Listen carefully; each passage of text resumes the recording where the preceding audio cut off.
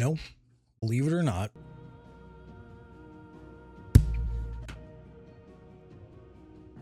I've actually restarted, not restarted, but I'm doing a replay. I'm in the middle of a replay of RE5. Believe it or not, I still kind of fucking hate that game. Not a fan.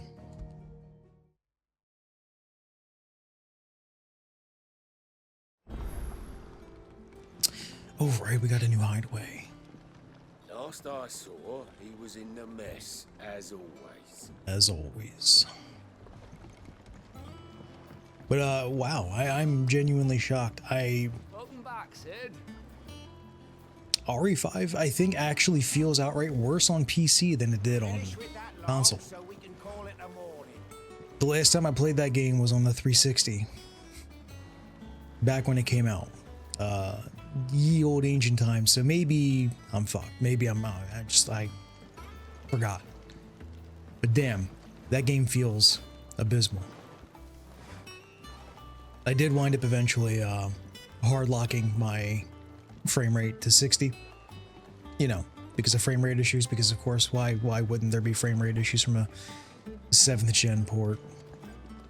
It's the MO essentially. Here we are.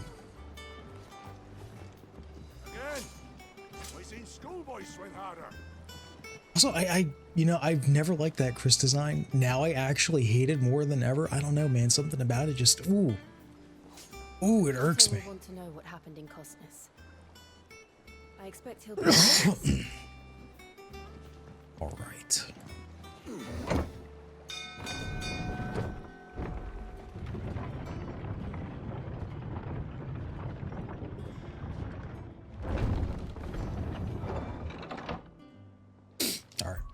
You know, something I was thinking about this over the weekend. The long ass weekend.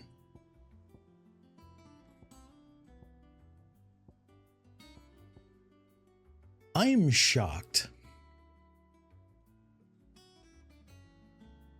that none of this kit is like a helm splitter, a meteor style attack that's just going to draw you right back down to the ground ASAP. You'd think that that's what Judgment Bolt would be. Judgment Bolt should be a, you know, get back onto the ground ASAP kind of ability, but no, it's this goofball ass shot lock BS. Oh, I mean, well, no, the shot lock's the O button, but Judgment Bolt's the, you know, ultimate mega cooldown, takes too fucking long, wastes real estate on your palette kind of ability. You know, not very happy about that. Got your Wii U repaired, dude?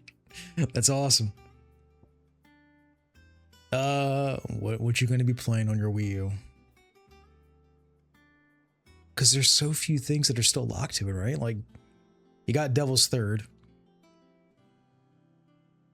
Zombie U eventually came to like everything else, and so did a million other games that were both worth and not worthwhile. Thank God Xenoblade Chronicles X was eventually salvaged. The Simpsons game. Which Simpsons game? Clive, is everything all right? Is everything all right?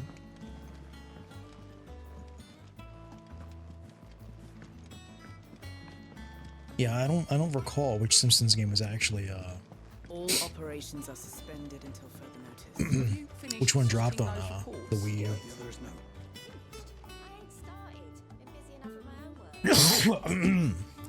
2007. That wasn't Hit and Run. Was it a beat 'em up or like a 3D beat 'em up or something else? The move goes right there. I should have talked to him. Word of your adventures arrived this morning. Victor sent his thanks. I doubt Kupka will miss the fools he sent to catch me. Not a single one of the bearers we saved showed any interest. Platformer genre mashup. I got you. No one seems keen to join hands with an outlaw. Any news while we were away? None worth mentioning. Gav's still off keeping an eye. I don't think I know of that one. Should be back any day now. Understood. If anyone needs me, I'll be in the map room. Also, Jesus, I sound pathetic because I hate this cough. I've had this cough forever, no matter how much tea I drink. There must be better places than the hull of a gutted airship to bury your nose in a book. Yet this is where she's chosen to be. And I'm sure she has her reasons. Oh, Mr. Moogle Man.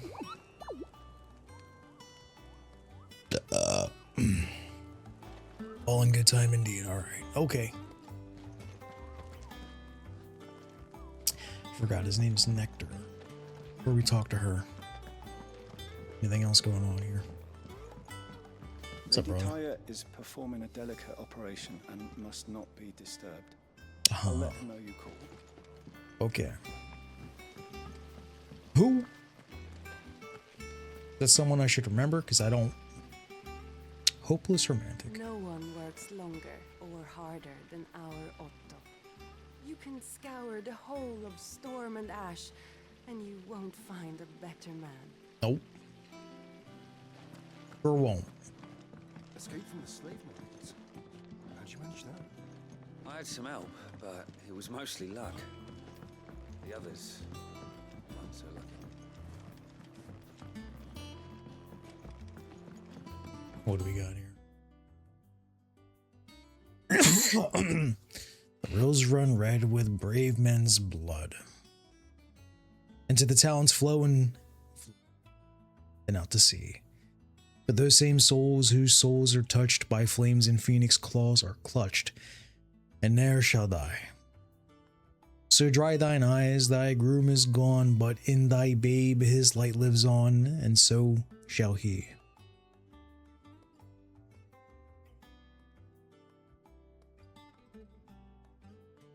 Yeah, the backwards compatibility with Wii games was one of the best features about the Wii U. 100,000%.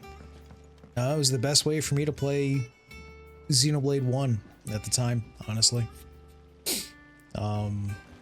Enjoyed playing it way more on a Wii U than I did on the Wii itself.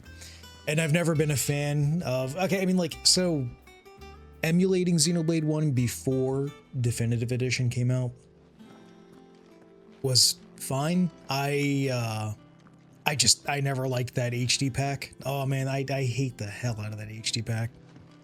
I think that shit sucks. Rank. It's rank as hell. Everyone's got these weird ass eyes and eyebrows and shit. It's a complete overhaul of the art style, which is ironic because a lot of people like to laud OG Xenoblade's art style as like one of its main, key features that makes it superior to the Definitive Edition. And for some characters, I actually do agree with that.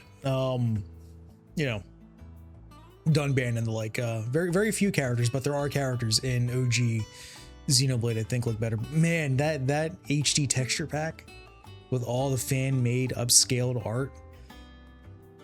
Nah, nope. The Wii version of RE4. Wii version of RE4 is still one of the coolest versions, not just because of the Wiimote BS, that's, like, give or take. I mean, I find that my favorite controls right now for RE4 OG is actually KBM from the, when they re-released the game on Steam, like as a big official thing to replace the old PC port. I like the new KBM controls, but I still think the best looking version of RE4 to this day is like the GameCube and the Wii versions. There's something very particular about its color palette. Like it's just a little bit more silver and just a little bit more blue. That, like, I've gone on about how I actually really don't like OG RE4's atmosphere much at all, but I feel like what there was to praise about it that, could be salvaged was lost long ago once, I mean, first of all, the PS2 version of the game is way more brown, and it feels like every version that's come out afterwards has been based on the PS2 version. I could be completely wrong, but it feels like it just because, I don't know, the color palette's just all sorts of fucking wonky compared to the original release of 4. Also, OG4 had more bloom. And you're playing, you like to play the Wii version, so you know this. Like, even the Wii version's got a bit more bloom than every other version of RE4. Why the fuck did that vanish? I feel like it honestly accentuated and complemented the atmosphere of 4. The upscale made textures look worse. Yeah, it did. Yeah. Actually going on about HD texture packs and all that stuff. Like I was just shitting poo-poo all over the Xenoblade Chronicles one, but the RE4 HD texture overhaul, that really awesome fan made one, super cool. I genuinely think they did a pretty fucking fantastic job. I never use it because I'm kind of too much of a stick in the mud when it comes to that kind of shit, but honestly, hats off. They did a great job.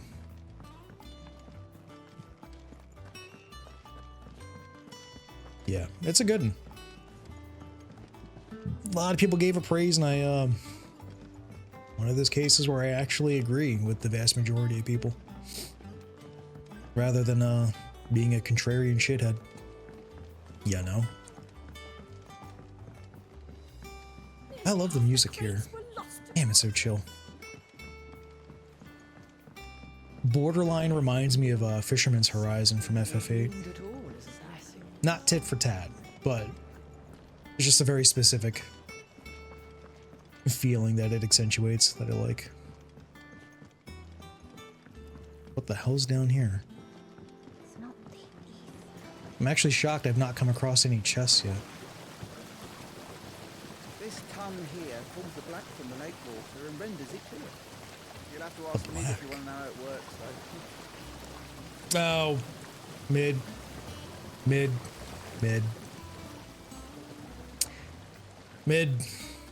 All right. We're going full FF5. All right.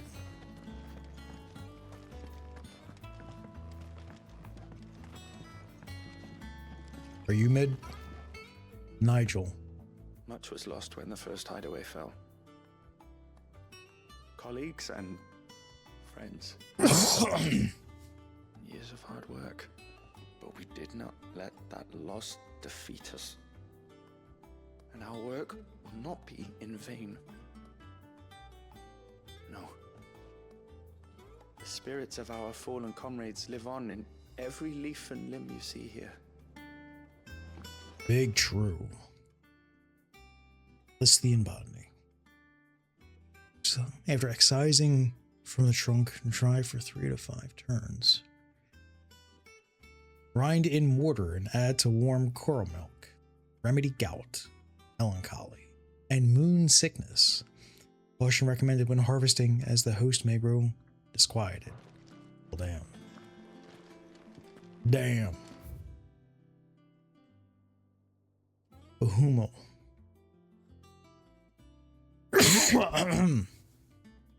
Wait, mixed equal parts. First rate, vineyard hummus from Tan's bales with Deadland soil. 6 cuttings planted therein, 2 survived to flower, only to wither and die within a sennight. Even amalgamated with the finest imperial loam, blighted earth is still affecting a nutritional deficiency. Blighted earth is still affecting a so the blighted earth is like its influence is superior and will draw out any form of nutrition and just general life from everything around it. It might be remedied with some further source of nourishment. Saltpeter, potash, with the dung of a racing chocobo. This shall be the subject of my next round of... Oh, dude, I love playing with poop. Let's see. A few graphic effects that were lost in... yeah. I can't remember what. I actually own Zombie U. Never was a big fan of it. It's a cool idea.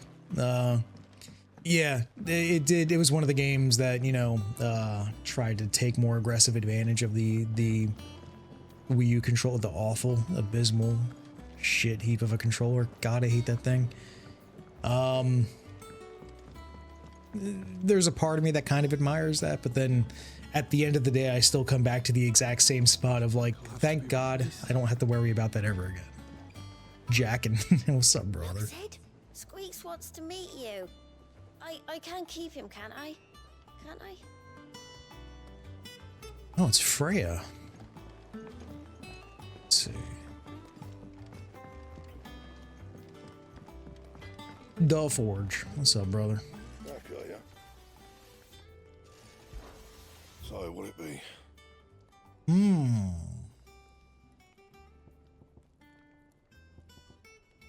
Flame Tongue, Lightning Shard, Meteorite. That is a very specific. Wow. None of this is worth a damn. Okay. Oh, reinforce.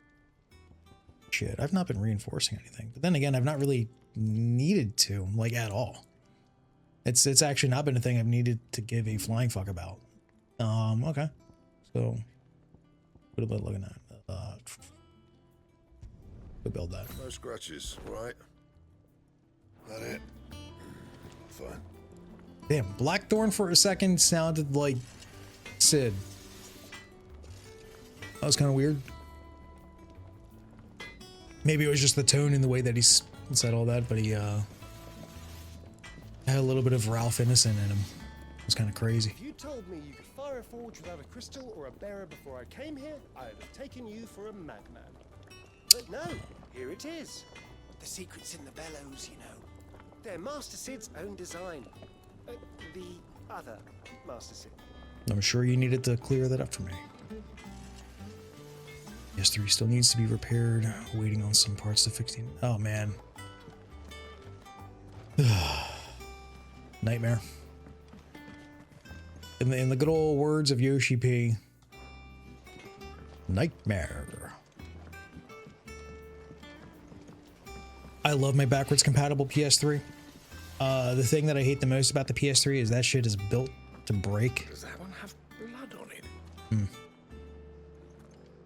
I'm curious. I'm gonna test something out real quick.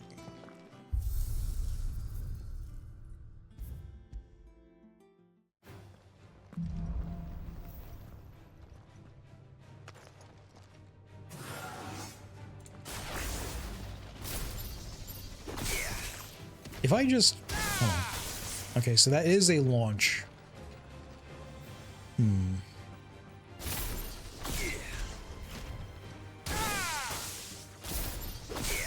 Okay, so if I just double tap it, it will pull it out immediately. Alright.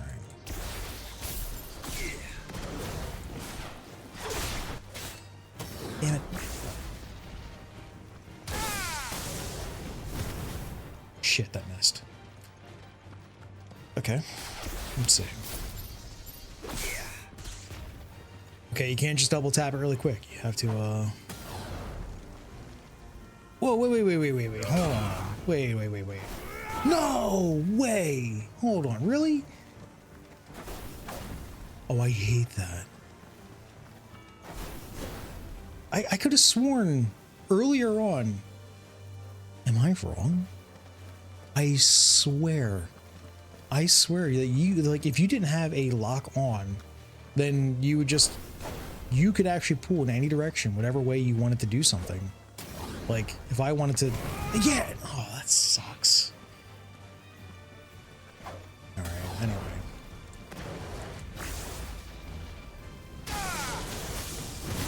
Okay, there we go. I wish this would come out quicker. Ooh, annoying. Okay. That is cool, though.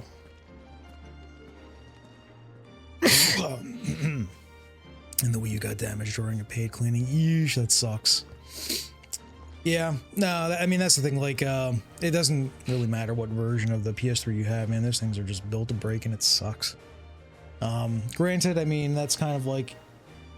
implying that the PS2 was a sturdy console. It wasn't. The PS2 was not a sturdy beast, even remotely. Not at all. PS1, actually, I've never had a PS1 break on me. My OG, that PS1, I think it probably is inoperable now. But you know, back when it was relevant, that shit was sturdy. And then the PS1, you know, ONE, the mini PS1, yeah, that was completely operable, like, for as long as I remember having it. And I think I eventually traded it in, which, you know, I was a dumbass for as a kid. It was not, yeah, no. The PS2 and the PS3 are not, they are not long-lasting consoles. Okay. I really hate how long that takes to come out. That really annoys the hell out of me.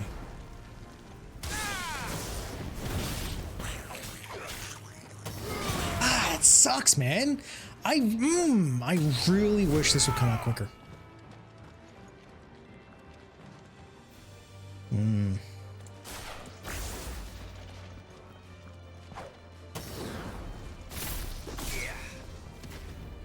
That... There we go. That is very... Wait, hold on. Okay, yeah, so you can JC that. Not that that does anything. So if you ever want to get out of that, you can just hit jump and it JCs it. Alright, anyway. Let's see.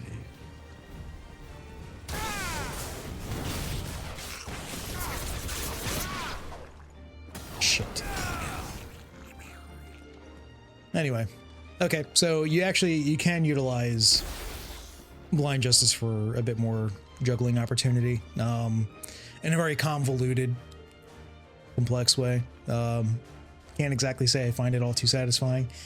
Can't exactly say I'll use it all too often.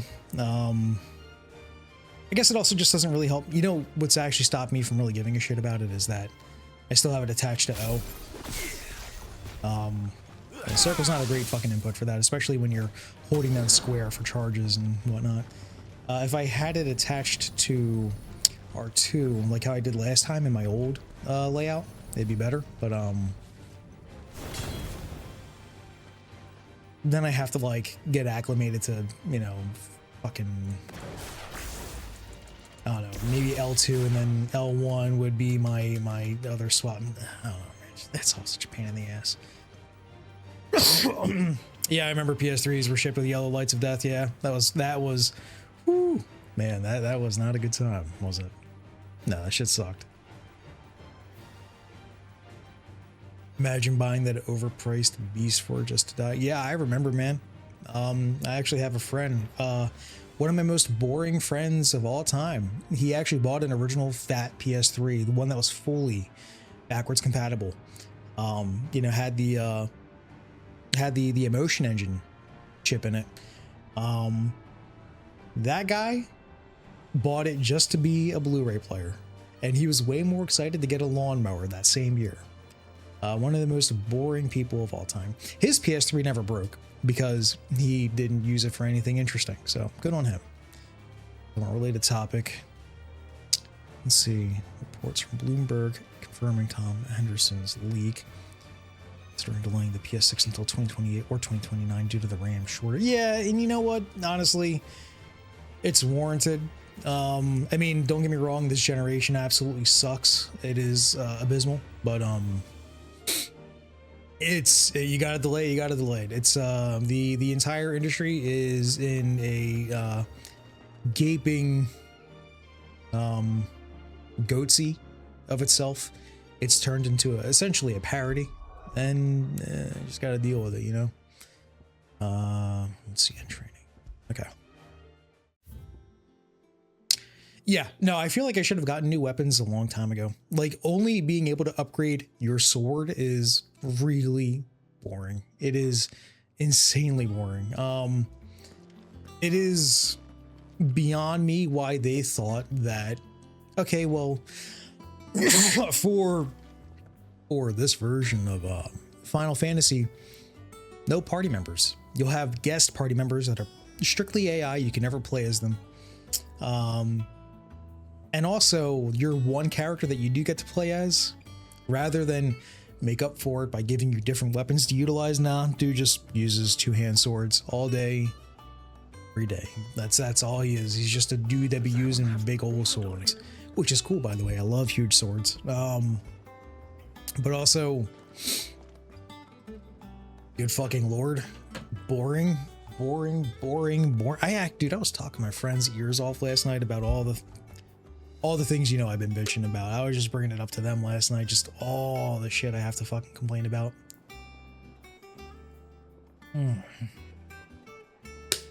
I cannot believe that I still only have one icon that has aerial ability or aerial capable abilities. That is just insane. How is it only Garuda? How is it not also Ramu? That just makes no sense. AI will save us, sure will. Motivate Sony to do more PS3 ports to the PS5. Konami can port MGS4, Sony can too. I don't know, man. I don't doubt the ports. I just doubt their willingness to actually want to engage with understanding how important backwards compatibility is. They have been doing everything in their power to try to like convince people that they shouldn't care about it. You know, it's insane. Automatically charges magic spells and maintains charge until cast. It's actually not a bad one, but no. Increases the limit generation by 3% when dealing damage. No. Nope. Gil earned by 35%.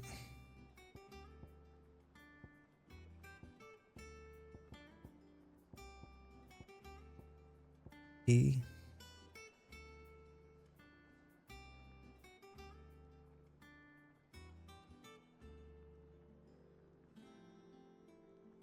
Yo, Inverted, what's up, brother? Cooldown fan.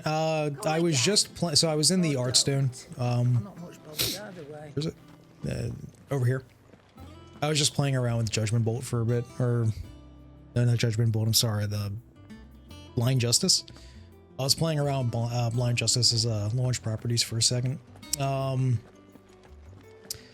Still not happy about cooldowns being a thing and existing and all that shit. Still not happy with the way that the controller real estate is utilized. So yeah, it is what it is. Just gotta deal with it. I just gotta, you know, take that. Well.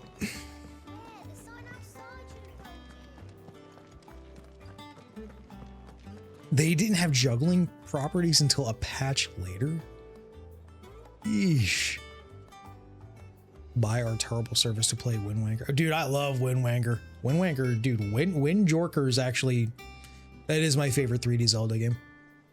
Outright it is. I love it more than Ocarina of Time, Majora's Mask. I have no love for Twilight Princess. Well, I mean, there's some things about Twilight Princess I actually do like. I have no love for Skyward Sword. Now, when I say this, by the way, I am excluding Breath of the Wild and Tears of the Kingdom when I say 3D Zelda. I probably shouldn't. Because if I include them, then Tears of the Kingdom is actually my favorite 3D Zelda game. And then Wind Waker, Wind Jorker second. Followed by Breath of the Wild. Followed by Ocarina of Time. Followed by Majora's Mask. Followed by Twilight Princess. They charge them. Dude, this shit already takes too long as it is.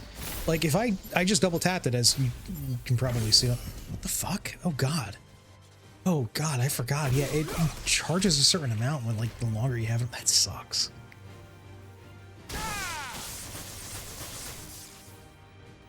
Oh wow, that blows.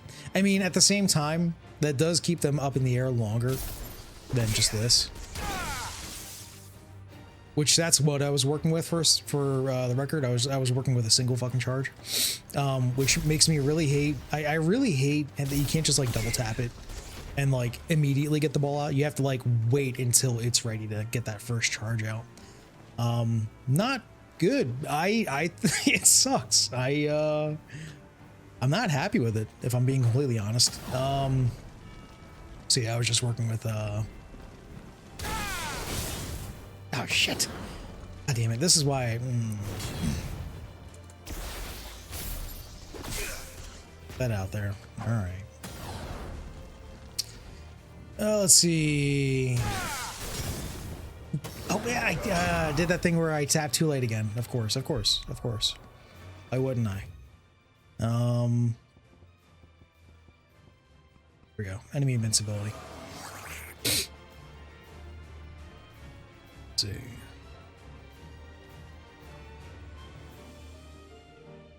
Accessories that boost each style. The balls get a massive speed increase.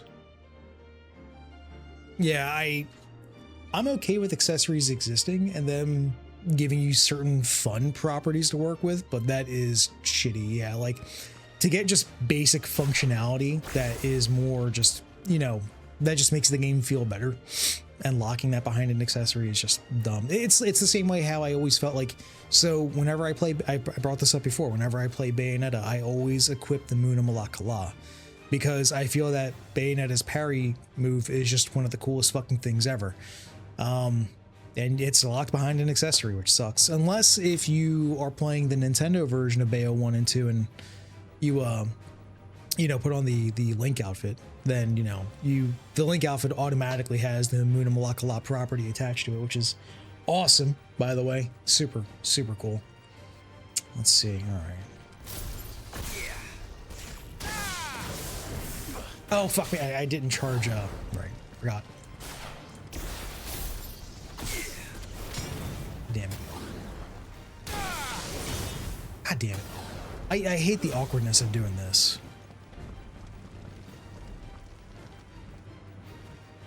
Dog shit at parrying, so you simply don't do it. That's fair.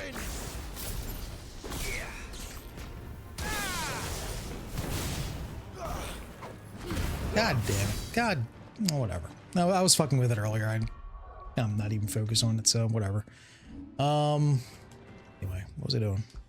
No, we don't want to do that. We want to do this, yeah? Okay.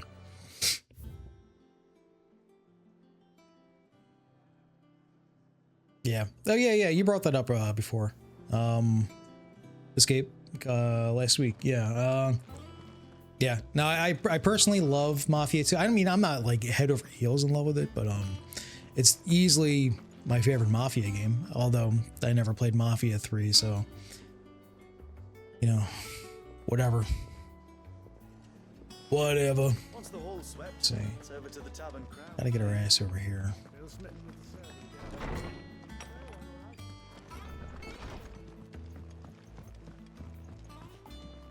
Wall of Memories. The Oath. Oh, right, when we stabbed the crystal. Okay. Okay. It's the closest thing FF16 has to housing, huh? Not that it needed it. Goblin coin. Alright.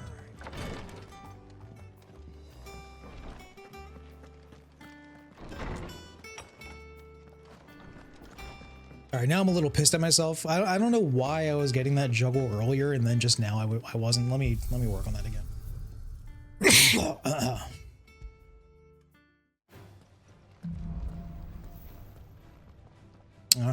Alright. Is the enemy still invincible? Yes, they are.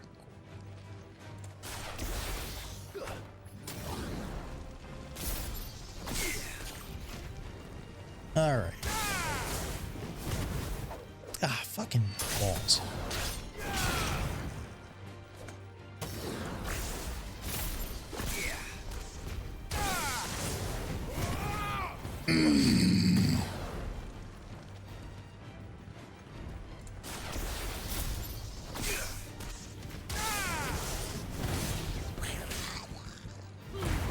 Oh my god, oh, I hate that you can't just do, tap's gotta be way stronger. You have to like mash it. You gotta be in that shit. Alright. Alright.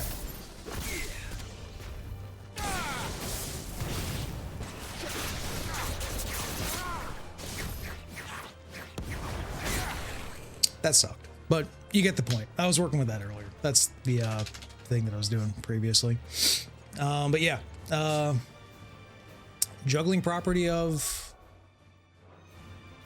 Blind Justice. Cool. I wish it was more fun to use. That would have been sick. That would have been really cool. Let's see, end training.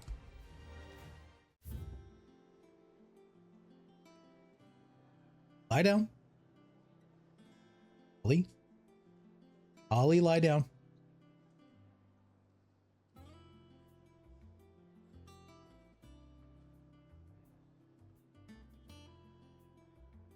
You doing, little man? Good boy.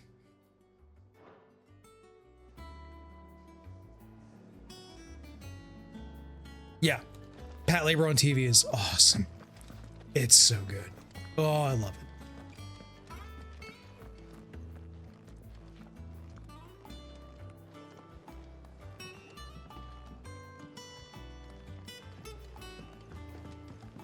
Look, it's Sid. Staying long this time? I wish it was more fun to use is going to be the catchphrase for a few of these styles.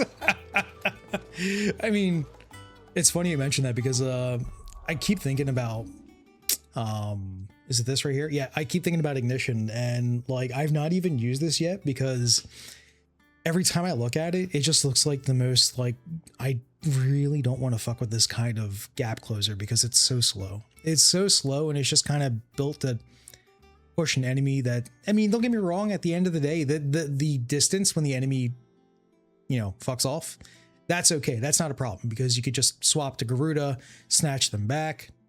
Maybe, unless if there's like a whole bunch of cooldown. Maybe I have to dodge cancel at the end of that and then I can Garuda snatch. But either way, it's there's a lot of shit going on where I'm just kind of like, okay, whatever. Oh, that's where I gotta go, over there. All right. I'm on. Just make Nowhere and call it Final Fantasy? You mean Near?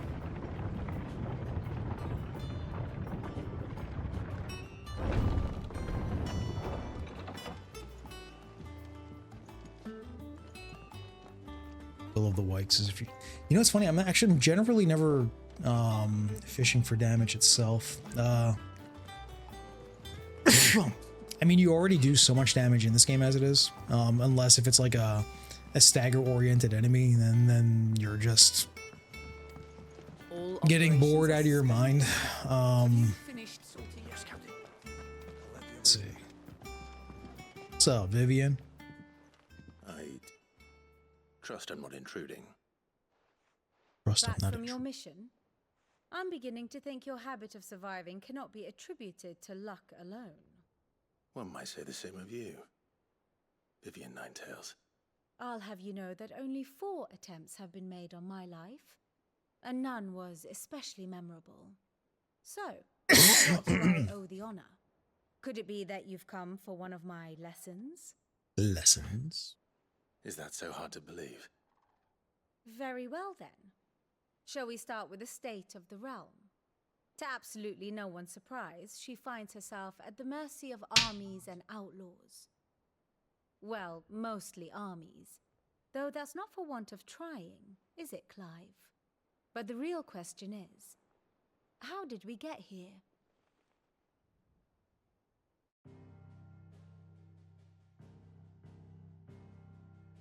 Long though Sambrek's dominion over northeastern Storm has endured, recent days have seen the Blight wrest ever more land from her grasp. For which reason she has continued to wage war on her rival across the strait, hoping to claim less blackened pastures. But but Odin would sooner pawn his sword than Waloed relinquish Ash. And the Empire pays dearly for every blade of grass bent beneath Sambraquois boots. Little wonder then that Sylvester set his sights on the crystalline dominion, an altogether easier target, possessed of no less ether. It was 5 years ago, while you were busying yourself with the destruction of Drake's head, that the Empire made its move, subjugating its theretofore neutral neighbor. A nation which could legitimately claim to be the center of the world. Certainly, there is no better place to stage an army. From there, the Holy Empire's reach spans the Twins. The non-aggression treaty was the only thing keeping them in check. But if they truly broke the pact without provocation, it is only a matter of time before others reply in kind. The Holy Empire, the Dhalmekian Republic, the Kingdom of Waloed, and of course, our friends in Yaran. Who will be left standing, I wonder, when the last drop of blood is spilled? Was I missing something? Was there a reason why being in the center of all your enemies was a good thing? Do you not fear for your home? Did they mention some sort of natural defense? Dark clouds are wont to gather over the Dominion. Yet in spite of it all, she has ever endured. And when the storm has passed, I am confident she will remain. Now, as to the matter of payment for today's lesson, complete a simple errand for me and we shall consider ourselves even. Even. Right. Return this volume to old tomes in the It's shelves. Chad-like. Tell him it was adequate. I suppose it wouldn't hurt to visit our resident historian.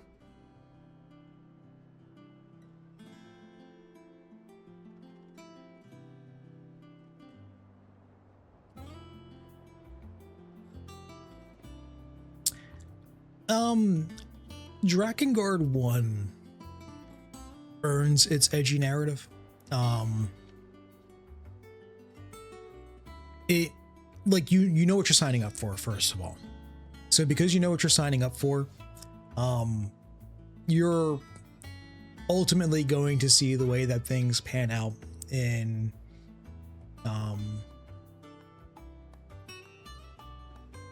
just a general cast and world, a setting of depravity. Jim, they turned down. No, I mean, they really gotta ramp up the incest, naturally. Yeah, I would say Drakengard 1 definitely. It's not like a Game of Thrones situation. And by the way, when I say Game of Thrones, I'm talking strictly the syndicated HBO version. I mean, yes, George R.R. Tolkien's, A Song of Fire and Ice is also very edgy, but, he sets things up with great payoff, expertly, and therefore he actually earns it. And then, you watch Game of Thrones and after season 4, you're just like, oh my God, man, this shit is just nonstop. Ramsay. Oh my God. Oh, that was some of the worst shit. Ugh. There was just the way that got drawn out for season after season after season. Your name is Reek, blah, blah, blah. Oh my God. You can't really judge it all. With a shotgun, some things that are, despot, edgy are done really well. Some things aren't. Just really how that goes. I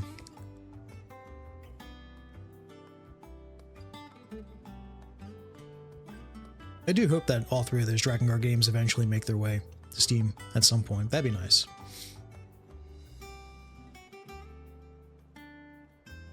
Dodge the Dynasty Warriors melatonin gameplay. So here's the thing, though. Yes, the gameplay is horrendous. It is abysmal dog shit. Hear me out, though. I actually think that the dragon riding parts of the game they're genuinely well done. I think all the dragon back raining down fire in Drakengard it's just what the game should have been the entire time. It's just superior and actually fun.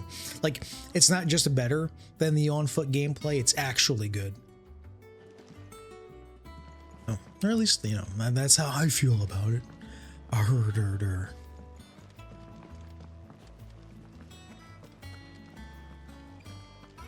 I watched that shit. I watched that season finale when it aired. I was mad. Oh, so how you doing, Aeon? You good this evening?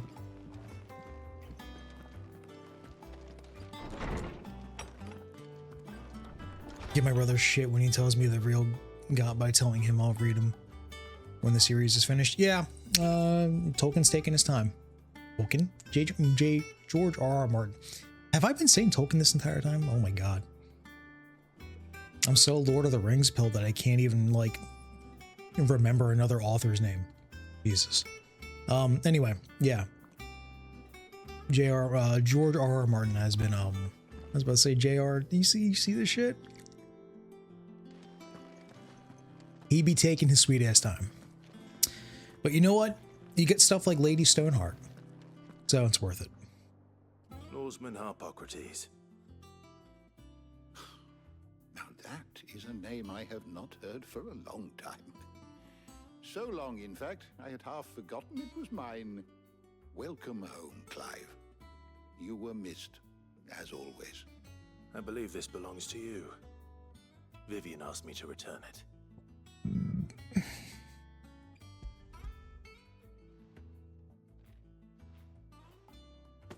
Ready? Our resident scholar devours books faster than young Tot does lemon tarts.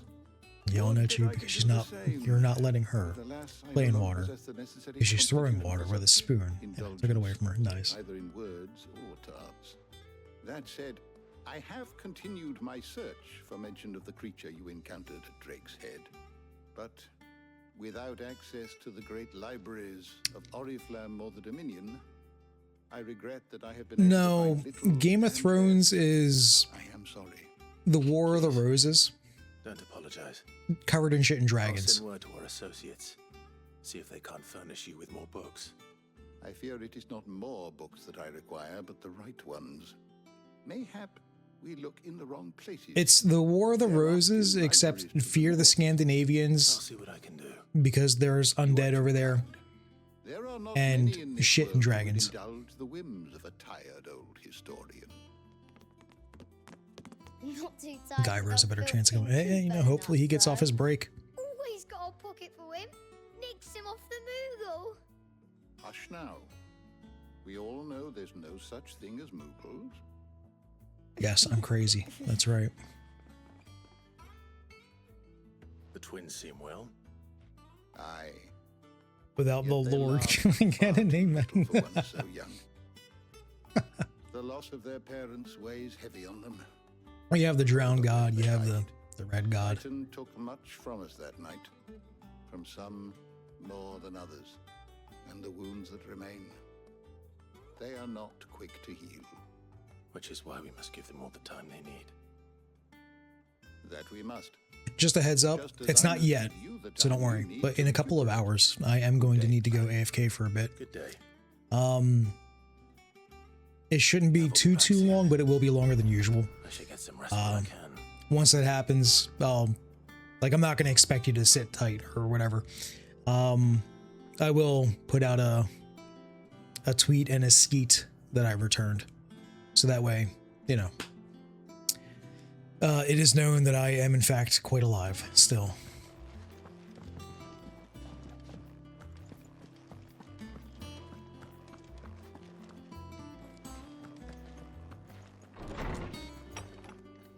Gyro 2 Dark Heroes are getting an 4K. I was about to say an HK. A 4K release, that's good. I was thinking HK because I was thinking fucking everyone's problems. Resident Evil 5 again.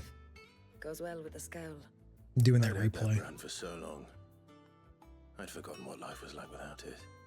What it was like to be myself. And it's all thanks to you, Talia. The scalpel did most of the work. Ah, before I forget, a rider was here with a letter from Gav. Otto left it on your desk. Not a stolus. Jabba. All right. I'll have a look. And then you get some rest.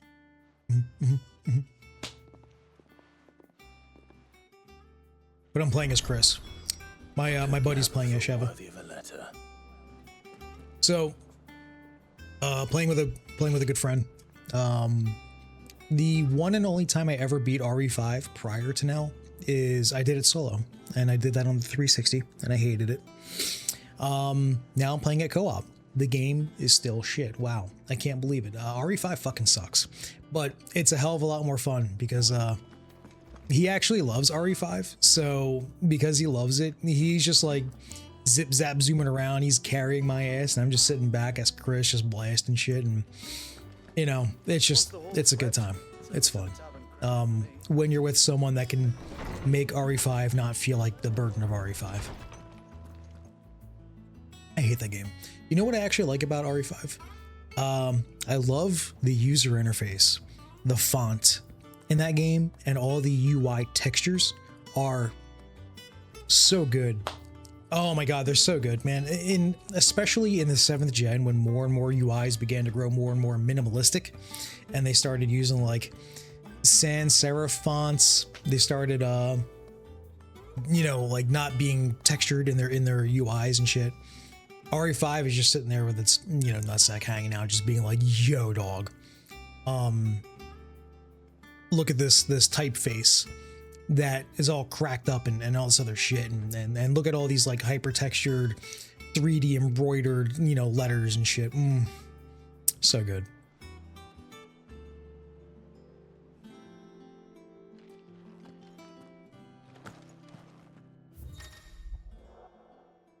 The reading table.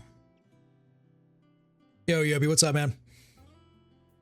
RE5 is actually a very good looking game. I agree. You know, when I started up my my replay, I was kind of taken aback at just, wow, this actually is a good looking game. Despite the fact that I hate some of the artistic choices in there, like I was about to call him Goodisu. Chris, in Japan they call him Goodisu, and you know, over here we call him, you know, the puncher, boulder puncher.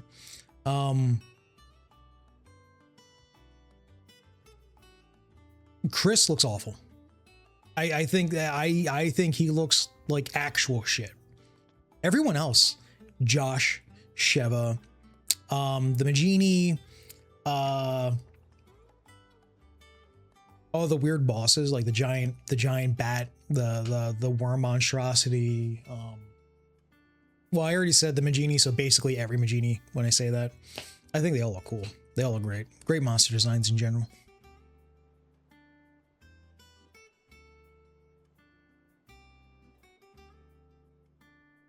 Enjoy the piss filter. I have mixed feelings on it. The piss filter is, I can't imagine the game without it. And I know there's a mod that that gets rid of it. I've seen it, and I don't like it. I intrinsically don't like that piss filter as an idea because I don't think it complements a lot of the general world look, but I mean, it's the game now. You can't really say it's not the game without the piss filter. I'm sorry, you can't really say it's the game when you remove the piss filter. The art style is pretty fucking established, you know? It is what it is. RE5 without Kristen Wesker, just Sheva, would have been peak. Yeah. That is the conclusion to Kristen Wesker's rivalry, you know, especially after the events of Code Veronica. It's undercooked. It's undercooked because RE5 is so disinterested in telling a story. And that's how it just wraps up Wesker and Chris. Just, we already have this problem, he and I, and oh, Jill fell out of a window and I shouted no, and it's this like goofy, corny-ish. By the way, I know Ari's always been corny as shit, not purposely so. You know, they always put their heart into it. But RE5 is just very distinctly disinterested in telling a good story. So RE4 OG doesn't tell a good story because they literally didn't have time. They had to focus on making a good ass game because they ran out of time and money. So the story is very slapdash by the time, you know, you get to see those cutscenes. Like Luis's death is handled as an and then. That's awful. Right? Like you remember Sadler just randomly kills Luis out of fucking nowhere. It's just Leon could have seen it. Leon could have been like, oh, Luis, Sadler's coming down right over there, right behind you. Move out of the way. That way you won't die. But instead, Leon and Luis are just chilling there. And then Sadler just fucking kills him. He read the script. Yeah, exactly. So that like RE4 not having good storytelling, because it doesn't, is not a problem for me. I mean, it's a missed opportunity in my eyes because I always loved RE storytelling, regardless of how spotty and amateurish as it may have been up until that point. I always appreciated the effort because they always did put their heart into it. 4 had everything weighing against it. Thank God 4 came out to be the way that it is. 5 is a different beast because 5 is, oh, everyone loved RE4. It's our most popular entry. Let's not learn why anyone loved that. Let's just make RE4, but with our heads up our asses, shove in co-op because that's the big trend now in the 7th gen, and ship it. And we just wind up with a game that literally is disinterested in telling a good story. So then, you know, Wesker and Chris just wind up getting this really shitty resolution. That's why 5 needs a remake. Thank you to my TED Talk. I know everyone's going to hate to hear it, but I actually do feel that 5 does need a remake because there's a lot of missed opportunities in there. And also the game feels like shit. I still feel like, I think that 5 feels like shit, man. I don't think it's a good feeling game. Remake it, make it feel better. Tell a better story. 5, to me, they learned all the wrong lessons from 4. Yes, that is correct. We added more melee strings in combat. That was fucking dumb. Yeah. 5 is literally just 4 was a hit. Do that again. And they didn't. they looked at it and they scraped anything from a surface level off and they're like, that's it. We distilled it down to its base properties by just not understanding why 4 is a fucking classic, you know? Real RE5 is Merc. Story mode is just there if you really want it. You know, for a lot of people, that is very true. I've never personally really been into Merc mode. I've always loved that it's been there. I'd rather it be there rather than not.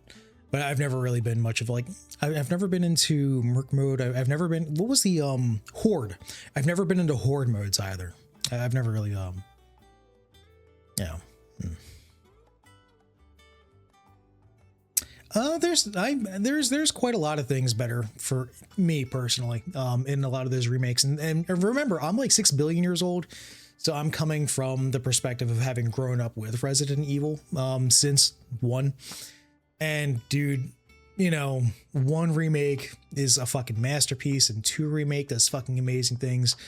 3 remake is a problem, but 3 remake has aspects about it that are good. That actually do improve OG3. Not in terms of gameplay, I'll say that for free. But some of the storytelling in 3 remake is just outright better. Some of the storytelling is actually worse. It's really bizarre. 3 remake is such a mixed bag. It's so fucking weird. And 4, I actually really love 4 remake. 4 remake has issues. But honestly, a lot of the 4 remake issues for me are primarily gameplay related. You know, I love the dialogue and I love the storytelling of 4 remake. I love the fact that they were way more interested in from the ground up, like retelling 4 as a like a fucking story ass story. Luis is definitely better. I really don't think anyone else is worse. Like, I don't think anyone else is explicitly. Well, let me think about that for a second. So I don't think Leon's worse. I don't think Krauser's worse. I know some people don't like Krauser's voice actor in 4 Remake, and it really bothers them. It bothers the shit out of them. That, you know, makes sense, you know. But I don't really think he's worse, honestly. As a character. Ada, actually, I like Ada more in Remake, not her voice actress. We're not going to go on about that because that's a whole fucking story in its own right. That goes everywhere from like her, you know, phoning in a genuinely terrible performance, which then daisy chains into some people making some racist comments about her, which then justifies her. And I hate this. It then turns into this whole thing where she's like, well, they only hated me because they're racist. And that just creates this brand new narrative that's completely warped because now she's saying that and she has, you know, proof to show that there's these small handful of dumbasses that were like that when everyone else was giving her genuine criticism, like, this fucking sucks. Like, yeah, I know, genuine criticism, this sucks. Not the most complex criticism, right? But her performance fucking sucked. It blew ass. It was bad.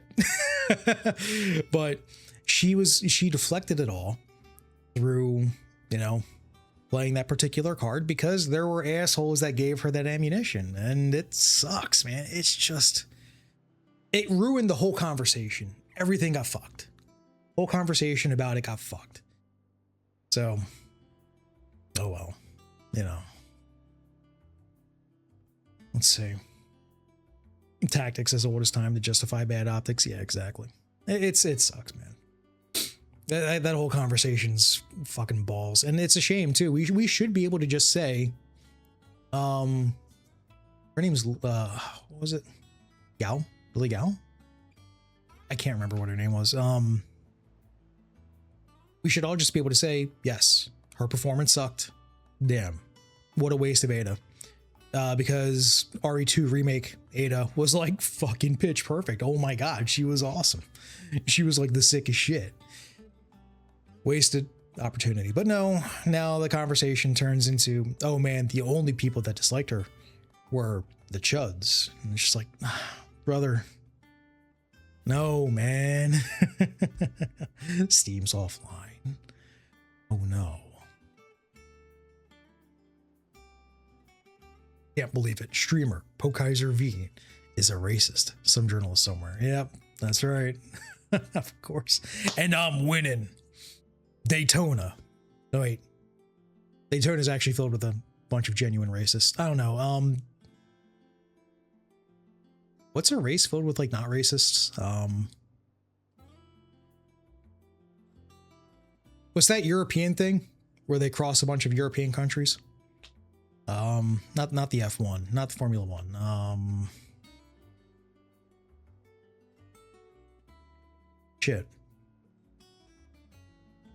Can't be. That's right. It can't be racist. I retweeted Telos art, dude. That's right. Do you understand? Discussing evil races in fantasy. Once the chuds get into the conversation, nuance gets lost. Yeah, no, exactly. I agree, Escape. There is a genuine, interesting conversation to have about, like, races born that are intrinsically evil. What did you mean by that? Versus, like, okay, right, but we're also working in the realm of fantasy, so why not allow something like that? You know, like, there is a very fun and nuanced conversation to have there. And then, yeah, the dipshits with brain damage start slithering in, and then they just poison the well, and just the whole conversation goes up in flames. It sucks.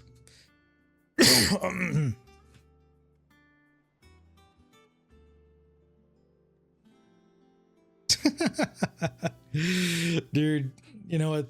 13 needs to be remade. Turn it into a good game, please, for the love of God. The Republican Army marches on the Empire. Twin side and the men of the Rock have been summoned to the front. Something big is brewing.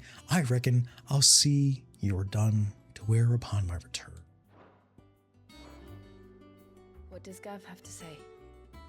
The Republican It's always Gav, armies Gav, on Gav. march, leading Randallar in Hugo Kuka's charge. With him and his men occupied with the defense of the capital, they're less likely to trouble us. Good news, then. It's more than that. This is our chance. The one we've been waiting for.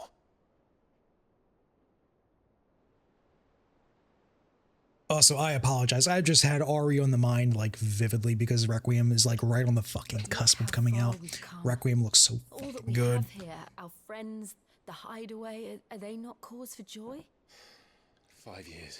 Toriyama would die first if you try to touch his. Yeah, you're right. Yeah. If I could only command this power I've been granted, we might have achieved so much more. Gav's been great so far. Each time I reach for it, I like him. It's like something is holding me Actually, I back. like the majority of the cast, honestly. Summoning an icon exacts a price not easily paid. Your body knows this only too well. It's merely trying to save you from yourself. And every burden I cannot bear falls to you. This mission of ours has made me... Fang is way better. I thought I knew. Correct, sir. But one thing has become abundantly clear. The crystals take more than they give. In exchange for momentary comfort, we must endure a lifetime of pain, war after war, loss upon loss. And now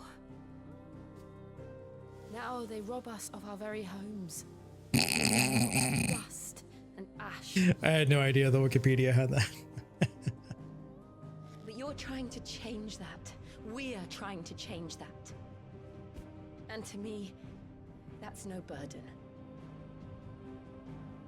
Jill is so solid. She's great. Try not to forget. We're only here because Joshua gave us a second chance. It would be a pity to waste such a precious gift. Is he aware? Like, I know it's been 5 years since that moment. He was there. It wasn't an illusion. Okay, so he never had time to catch up. Call out to Ultima. Are we flashing back to to where we were like an hour ago? In terms of like gameplay time? If Joshua is still alive, he'll be looking for that thing. Do you think he will ever come back? I know he will. And we must be ready when he does. So far, the biggest shame about 16 for me has been 99% of the narrative has made me feel nothing. Nothing. No hype, no sorrow, To a world without no love intrigue. crystals. The prelude. No, wait.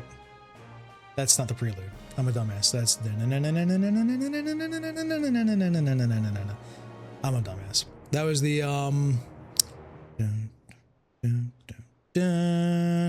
it's the Warrior of Light theme, right? Isn't that what it's called? From FF1.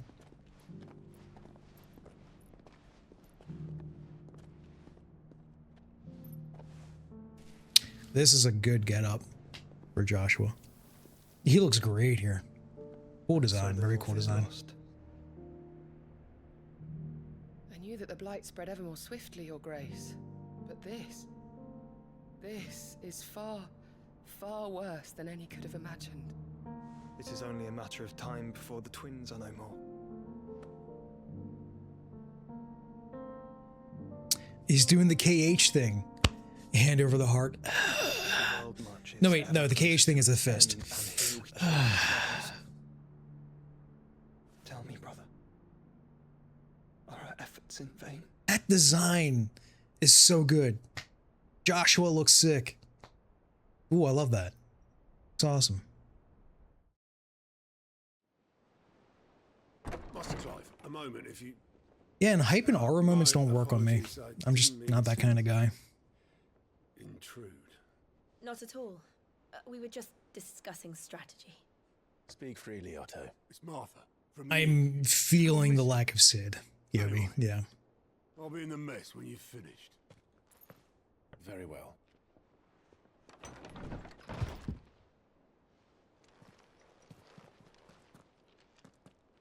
'17's a parry dodge turn-based game.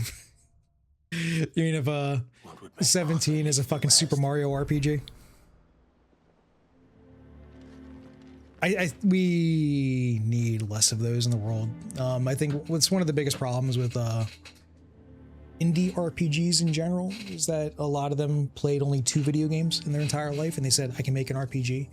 They played Chrono Trigger, and they played one of the Mario RPGs, either, you know, Legend of the Seven Stars, or one of the Paper Marios, or Superstar Saga, you know, which are all good games. Just most other people really don't make their games as fun as those when they try to incorporate that system. And honestly, I only really like that system in the context of Mario. I find it mostly fucking banal in most other games.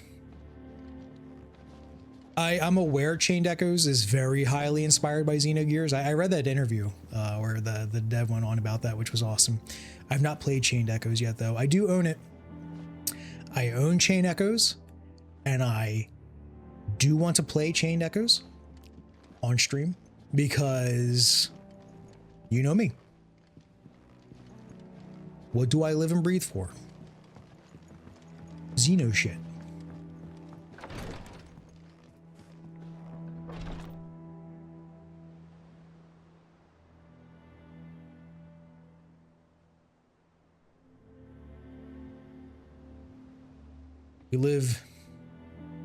Wish we lived in the universe. Valkyria Chronicles battle system was added on to. Whatever happened after Valkyria Chronicles 1? Because I only ever played the first, and I enjoyed it a lot. I thought it was very, very fun.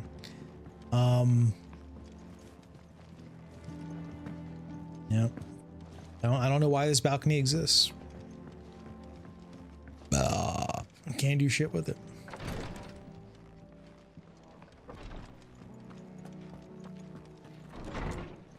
Oh, you know what? Do I own Resonance of Fate? Resonance of Fate is something I'm so highly intrigued to play one of these days. I have seen that the combat system is basically get a trigonometry degree and have fun. I very want to fuck with it one of these days. I'll have to be replaced. What the hell? I swear I saw something glint over there.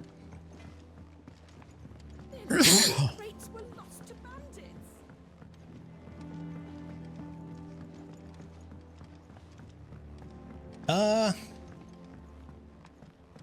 I going the right way? Charlie says I can't go and play until I finish my songs. Well, then hurry up and finish them. Maybe I am.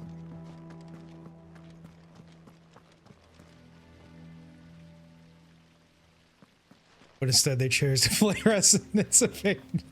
Hey, you know. Before we go there, I just want to see if there's anything over here to fuck with.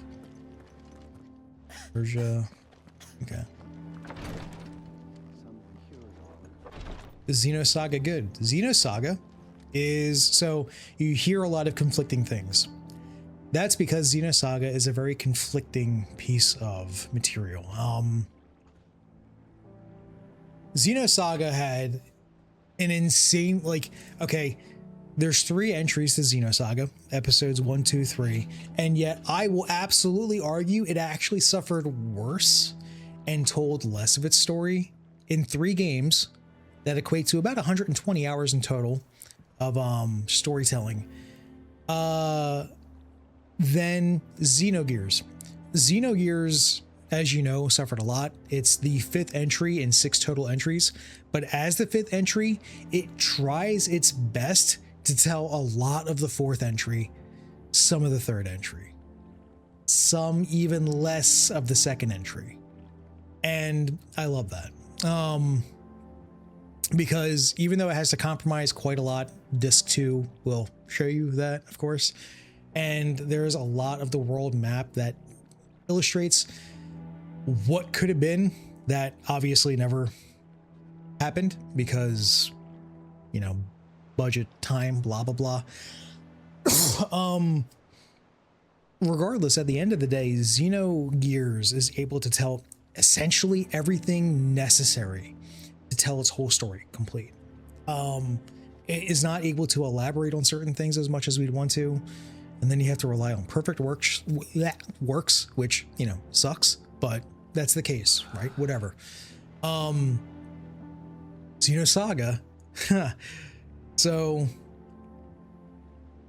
Tetsuya Takahashi only directed the first episode. Soraya Saga only wrote the first episode. On episodes 2 and 3, Tetsuya Takahashi stepped down as director and instead was the supervisor to help the onboarding director actually learn how to do his job right. And Soraya Saga, for whatever reason, I don't know the politics behind it, but she was not able, like, I don't know for what reason, she wasn't able to use her original script for episode 2. So what wound up happening was she had to give essentially the skeletal structure of her script to the new script writer. And they then had to write the game themselves based basically on her notes. And as you'd expect, much of the staff from everywhere in between was also just changed wholesale and just, you know, put on different projects and shit. So Xenosaga episode 2 is not even what the original vision was supposed to be. And then episode 3 was entirely not what the vision was supposed to be, wholesale from the ground up. Granted, Takahashi still stuck around on 3, again, in a supervisory role, that is it. But, you know, by the time you hit 3, it is no longer, there's no trace of, you know, the presence of Takahashi and Soraya Saga. Now, 3 is still a fantastic video game, and this is where the extra contentions come in. Xenosaga 1 as a video game it's whatever.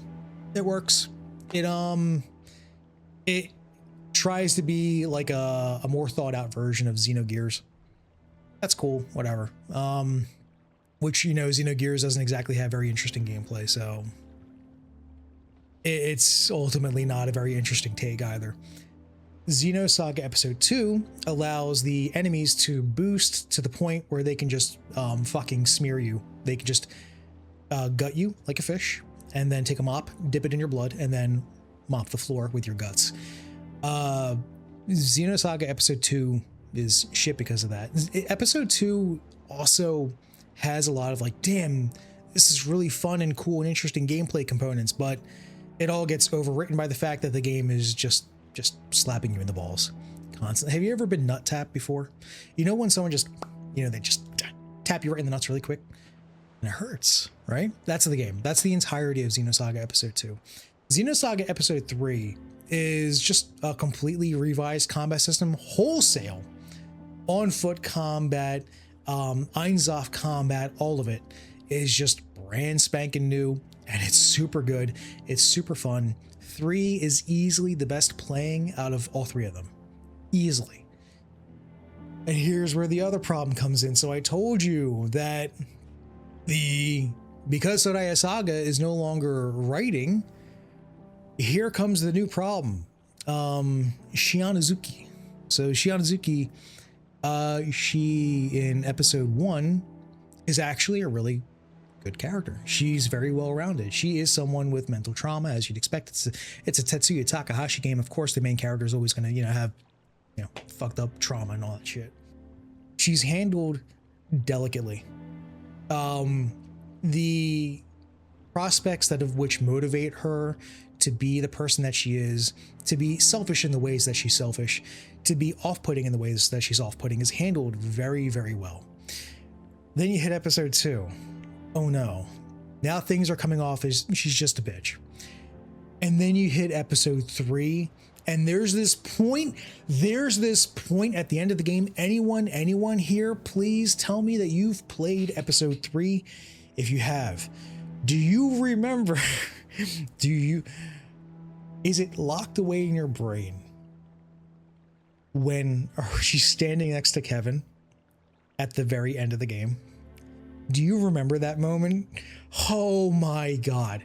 That is the moment that has essentially permanently burnt her in most people's brains as being a bad character, a shit character. And it's a shame because the reality is that they're working with the fact that she's a traumatized individual, and that's thus illuminating as to why she's acting the way that she does act at that point in time. But it's not handled with the same delicacy as episode 1. It's just handled like garbage. So people just fucking hate Shianazuki.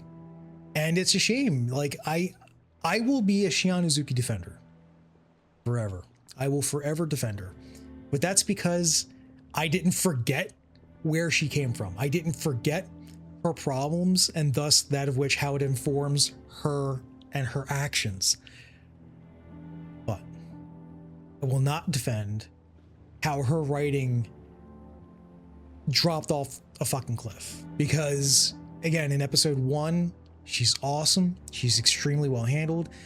Episode 2, episode 3, nope, this ain't it. It's bad. It's fucking awful. So she went from game lady to Netflix lady. Yeah, essentially. Just without, cursing. But yeah. I would say that's pretty a kind of apt comparison. Not entirely accurate, but apt enough. Yeah, Xenosaga is... Oh, and Xenosaga has also these amazing mechanical designs. Junya Ishigaki worked on a lot of them. Junya Ishigaki was not the only mechanical designer on Xenosaga. There was like 2 others. I can't remember their names off the top of my head, which is a shame, but they were fantastic. They were super awesome. A part of went into... what's the word I'm looking for? Inspiring Xenosaga was actually... Zeta Gundam, which is awesome. Zeta Gundam is a fantastic show, one of the best. Also on top of that, the Starship Troopers OVA was another major contributing factor to the general storytelling vibe of Xenosaga, which only further incinerates the goodwill you get when you hit episode 2 and you're like, fucking A. Yeah, no, Xenoblade's a miracle. Xenoblade's a miracle, and I'll always forever be appreciative to Nintendo for giving Takahashi the opportunity that he got to make Xenoblade as good as it was. And that's before they were able to finish it, because remember, Xenoblade released with cut content as well. There were like Alchemoth, the reclaiming Alchemoth and the fucking shoulder were supposed to be parts of the Xenoblade story, but they weren't. But then they got added in as post content for Future Connected. Hell yes. And Xenoblade 2 is, also mostly uncompromised, and Xenoblade 3 is like, dude, if Xenoblade 3 has been compromised at all, I don't think anyone could fucking identify it. Xenoblade 3 is just like, there is no compromise. I'm making the everything game. You can't stop me. And then, there's Xenoblade Chronicles X, which was heavily compromised and then heavily transformed by the time that we got Definitive Edition. And I still love what we got. And some people got really pissy about it, but whatever. Let's see. If the planets align, a port release, should I get it? Yeah. Yeah. Yes. Oh, 100%. Yes. If Xenosaga gets ported, you get to play one with a good story, which is episode 1. You get to play one with great gameplay, which is episode 3. And then you get to play a complete heap of shit, which is episode 2. And that gives you something fun to talk about at the dinner table. And you're just like, hey, I played this piece of shit. You ever hear of Xenosaga Episode 2? Man, fuck that game. All 3 entries have amazing music. Xenosaga Episode 1 doesn't use its music enough, honestly. It has a great soundtrack, but it has a lot of just empty airspace for some reason. But, you know, whatever. That was their choice. Oh, by the way, yeah. So I was mentioning Xenosaga being incredibly compromised. So the original plan, I told you what Xenogears' original plan was, to, you know, tell its story. You know, it's, Episode 1 was going to be the Directorate era. Episode 2 was going to be, you know, when they got to the planet originally, and you know, it was like the whole Cain and Abel thing. And then Episode 3 was going to be the Kim era, and then Episode 4 was going to be the Lacan era. Episode 5 was going to be the Fei Fang Wang era, the one that we got. And then Episode 6 was going to be like, okay, well, what's the setting now look like without the Zohar? Well, you know, compromises are compromises, right? We already spoke about that.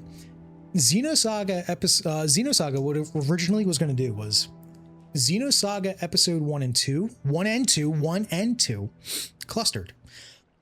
That was going to be the Directorate era. Xenosaga's Episode 3 and 4 cluster. That was going to be the world that was supposed to be like Fei Fang Wang's world, but, you know, legally not, but, you know, wink, wink, nudge, nudge. Yes, it is. And then Xenosaga Episodes 5 and 6. Yes, this was supposed to be another 6-part series. That was going to be, again, post Zohar. What's the setting look like without the Zohar? And that's why I love Xenoblade Episode 3, or Xenoblade 3 so much. I love it so fucking much because we finally got to see does X look like without Y? And hell yeah. I am not fully satisfied with Xenoblade 3. Xenoblade 3 has still left me with a number of not satisfying questions, you know? But that's whatever. That's besides the point. We already spoke about that when I did that full playthrough of Xenoblade 3. You can hear Paul Verhoeven seething.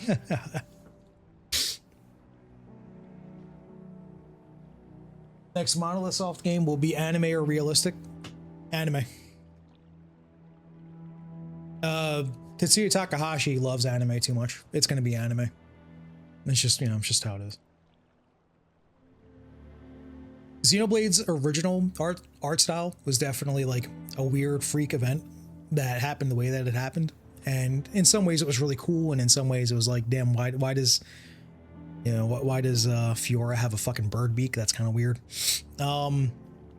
But yeah, I think it's very clear, even with Definitive Edition, Xenoblade 1, he definitely wants to continue going hyper anime.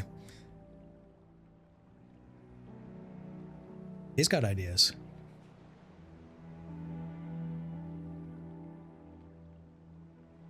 Yeah, there's a small list of compromises in Xenoblade 3. I can't remember what most of them were. I have to look them up again. Yeah, there's very, very small amount. Just like barely fuck all. No, I didn't see the Sperm Game trailer yet. It's Become, right? Yeah, I know the one you're talking about, DK. Yeah, I didn't see that shit yet. Become.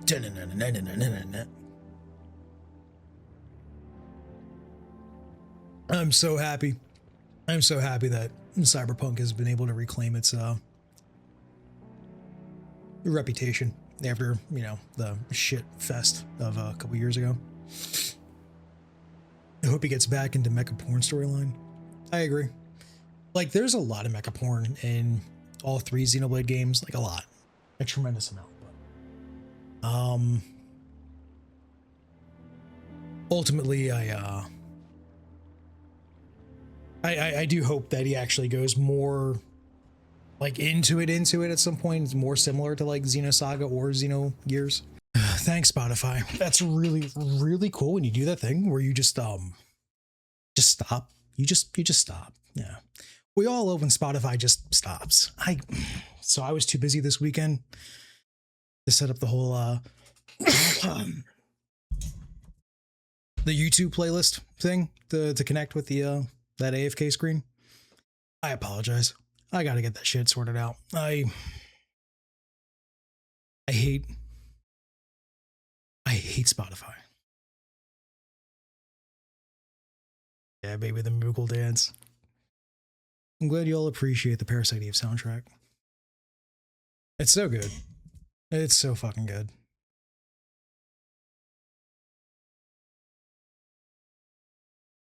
Yeah, DK, I still have to oh, by the way, that last track, that was Parasite Eve. That was Parasite Eve 1. What was the name of the track? It has like a Lost or no. Out of Phase. That's what it's called.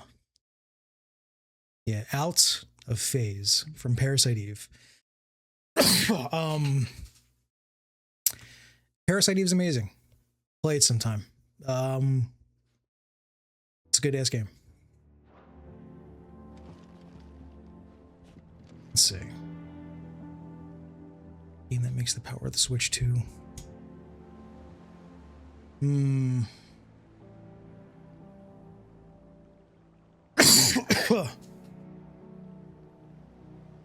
Metroid Prime 4 I have no opinion on because I still need to play it. I will play it at some point. Vega, did you have to slap the door open like that? Yeesh, brother. Yeesh.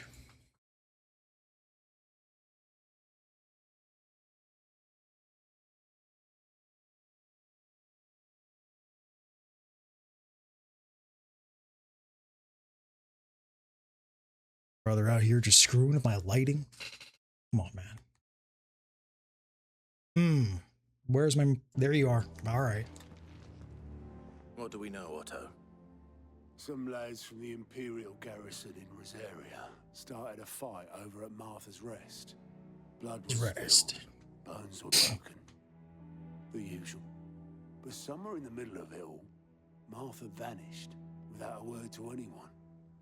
And that ain't like her, Clive. Something's not right. You think this was planned? Of course it bloody was. Ever since Eastpool, the Empire's been tightening its grip round the Duchy's balls. They've strung up everyone who's ever mentioned. set eyes on a runaway, claiming they're traitors to the Holy Throne, conspiring to restore the House of Rosfield to power.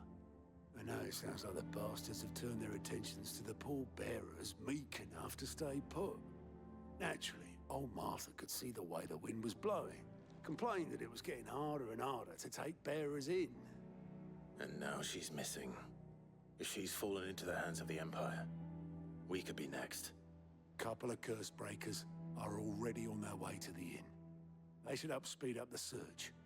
But if this is as bad as I think it is, you might end up having to save their asses and all. Don't worry, Otto.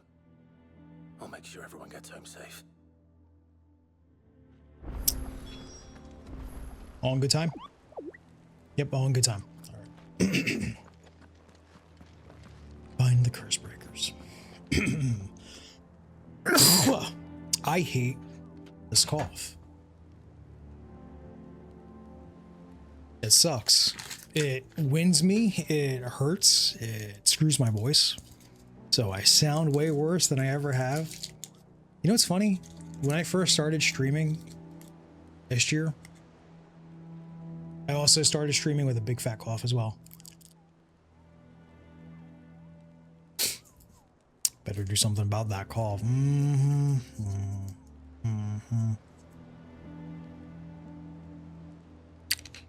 Real shit. Still need to check out that Become trailer at some point. Okay, where are we going? No, that ain't it. That's it. All right. Oh shit. Cock and ball. Cock and ball torture.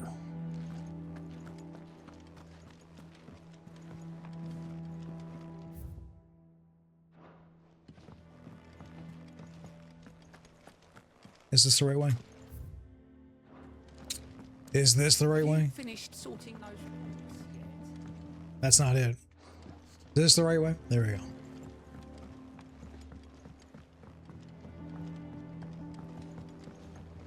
It's like poetry. It sucks.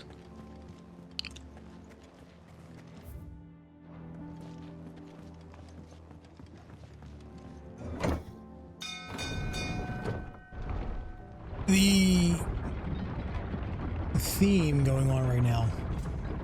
Definitely killing my Fisherman's Horizon. Feeling ass theme from earlier. Welcome back, Sid.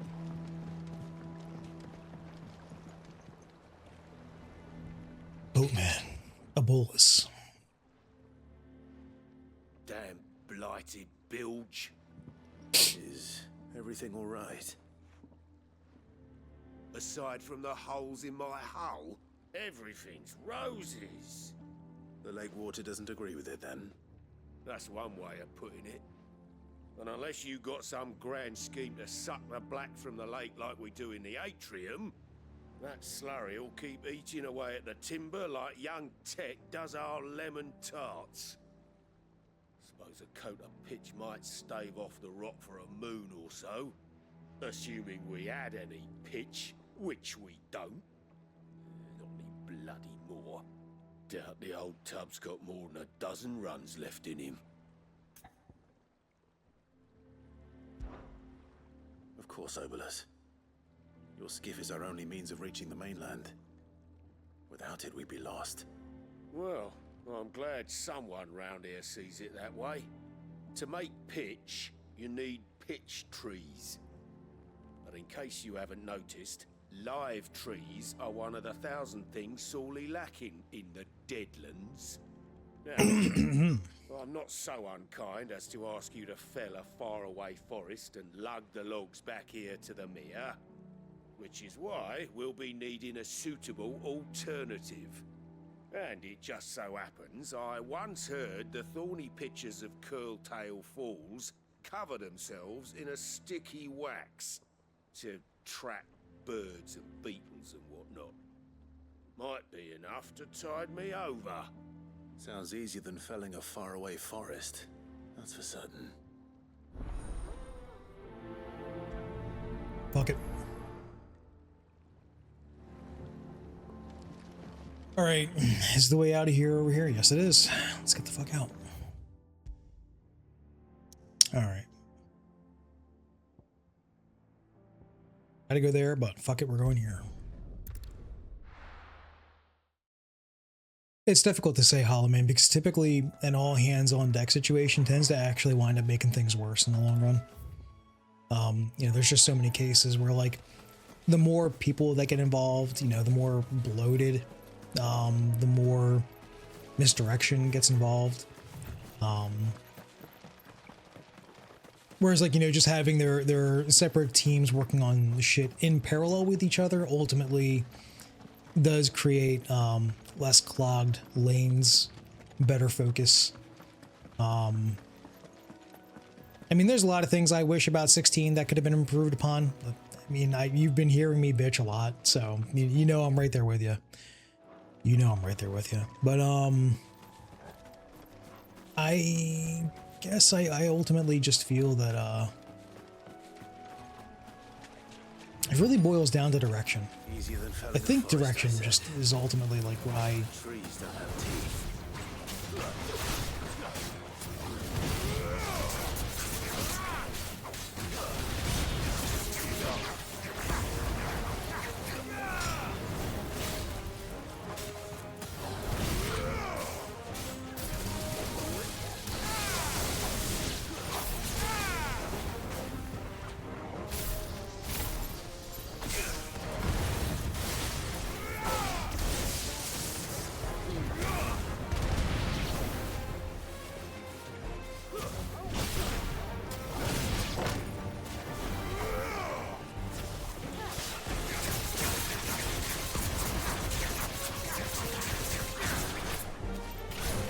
Oh my god. It did that thing where it defaulted to my item palette again. I was just sitting here like, I don't know if you, did you see the loading bar over my head a couple of times where I'm just like, Why is my dog not working? What's up with that?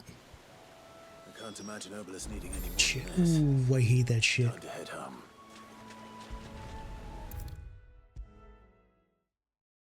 I will say, cool thing about that one particular Rama ability. It was neat that you can juggle from beneath utilizing it. That was a very, very neat property. Well, did you find me some wax? Jay, when it's on a cooldown. Is one way of putting it.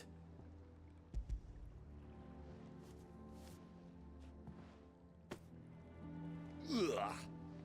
Reeks like a chocobo's arse. Well, I don't suppose the Argo will mind as long as he stays above the waves. Argo? So your boat has a name? I didn't know. Yeah. Same as me old man. He was a ferryman himself back before the Blight came. The boat's all I have left of him. And thanks to you, he'll sail another day. Yeah, because using that shotlock shit mid-combat fucking sucks.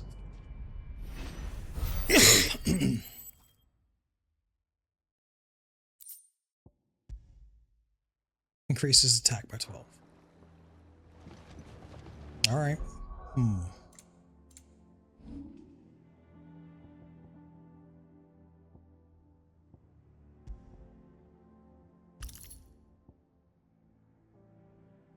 Reduces Flames of Rebirth cooldown time, but is that your big ultimate move as Flames of Rebirth?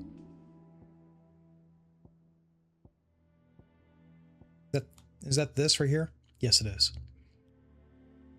I have $2 grand, and I don't want to get any of these ultimate abilities. If I'm being completely honest with you, I don't. Not a fan of the idea of doing that.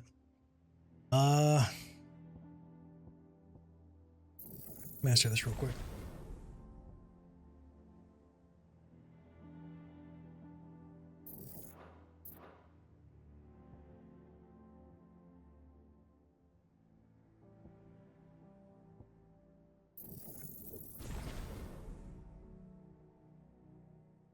I think I might master Ignition and fuck with that on a different palette at some point. Thunderstorm. That was the juggling one. Power Drive sucks. Lightning Rod I've still not done anything with yet.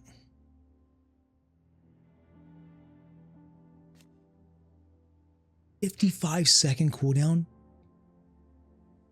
No, man. No, man. Oh my god.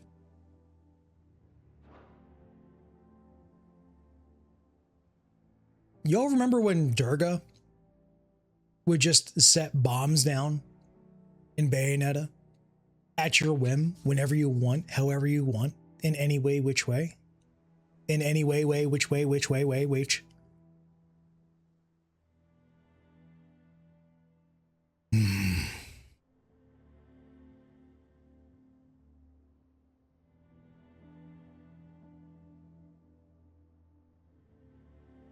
FFRR. Realm Reborn? You talking about the reboot of 14?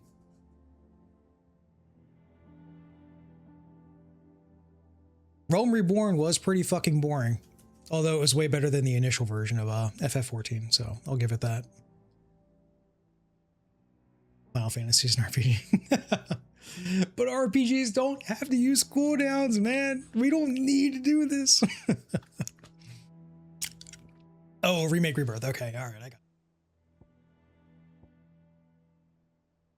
55 fucking seconds. That just diminishes the desire I have to even mess with it.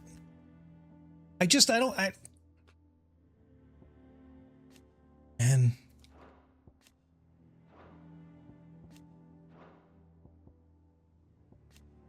$27. Yeah, I knew these have been feeling way better. What are you actually? 25. I've not actually been fucking with Rook's Gambit at all.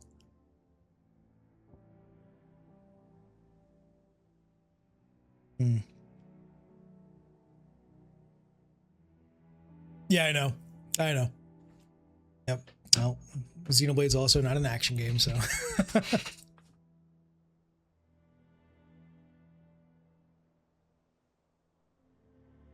Oh, lordy.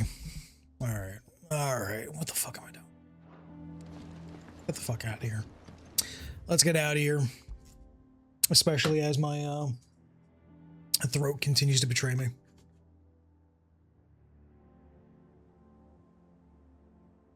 That's a shame, man. Xenoblade Combat's fucking fantastic to me.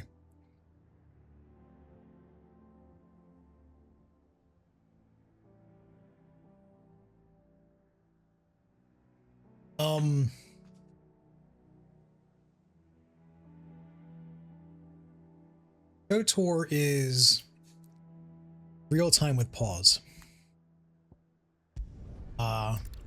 Which, to be entirely fair, I love KOTOR's combat as well. It's one of the best examples to me of real time with pause.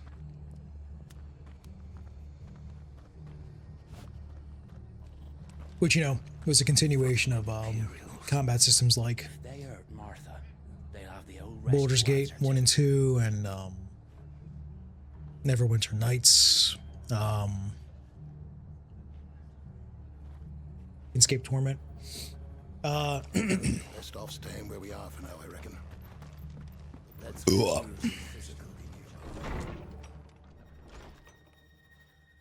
Sid? What said you'd be coming? Who said you could come in? Also thought you might need some help. And it appears he was right. You, could say that, yes. They're saying the Imperials ascended like a storm. No one was spared their fury.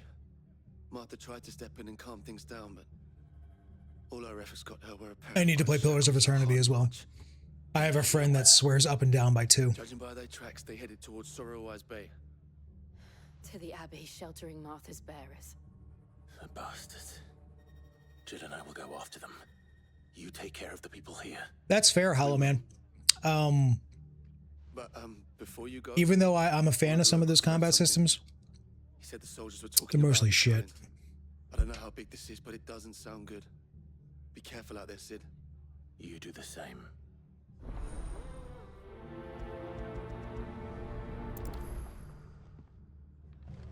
For instance, out of the 3 Witcher games, and all 3 of them are 10 out of 10s, by the way. My favorite 10 out of 10 Witcher game is Witcher 1, actually. And Witcher 1 has the worst combat of them all. It is fucking abysmal dog shit. Witcher 1 is one of the rare cases It was a message in which I actually... I just turned the game's difficulty down to easy and modded the hell out of it. The orders would have had to Like, I modded the fucking shit out of that game, like, from front to back, ass to mouth, everything. I modded the hell out of that game, just to make the combat fun, and it never achieved fun, but, you know what? Still a great game. Loved it. I love Witcher 3. I would never recommend anyone plays it for the combat. Never fucking ever. Oh, do.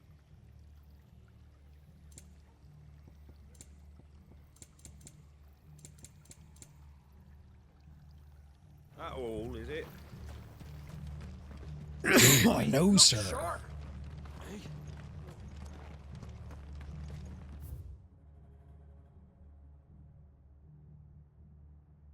No crystals I could... yeah. I'll have to go down that way. Okay. Oh, shit.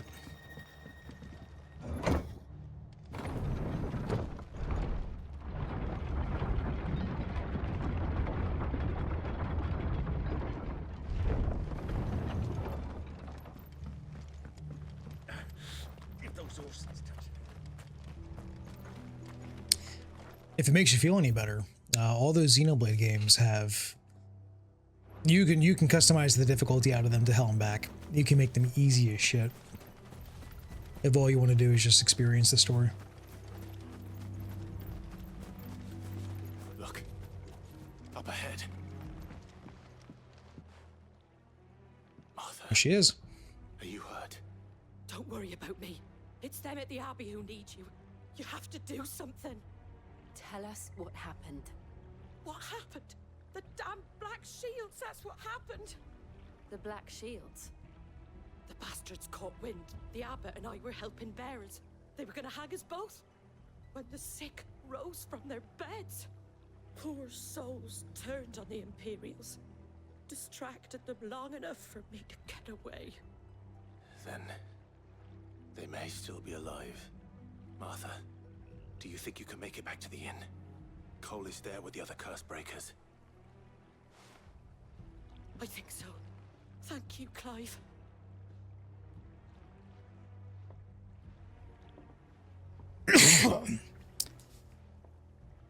Oh, his eyes look fucked up there. Black Shields? Is this some sort of twisted joke? There has only ever been one Order of Shields in Rosaria, and they fought to defend all her citizens. It seems a step too far, even for the Empire.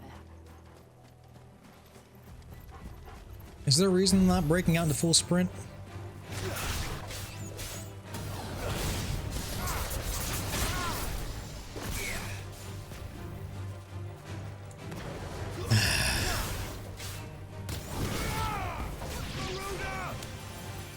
God fucking damn it. Now I have to get accustomed to there being did that miss? Did that miss? Alright, well, got him.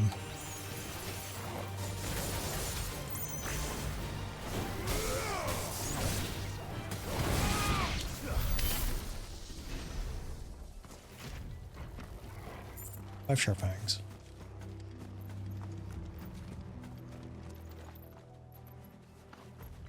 Yeah, Mass Effect combat is funny because it's Mass Effect as a video game in terms of like the combat, the third-person shooting got better and better over time. From what I hear, the Andromeda is actually the best playing of them all. But funnily enough, I actually the only one is the combat system that I actually respect. Just because, you know, it has things like non-universal ammo and a very dedicated to the fantasy class system that I really I respect when they really, like, you know, nail their feet to the ground like that. You know, 2 started to make things really fucking shitty with universal ammo, and then 3 did the whole like amorphic class ability shit where it was like, why even bother having classes at that point? And then from what I hear, Andromeda like took it the furthest it had ever gone beyond Super Saiyan 3. One's my favorite of the trilogy as well. I actually respect Mass Effect 1 quite a fucking lot. Really wish you can get into Disco Elysium. One of these days I need to fucking play it. I'm glad that I bought it before the devs got fucked over.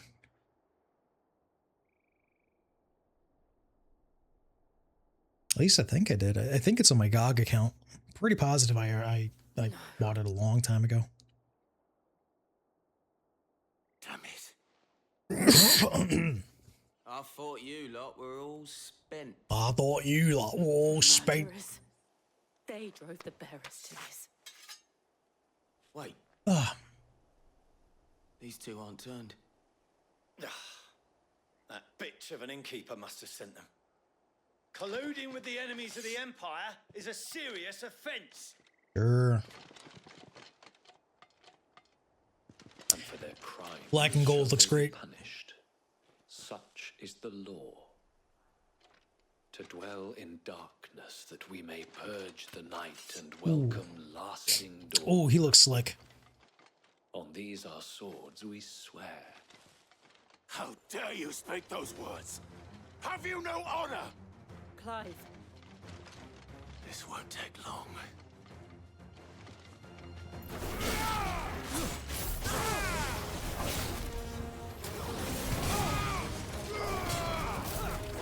Okay, so I had an idea that didn't fucking come out, as you can tell.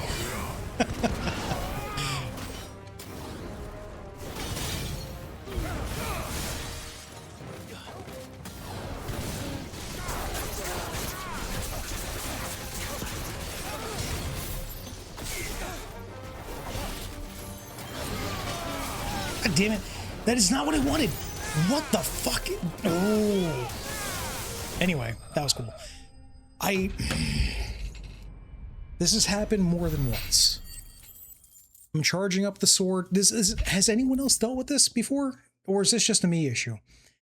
I'm charging up the sword. I jump to do a launcher. And this has happened so many fucking times now. Instead, while he's like on the low portion of his jump, where typically you can get the launcher out right away, he instead will just throw out the AoE forward attack, the ground smash, when I release charge. I cannot fathom as to why this is happening. It's bullshit. I hate it. I hate it. It sucks.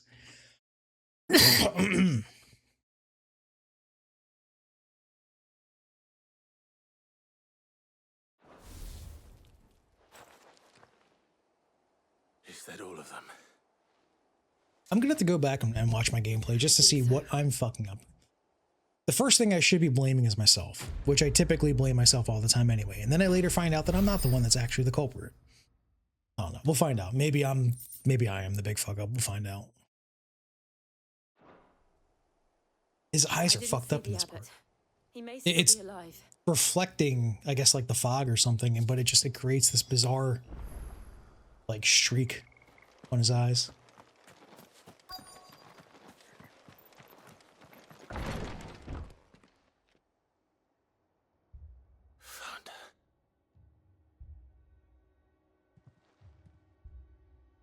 The abbot. The abbot.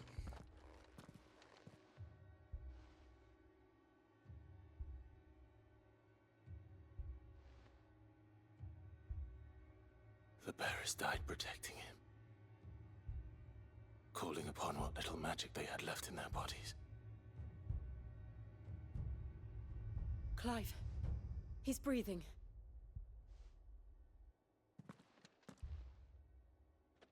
We're friends of Martha. We're here to help. Are the Imperials dead? They are. Every last one. If only that were true.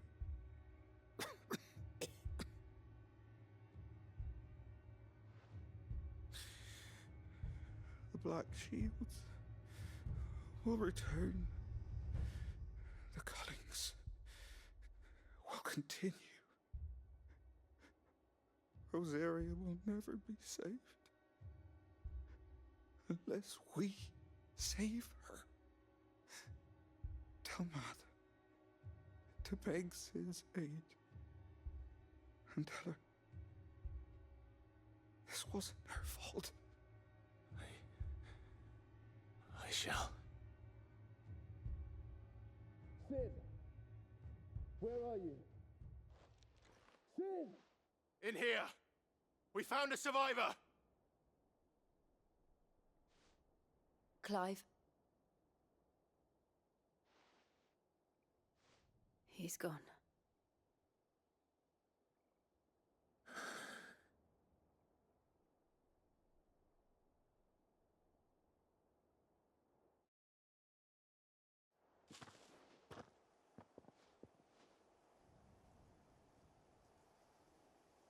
We've laid the abbot to rest, but the bearers, they didn't need to die like this.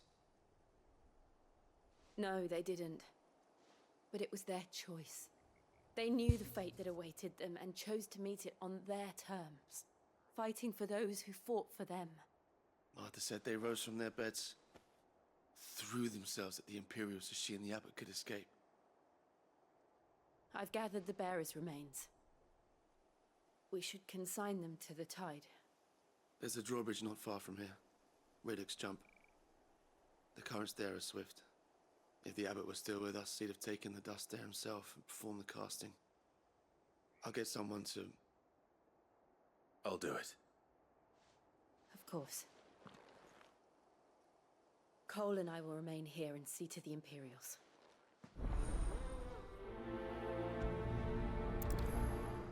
All right.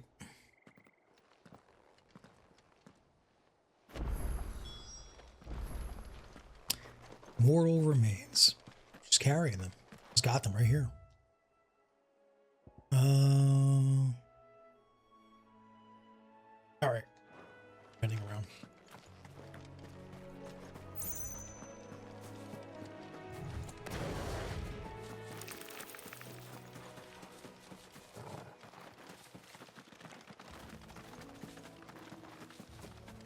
I know we already explored the shit out of this area before, but all right, there it is. See, that's why I do this. I hate the fact that double window licking rewarded me. I don't know if that was always there and I just missed it the first time, because that feels like that was the case, but I really hope this doesn't mean that there's new chests laid everywhere, because exploring in this game's not fun, so that's not really something I want to take upon myself. And I'm a window licker, dude. Like, I'm the kind of guy that loves S&the D out of just exploring the shit out of places.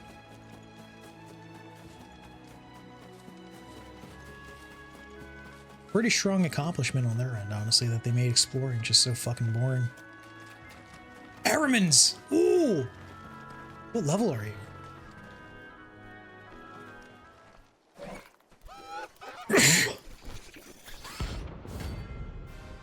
Rank C, whatever the fuck that means. The bounty.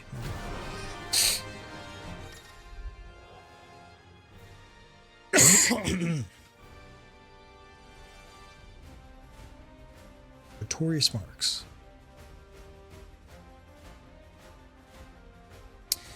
Open world slop instead of open-ended level gems? Yeah. Yes. 100,000 fucking %. Do you think it's spotted us, Torgal? What am I saying? Of course it has. It's a floating eyeball.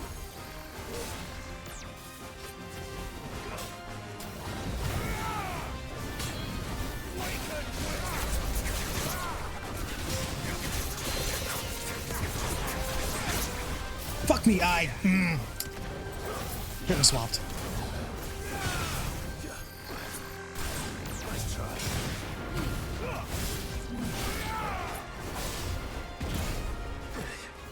All right.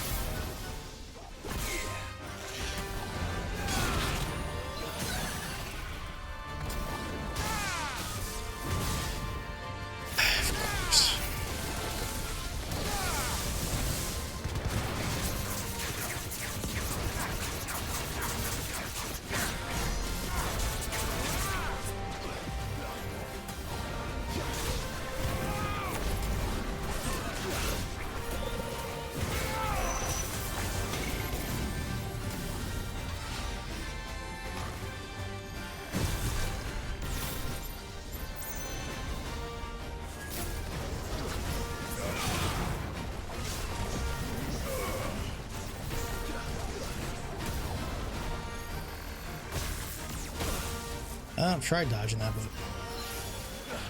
fucked it up. Too slow. Nice try.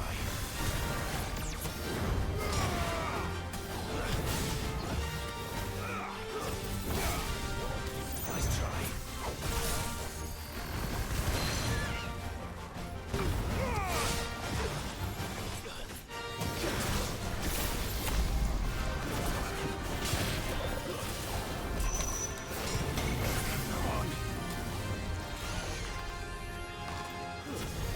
Ooh, I hit Phoenix Shift right as it went off.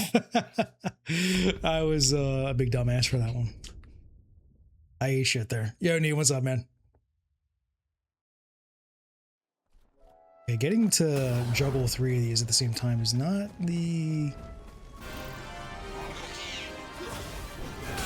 Oh my god! How...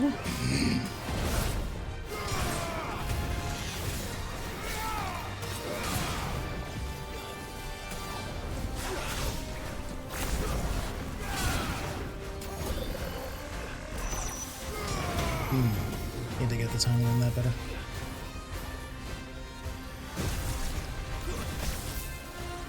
Yeah, so that's something I hate.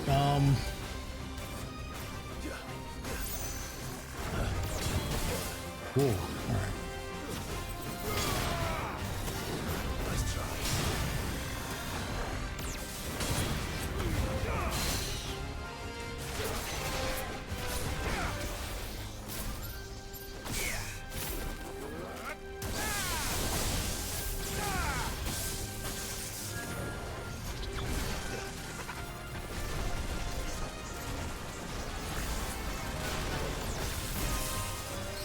Was trying to fish for a dodge there, but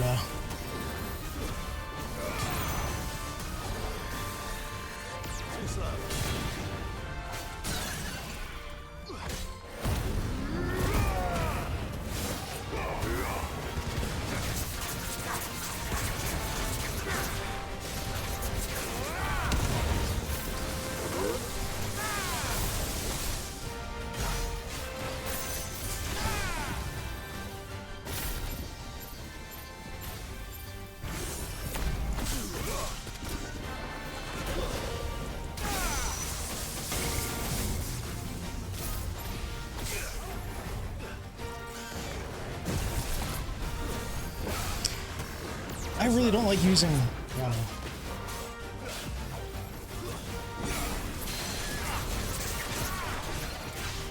Also, I hate these cinematic little fucking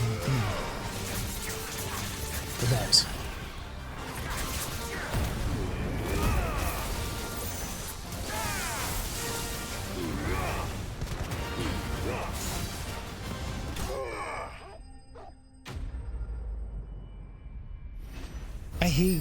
I hate stagger-oriented heavy enemies. They're just not fun to fight.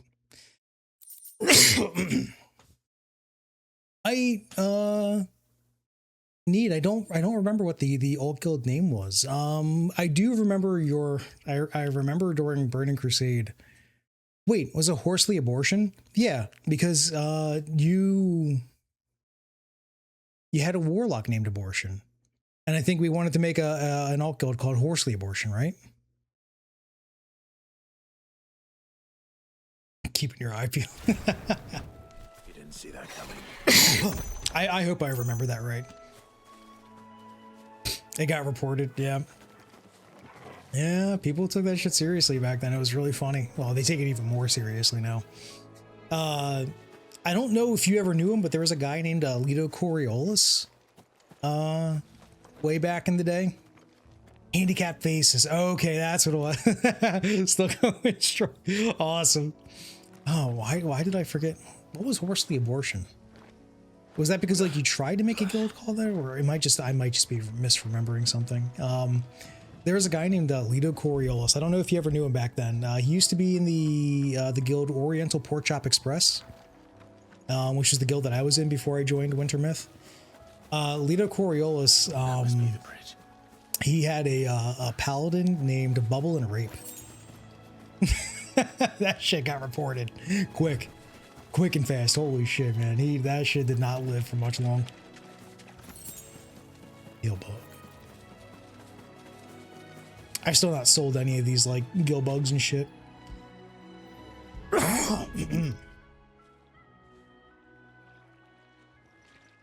Yeah, he had to, I think he changed it to like Bubble and Own or Bubble and Pone, something like that. So shall the waters cleanse thee of thy burden, and bear it out to sea.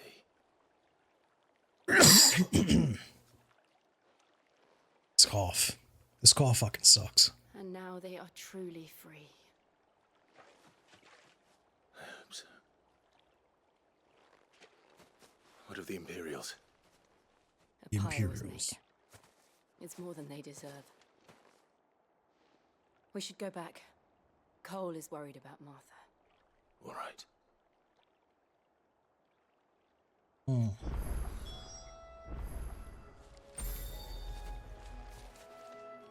Yeah, fuck it.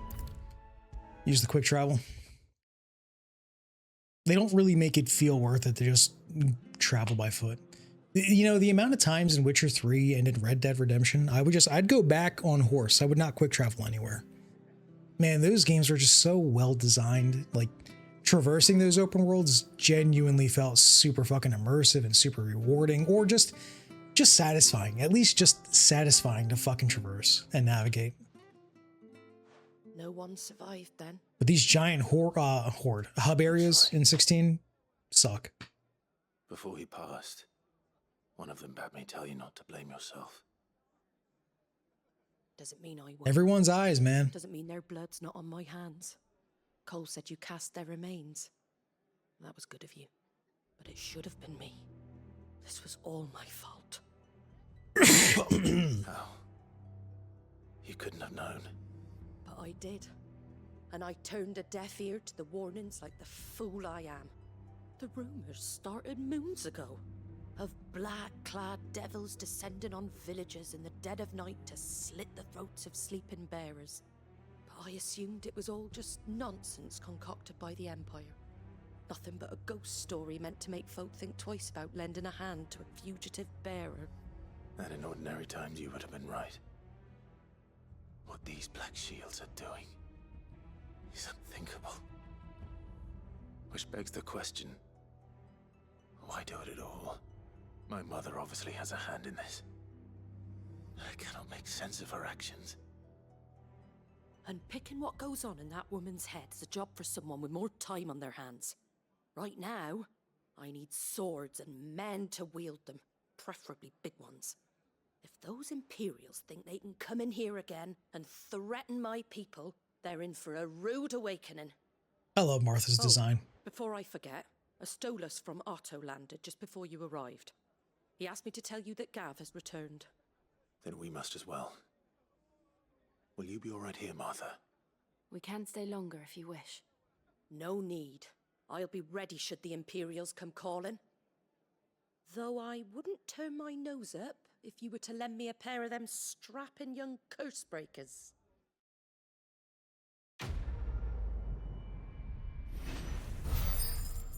Release. All right, return to the highway. What is going on?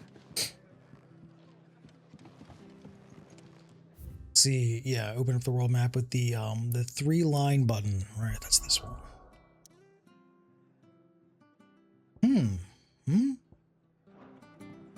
What is there? Oh, White-winged wonder. Let's go fuck with that. Try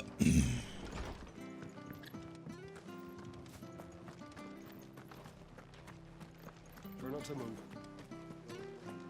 I've never gotten a plus quest before. Don't just pass me by. You handy with that sword of yours? Maybe. Of course you are. Bet you're a bloody marvel with the thing. Now, question is, are you willing to use it or not? Because a flock of noble chocobos are in need of help. Chocobos? You heard me right. Wild birds? Hmm? The big ones? The big But ones? not just any chocobos at that. Whiteheart and her flock are the bravest birds you ever did see. They protect travellers round these parts from bandits and the like. Chocobos. Fighting bandits. It's true. Why, they saved me from a gang of footpads only yesterday. Nasty lot they were too. And now, they're back, looking to settle the score. Oh, go on then. Don't just stand there. Go and help them. Sure. All right. There's a good lad. Where can I find these chocobos? I saw him cut across the way over yonder. The rotten scoundrels were driving the poor things towards the old dock. It's a dead end, that is. You save Whiteheart and her flock, you hear me? There ain't a pluckier bird in all the world. Hero to us locals. And don't worry, you'll know her when you see her right enough. I'm sure I will. And good luck to you. And give those no-good bastards a hiding from me. So I've noticed this for the past several streams now. There's like soft glittering in the air. You see like little like, yeah, these shimmers and shit that kind of just roll by. I've been thinking this since we started playing the game. Is this supposed to be like the crystal in the air itself? Just general ether or whatever. Like how 13 does that thing when, you know, the whole world's about to fucking collapse. You can actually see the crystals shimmering in the air. The actual oxygen that they're breathing and shit. Whiteheart. That's quite a name for a chocobo. And if it is, did they already tell me that and I was just not paying attention, or? that gonna be something I find out later? But before we fuck with that, let's go over here and grab this. Yoink.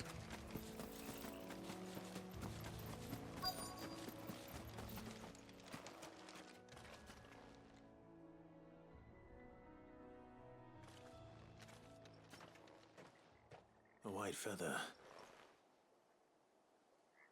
Where the fuck is my She water? was one of a kind. Speaking of brave birds. Just for the aesthetic? Okay.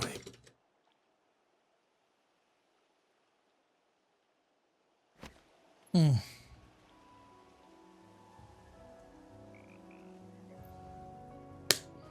Dehydrated. Motherfucking hydrated.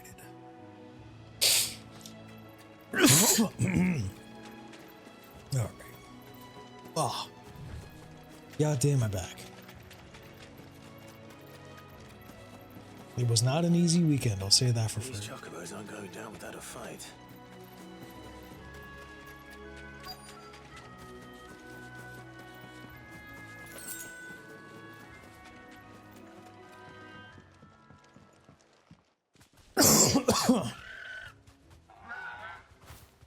Got you cornered, Feathers. You didn't think you'd seen the last of us, did you? T-Low. You've been bad for business. But I reckon someone will pay good coin to mount your head on their wall. Not around here, they won't. Oh. And why's that, eh? Because she's something of a hero in these parts. You hurt her, and I hurt you. Piss off. Or better still, how about we hurt you both? All right then. But don't say I didn't warn you. Alright, let me,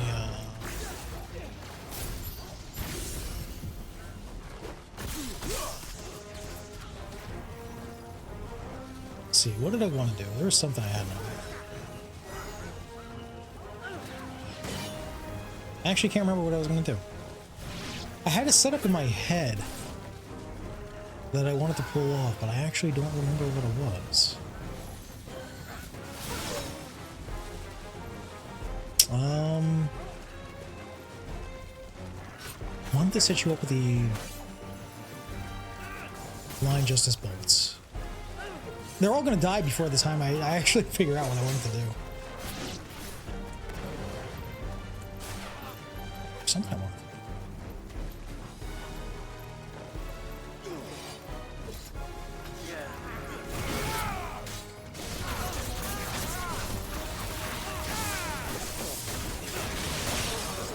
There was something I wanted to do involving relaunching him, but I can't remember what it was. Now I have to wait for my cooldowns to come back. Sick! You're not going to be launchable.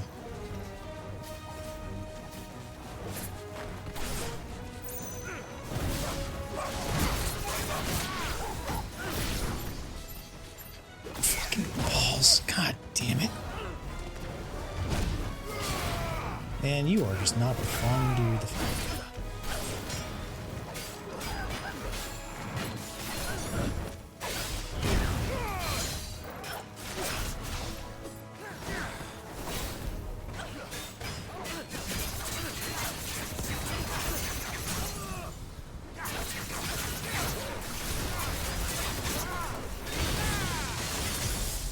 Hi.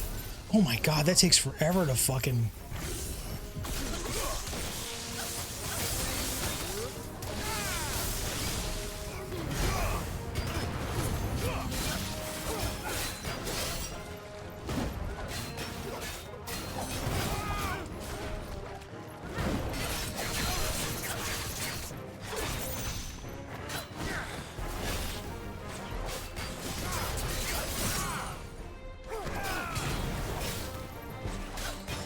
I hate that. I hate that so much.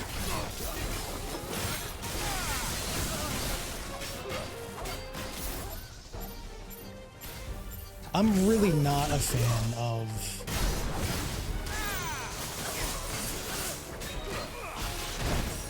Damn, couldn't get it.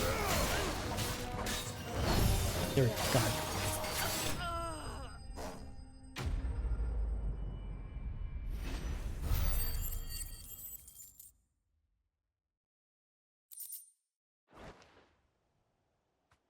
Dealt with.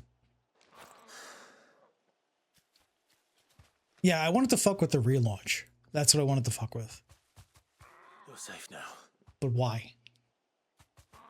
White Heart, I presume. Oh, I think I was because I wanted to do the Spinneroonie beneath. Do you know her, boy?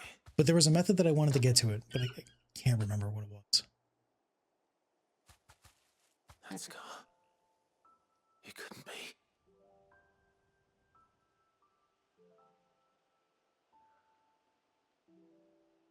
Reunited at long last. God, your eyes are fucked up. Yep. Easily the best quest. It's you. You survived.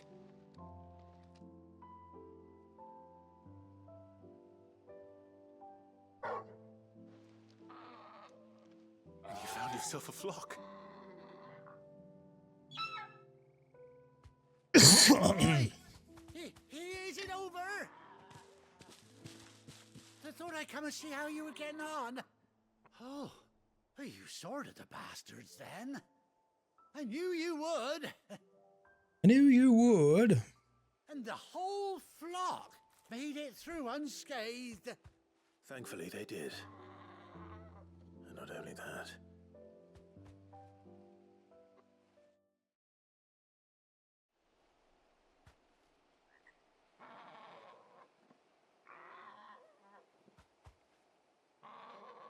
Well, I'll be. I never stopped to think our hero here might once have been someone's mound. No, I dare say she'd suit a fine fellow like yourself.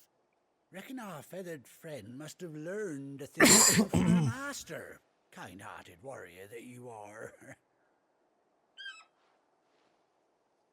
Bird like her would have cost a princely sum. You born a lord or something? Well, Oh, no, sorry. I didn't mean to pry. Don't matter who you are. You done right by me.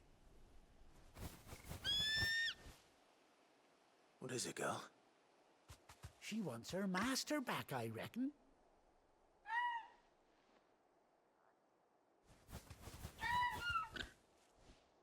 Told you.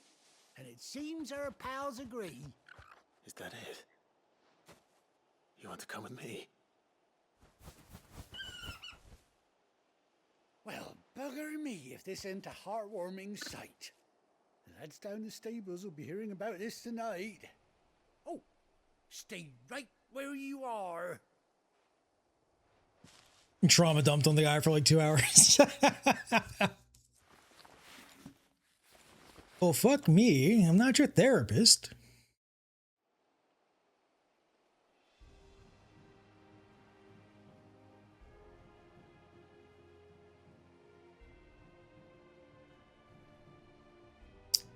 Big boss chocobo. Diamond bird. Diamond que. Doesn't she cut an handsome figure, eh? She does indeed. How much do I owe you? A few scraps of leather's the very least I owe old Whiteheart.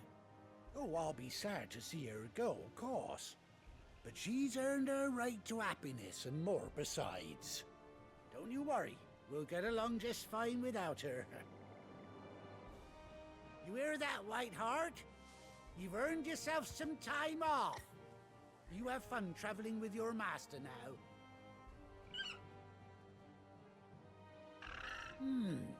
You seem awful familiar now I get a proper look at you. That's it. When those chocobos swarmed my car on the road, didn't you? He is a bit of a bitch. We've not heard back from her again in a while. Must have been my double. I'm a double.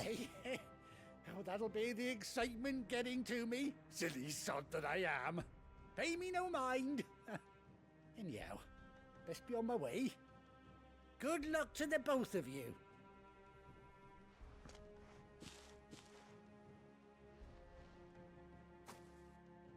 care of your flock for now. I'll call you when I need you.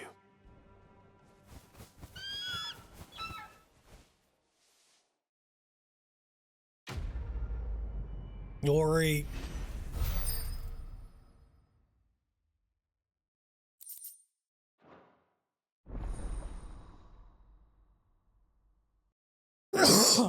Oh, that's gonna help.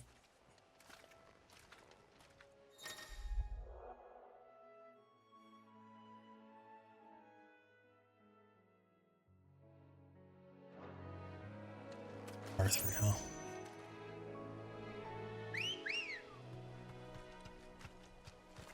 Good girl.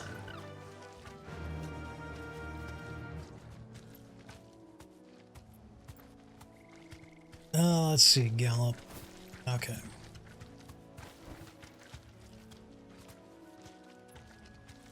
Oh yeah, that reminds me. Thank you for mentioning that. Evilise Chronicles. That's another game that I want to fucking play through this year. I've beaten FF Tactics a million billion times when I was a kid. Original version on PlayStation. I love the shit out of that original Tactics script, the PSX script. I have a lot of respect and adoration for the War of the Lion script. I think it is good, but I do think that even though it is the script that Matsuno prefers, I dislike that it does not do a good job of delineating the speech patterns indicating someone's educational level, like how the PSX Tactics script does. I like, that's one of my favorite things about that script, is that, like, you know, people that are like the poors, they speak with the, you know, much more rough and cut tone. You know, they use a lot less $5 words and shit. Whereas, you know, the Regals, you know, the haughty-taughty ass, you know, the rich that of which must be eaten, you know, they use $5 words all fucking day. Yeah. Whereas War of the Lions kind of draws in the gap between them entirely and shuts it, and then everyone just kind of has this sort of homogenous speech type. Not homogenized characterization, of course. Everyone has unique characterization still, thankfully. But it's just one of those little touches that I, you know, love about the PSX script that War of the Lions doesn't really accomplish, and it is one of the frustrating things about that that remaster, is that it uses explicitly the War of the Lions script, which is great, by the way. It's a 10 out of 10 script, but, you know, in my opinion, FF Tactics has 2 10 out of 10 scripts, and it's a shame that they only chose one of them.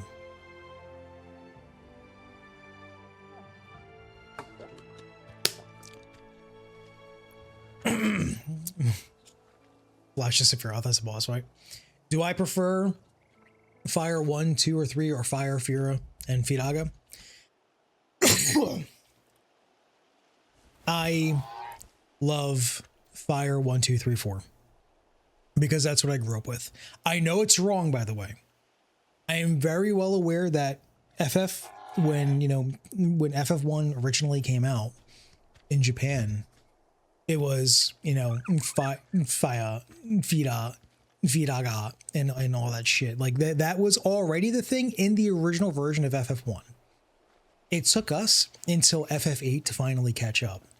But, you know, before then I didn't know that. So before then I was like, I really was into the numerics aspect, because even though it's grossly generic, I don't know, man, there's something kind of cool about what's better than Fire 1. Fire 2, oh shit. There's a Fire 3, there's a Fire 4, then there's Flare. Oh my God, you know, like it just kept going and going and going. It was so cool. But realistically, I'm glad that 8 made the change to bring everything to, you know, Fire, Fira, Firaga, Firaja, and all that kind of shit, because that's what it should have been the entire time. It was the correct thing to do. Yeah, and I used to be a D&D cocksucker, so yeah. I'd let you pick an options. That would be awesome. Yeah. I agree. Run to the hideaway. Get a chocobo and then don't be able to use the chocobo. All right. Bolt 3 gang, rise up. That's right, baby.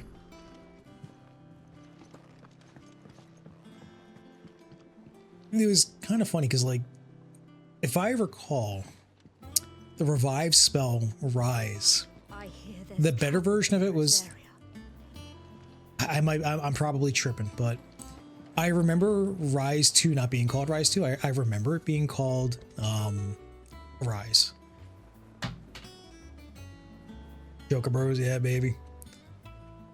Oh, oh, let me get you there. I got you inverted. Hello. Yeah, there we go. Yeah, Automod's pretty funny. Ooh, my back. Ooh, God.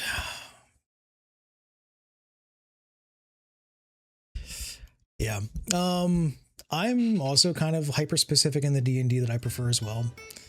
I was always an AD&D kind of guy because that's what I was introduced to first. I was introduced to AD&D. D&D first edition was way too fucking hard. Loved AD&D to death. And then, you know, third edition and onward did a number of really shady things and a number of really cool things. I never got back into D&D. You know, just shit just kept moving. Friend groups kept changing, and it ultimately led to me just not really keeping up with all the BS.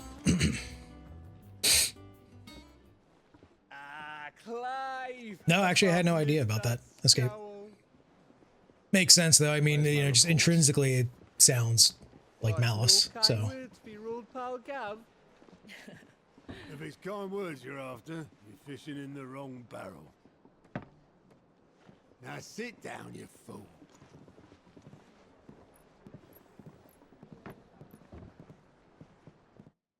Boy, Mal. Sure. You remember how quick the Empire was to occupy the Dominion after the fall of Drake's Head? And how pissed off all the other nations were that they didn't think to do it first? Gorgeous, by the way. Half a century of independence gone at the whim of a madman. So much for their bloody treaty.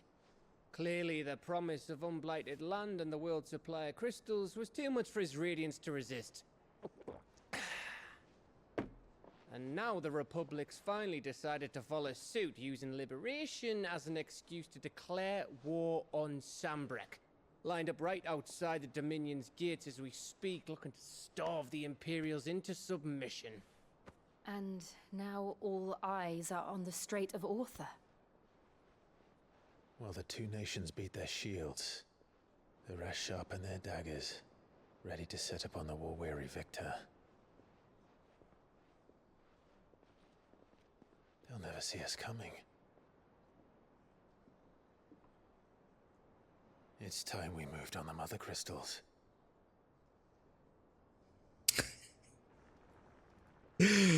Everything that comes out of his mouth is so melodramatic. 4 mother crystals remain in Storm and Ash. Drake's Breath near Ironhome. Drake's Fang in Dhalmekia. Drake's Spine in Waloed. And Drake's Tail here in the Crystalline Dominion.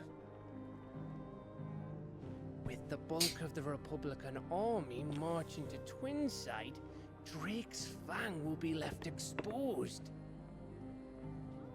That is exactly the move Kupka would anticipate. And if there is anything these past 5 years have taught us, is that he loves his traps. There is one place, however, where nobody will be expecting us to go. Drake's Breath. There's a shitload of sea between us and it, and I've never been much of a swimmer. I have an acquaintance in Port Isolde who may be able to help. Who's that then? My uncle, Byron Rossfield. Lord Byron Rosfield of the Seven High Houses, the trade magnate with holdings in over 100 cities. Weird. Rosfield. And you're a Rosfield, of course. My uncle's name gave him his start in the world, but it was his acumen which earned him his fortune, along with a handsome fleet of ships. Well, it's settled then. What are we We're gonna go check on Unc. for, eh? Huh?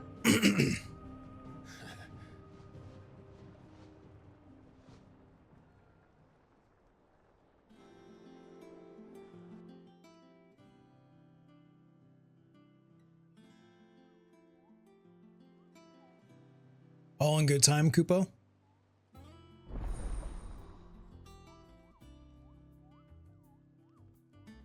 Oh boy.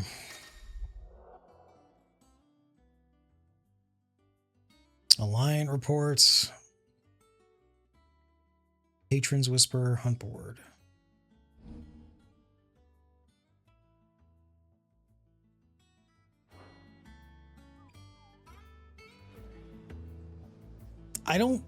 I think this game is actually going to test my patience when it comes to side quests. What are we waiting for, indeed? You think it's alright to touch him?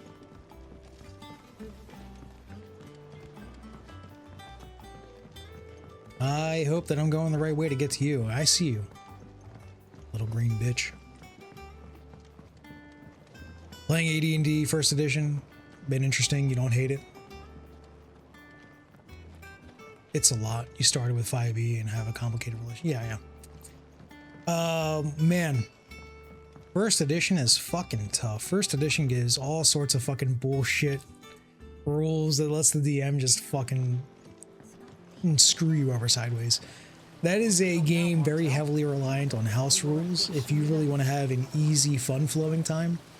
But you know what? Sometimes that's not what the group's in for. Sometimes the group is in for a little bit of CBT. Was hoping to speak to you. Is everything all right? Oh, yeah, it's just, well, as you know, we've been trying to grow fruit down here. Something of the old hideaway still lives on. Martel's pride and joy. It was a sapling when she rescued it from the rubble, but look at it now. All our hard work's finally paying off. I took it on, you see, after she died, and now the fruit's finally ready to eat. And not only is it ready, it's actually tasty. Sweet as you like, in fact. She bred the bitter right out of it. Impressive. And welcome news to more than a few, I'd say. I thought this first harvest could go to the curse breakers, on account of all they do for the hideaway. You couldn't take them some, could you? Seems better them coming from you. It'll be nice being the bearer of good news for a change. Oh, thank you. Still deliver it in as melodramatic of a way as possible. They've had their share, I'll see to it that everyone else gets some. Here you go. Martel apples, they're called, in honor of her memory. Martel, today's finally the day.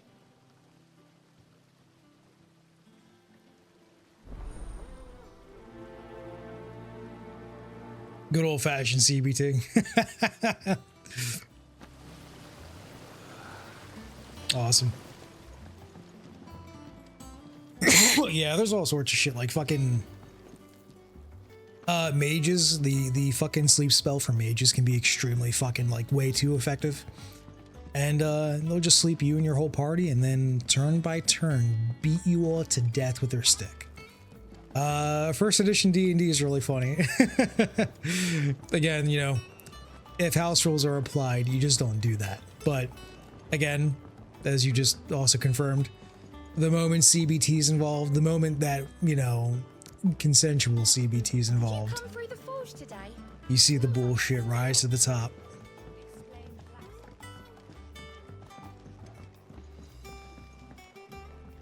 I really love this track for this hideaway. And you say Sid built this place?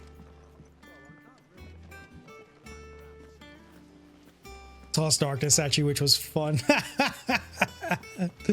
Awesome. Sick.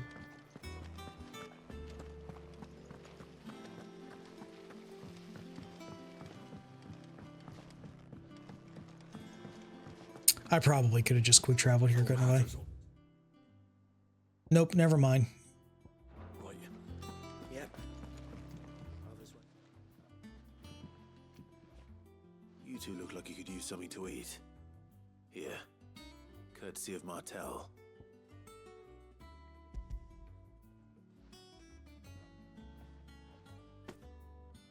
Martel. Now, where have I heard that name before? Weren't she the girl from the Furrows? Course she was. An odd sort, that one. Loved plants more than people. Aye, and brave as a bane might. Remember when she ran back into the hideaway to collect them trees when Titan attacked? Wait. These aren't those apples, are they? Well, I'll be. She'd have been proud, and rightly so. Thank you, Sid. The more I think about it, the more it's kind of weird that they passed on Sid's name as a title. And they're just calling Clive Sid. Them old apples were enough to curdle your gut. I get it. It's still like honor and respect him and to not forget him and to say that he's carrying Sid within him and all that. I absolutely get that, but especially 5 years on, it's just a very strange notion. A gift from the backyard. For your service.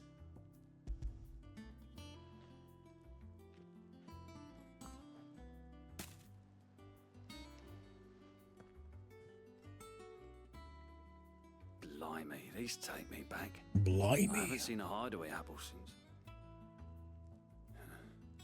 Old Sid was the only one who could stomach the things. He'd nab them right from the branch, make Martel livid. Not that anyone could stay mad at the man for long. That sounds like the Sid I knew, all right. Planning on keeping that lot to yourselves, were you? Hang on.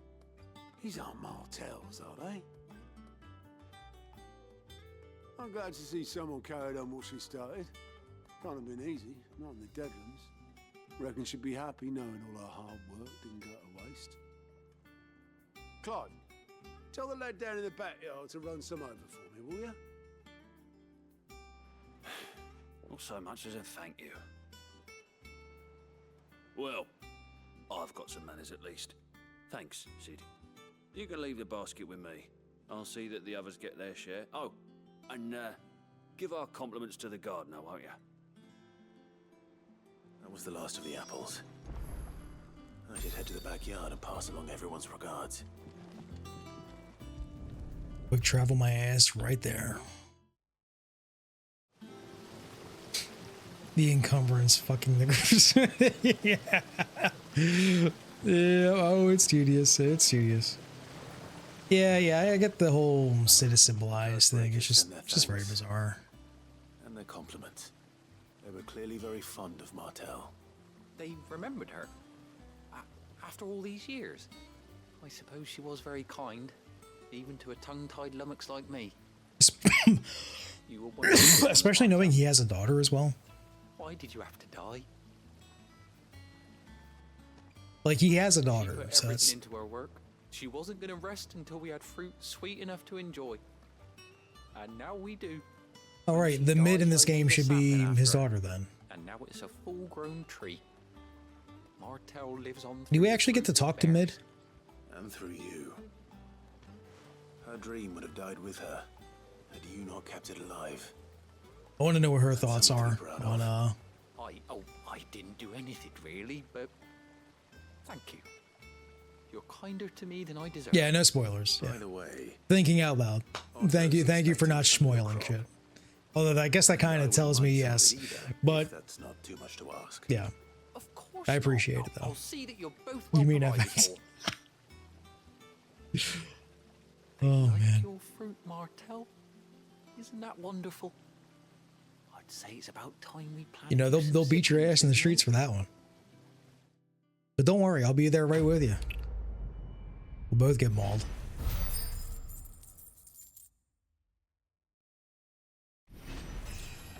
Level up.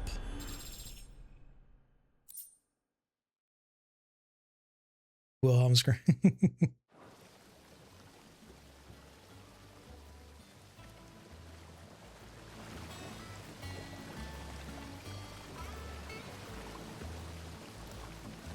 Kinda do. Okay, look. For the things that I can defend FF10 for, Waka ain't one of them. Fuck that guy. I hate his ass. I hate that bitch. Boom, like fireworks, yeah? Yeah, great. It's a great way to make your friend whose people just got genocided feel great. Boom. Like fireworks, yeah? When the day comes when I'm playing FF10 here, I'm definitely playing I have a PS2 copy. I'm just gonna play the PS2 version. I hate the HD version of that game. I hate it to death. I think it is one of the ugliest fucking things on earth. All right, Journey to Hawk's Cliff.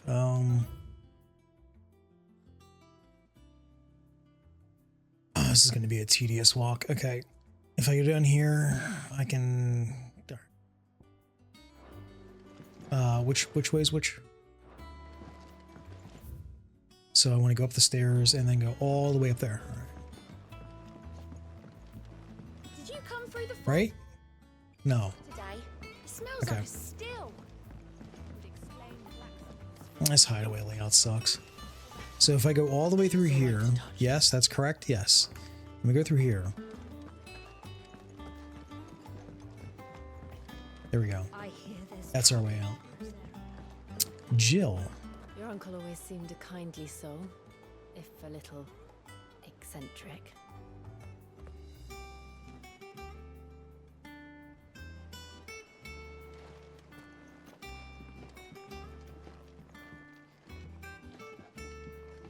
Waka and its blitz bomb saving grace. I hate his bitch ass. Him and that shit cowlick.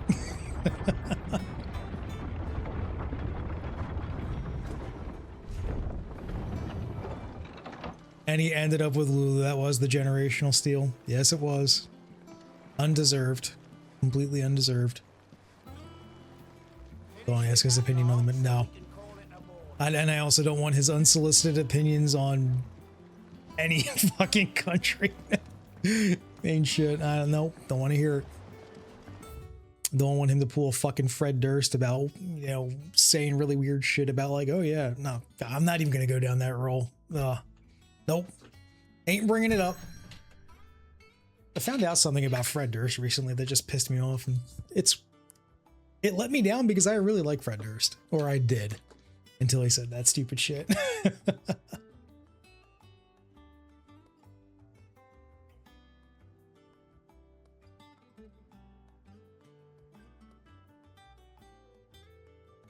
Yeah, Fred Durst was chill as fuck. I thought he was like funny as hell for the longest time.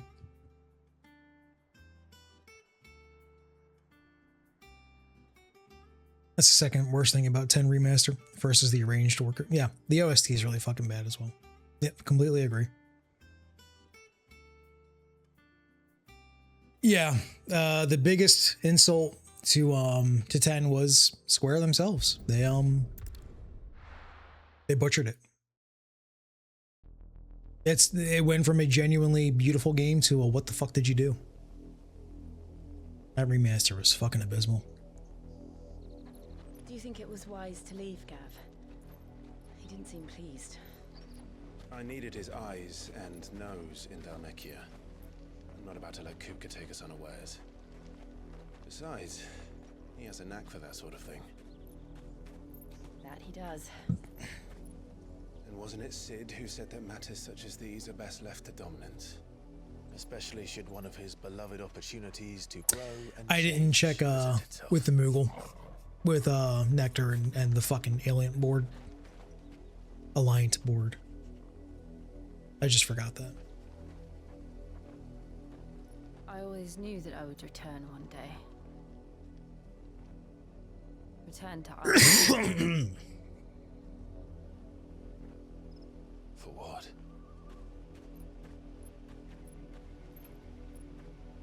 After learning the truth, you were given the chance to face your past.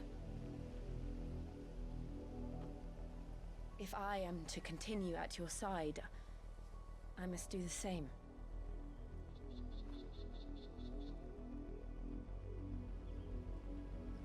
We will face it together then. To the end.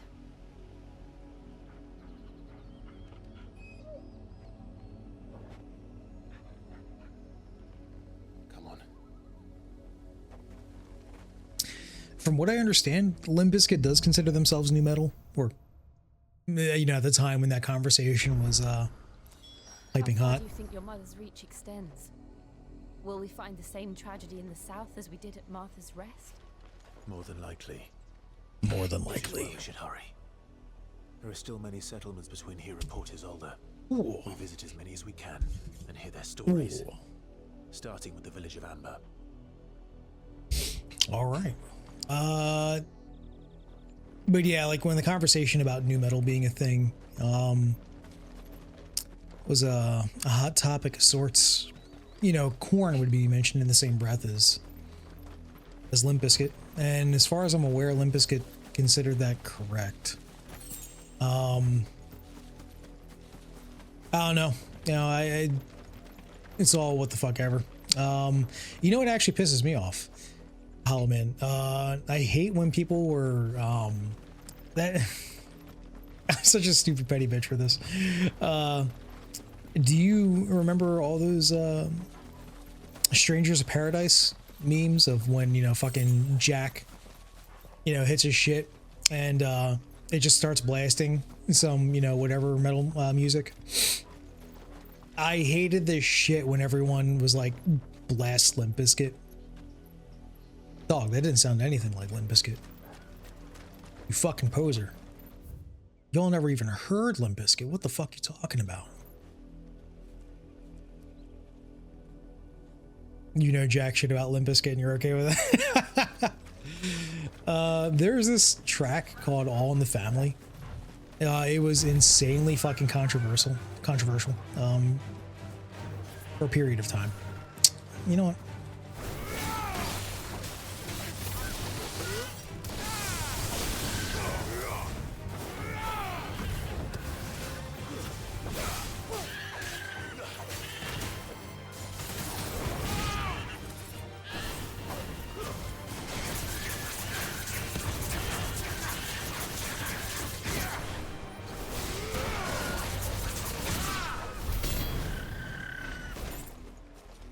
Fucking birds. What was I saying? Oh yeah. Called All in the Family. And the controversy was, just the language that was used, that of which they were describing, and the themes of it being like, very like, well, why you gotta be like that, right? I won't repeat any of it because that's a TOS. That's a motherfucking TOS. But that's a bird.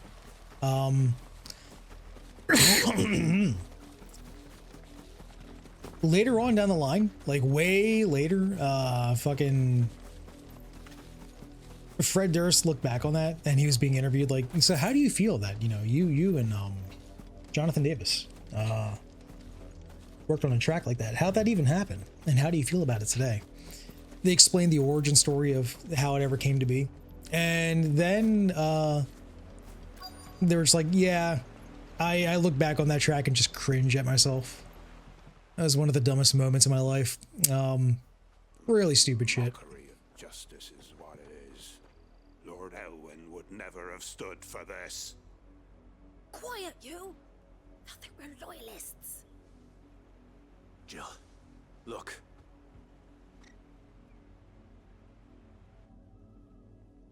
Rosaria must be cleansed of the stain which befouls her, that she might rise once again from the ashes to welcome a new dawn. Twould be a pity to make examples of you all. Equating Linkin Park and Biscuit? Yeah. Course, your lordship. You shall have our That's some full fucking idiot shit. Yeah, that's some Zoomer shit. Ugh.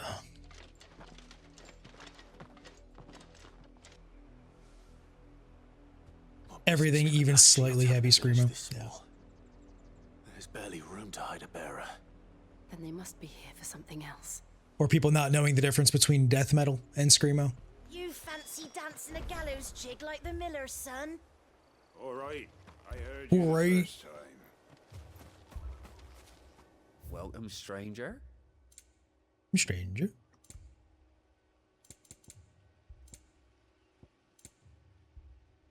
Increases limit break generation. I really don't care about limit break generation.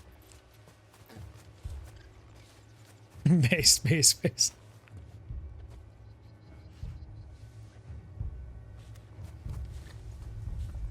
Ronnie James Dio is screamer convert. Of course. I would make an attempt to imitate Dio's awesome fucking vocals, but I can't. I have zero talent when it comes to singing. Literally zero. I can't sing for shit.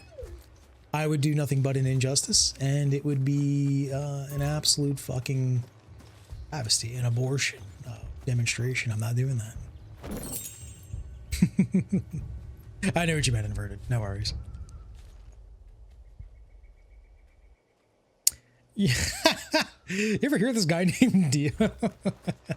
You ever heard of this legend? This absolute fucking legend, Dio? Yes, Dio does fuck. Yes, he does.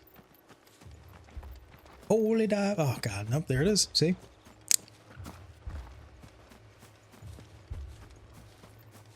Stop. Gotta stop. So sick that he made a fucking song about paladins. How cool is that? Dio is so fucking sick. Rest in peace, King. Seen him, didn't you? I'm sorry. The Black Shields. Just now. You seen them, didn't you? At least I think they was the Black Shields. Can't say I ever saw one before. Was this the first time they visited the village? What do you think? Amber's the arse end of nowhere. And they thought we might be harboring firebrands. Boy, your If only we brands. were. I might have turned them in and become a Black Shield myself. That is the Midlands accent. You got there, by the way. How'd you get it? That's the Midlands accent from, I mean, well, obviously England, the UK. Okay. Oh, UK reference in a game with a bunch of fucking British accents, right? But more specifically, my American ass, when I hear that very particular brand of Midlands, that is Hot Fuzz. All I hear is Hot Fuzz. Check out his arse. Oof. I love that shit. Oh man, inverted. That's awesome. Yeah. No, Diablo is really fucking good with like classic fucking hair metal and just general fucking 80s metal and shit like that. Him and Ozzy down there double teaming Satan. Yeah. Oh yeah. Yes, sir. Yes, sir.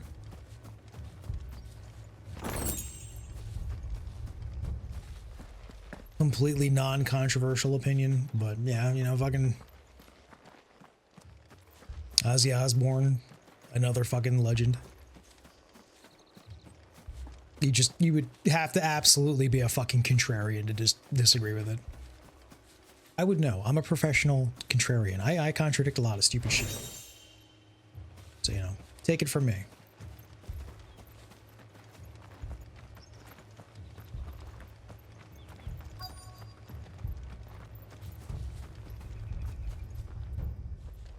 Over there.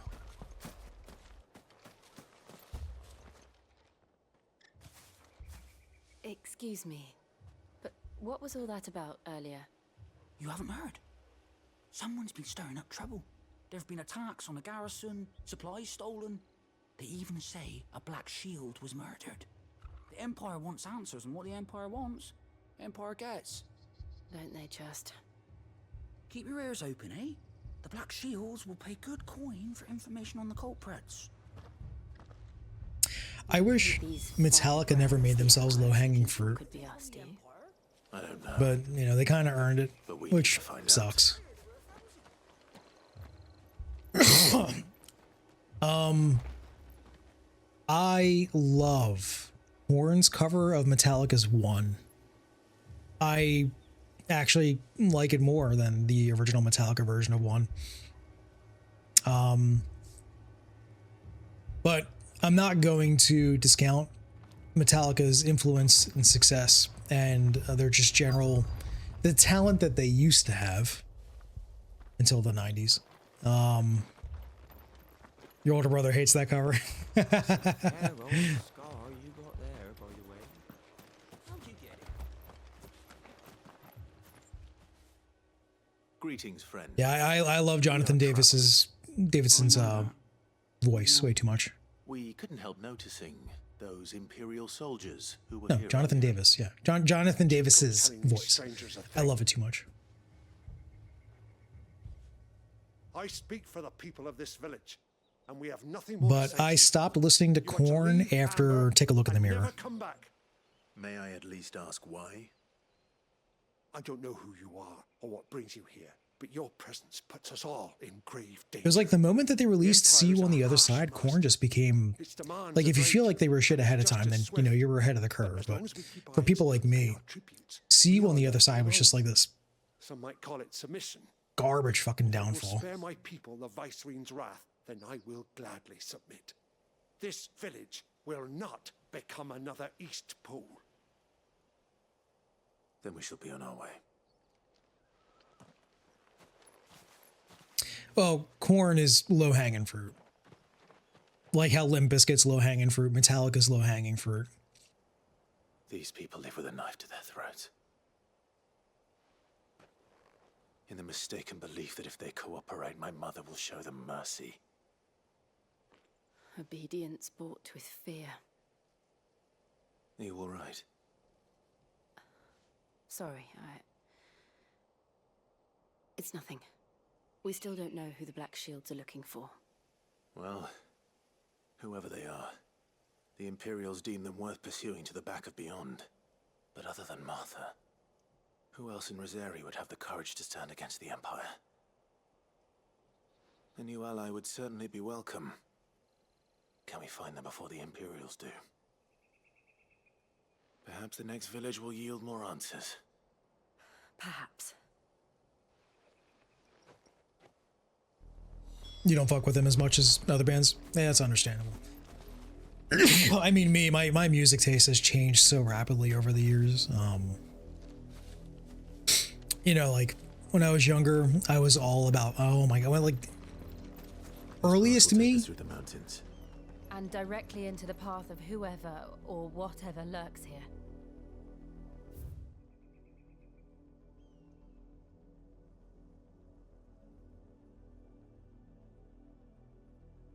Are they just telling me I can either go this way or that way? I went through so many different fucking musical phases in my life. You know, went through completely addicted to metal. That was my earliest. Then I was completely addicted to techno. Man, electronic music became my fucking lifeblood.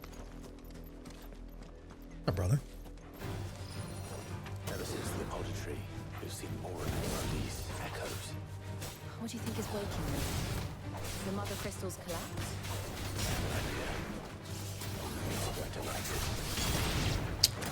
Let's see. What do I want to do?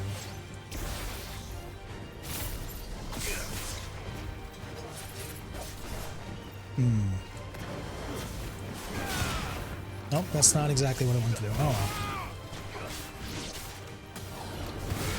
well. Oh man.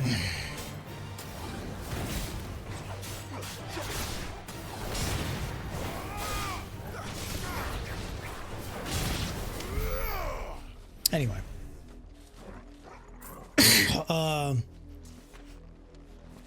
Yeah, after I was completely addicted to metal, I'm sorry, after techno was,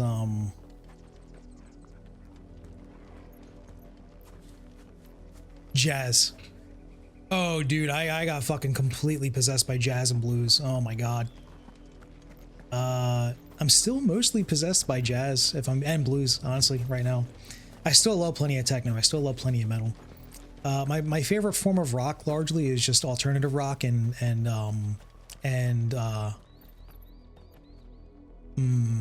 progressive. But you know, if I throw in a fucking, you know, Marilyn Manson here or there, or a Cradle of Filth, I'm happy. You know, I'm doing well.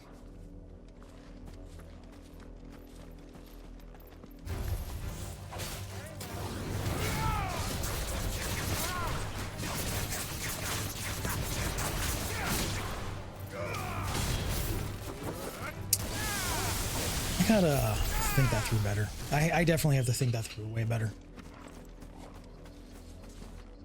Oh, I want to try to use Thunder in a way. Thunderstorm. I want to try to use Thunderstorm in a way that's just gonna put me in the right spot to juggle.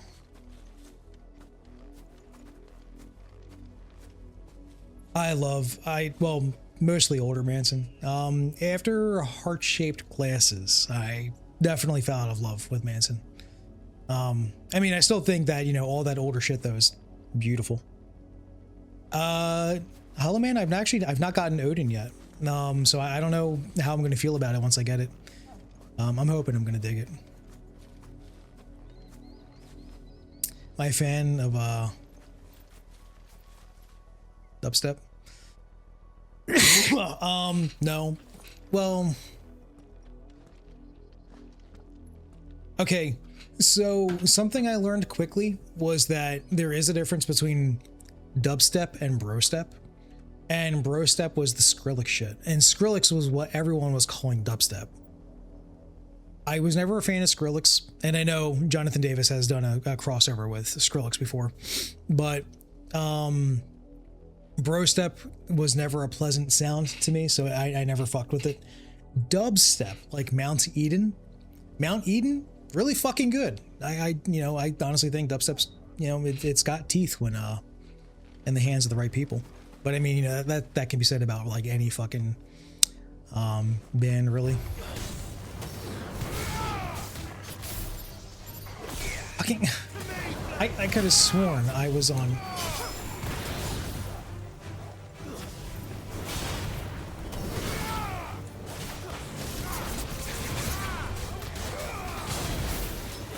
God damn it.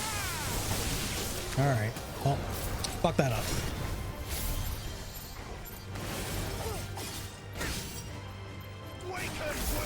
Hello? Okay.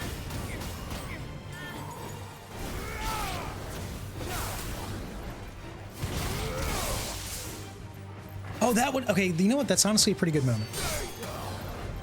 I think that's what I want to do. I think I want to launch them again. I think I want to have a relaunch midair while I'm beneath them. Let myself fall. And then I'll pop thunder.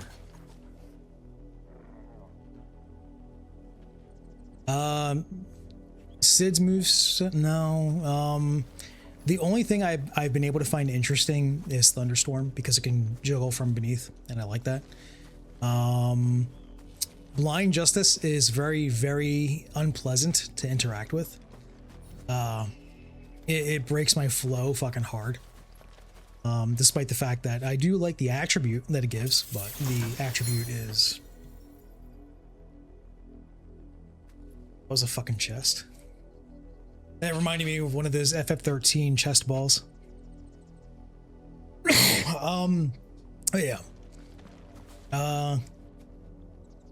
You know, there's certain bands that will always stick with me forever as something that I'll love no matter what kind of mood I'm in. Radiohead, which by the way, rest in peace, Radiohead's integrity. Ever since Tom York became like a little weird waffling pussy bitch. But Radiohead, James Keenan Maynard, pretty much anything. So like, you know, Tool, Perfect Circle, Lucifer, and Nine Inch Nails. Trent Reznor is so fucking sick, man. More of my mother's men.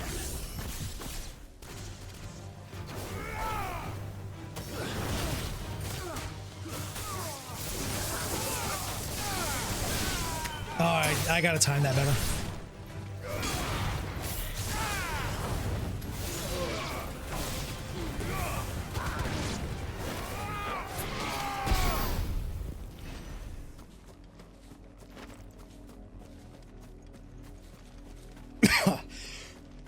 I'm definitely gonna time that one better.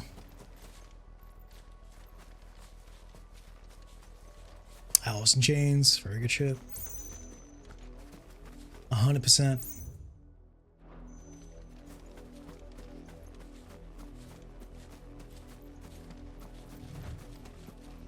Oh, was that the I'm Afraid of Americans?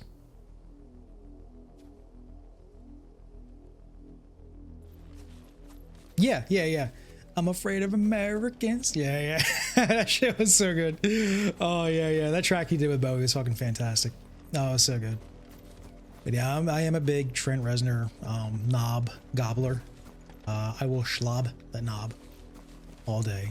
And when fucking, what's his nuts? Johnny Cash listed him as an inspiration, I sat here with zero surprise on my face. I was like, yeah, it makes sense. Yeah.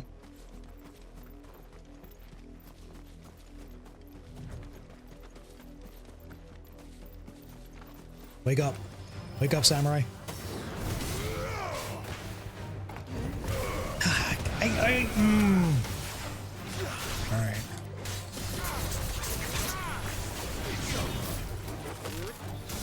I really wish that enemies just didn't melt so fucking fast, so I could actually do shit with them. I know I could equip like weaker weapons. I probably should start doing that. I probably should start just equipping just shit weapons, just so that way, you know, enemies can fucking last a lick. Because everything just fucking falls over for me.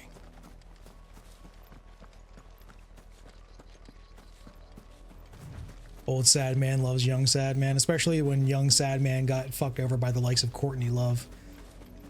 Not as fucked over as Kurt Cobain, you know, that was a different story. That was a little more of a heftier fuck over.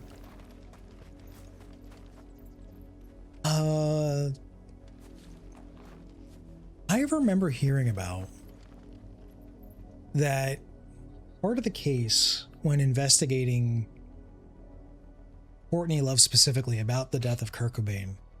I recall hearing that apparently she did something like she pulled out a like some life insurance on him, or and like also hired someone very specifically to like potentially actually like kill him before he eventually shot himself with a shotgun. By the way, fun fact, we'll just gloss over this momentarily because I don't want it to make it the main subject, but it's very possible to use a shotgun in that way. That is a thing you can do. I know a lot of people like to do that. It's impossible. How do you have the reach? It's within reach. It is. It's not remotely difficult. It is a thing that he could have done. Not even with his foot. He could have done it with his hands. But whatever. You know. Bad way to go, yeah. It's a fucking tragedy. Anyway, fuck Courtney Love.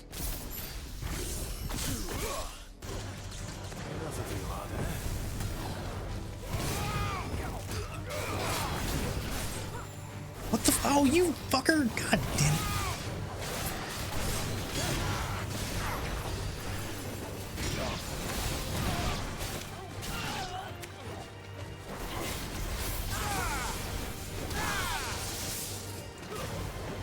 Huh? No, okay. Yeah, I guess I deserve that. That was bizarre.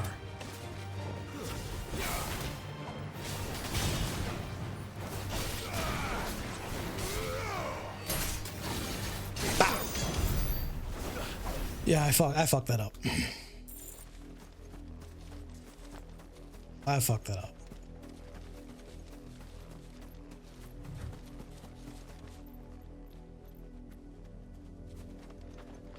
Fuck her, but not like that, yeah.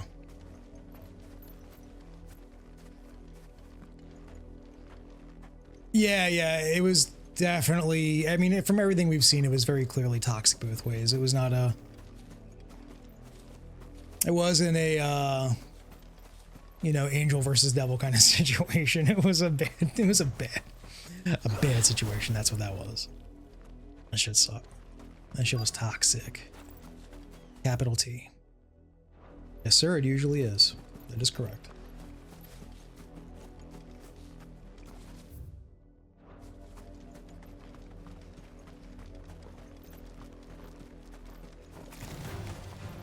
Excuse me.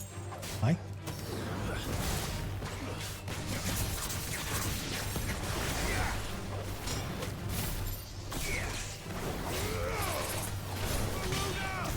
No fucking. Okay. Am I seeing this right? Am I seeing that when I try to do a launcher, there is a way to, like, you just cancel it and go straight into a fucking helm splitter? Like if you do like a, if you just square X at like, regardless if your shit is being held down for the charge, does helm splitter overwrite your charge? That's so bizarre because like, then that means I have to let it go for a split second and then what the fuck is happening? I don't understand the fucking physics of this game sometimes. They make no fucking sense.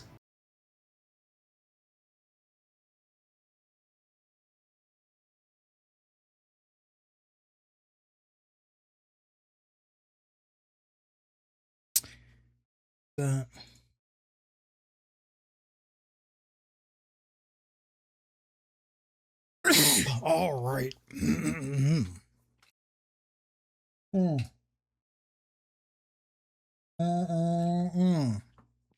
Damn. Holy shit. Yo, Vert, what's up, brother? How you doing, man?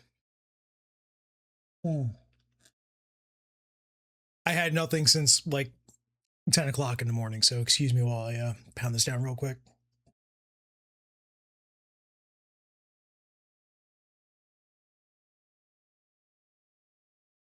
Oh, shit.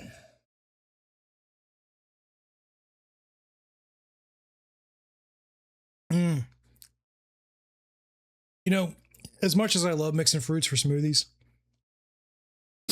really nothing beats bananas. Like, it's always just the best.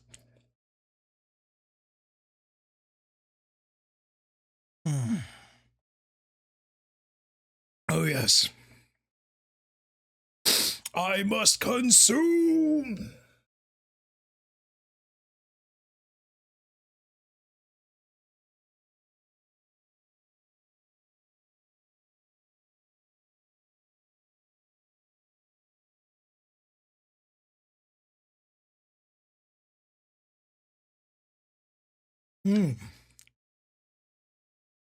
Little chunk of banana in there.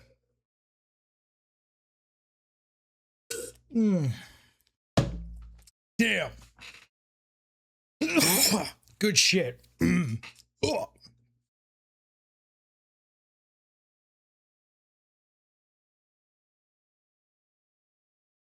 Ah, fucking balls.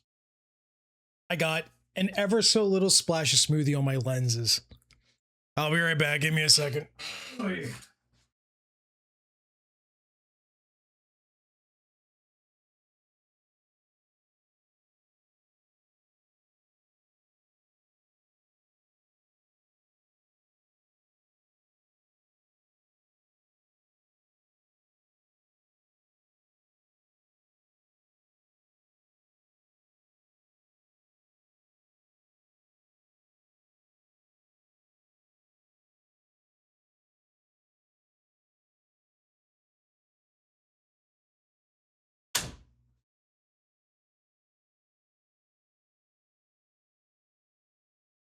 All right. Very, very alive. Oh, yeah, just a little bit of banana cream. That's right. All right. Is it 9 o'clock? Hey, hi. You know, actually, I'm about to kick some asses. Hey, I cannot have you. I mean, I already can't fight tonight as it is. I've been sucking shit all night, so need a cat to help make it worse. Excuse you? Hold on. Hi, yeah. Oh, there we go. Okay. You know who we are, and still, you would bear your steel. I'll beat your ass. Why then, we owe you our thanks. You have saved us the trouble of an interrogation. To dwell in darkness, that we may purge the night and welcome lasting dawn. On these, our swords we swear. Say that again. It is. Like, it looks good, plus, you know. I'll show you a true sorcerer's area.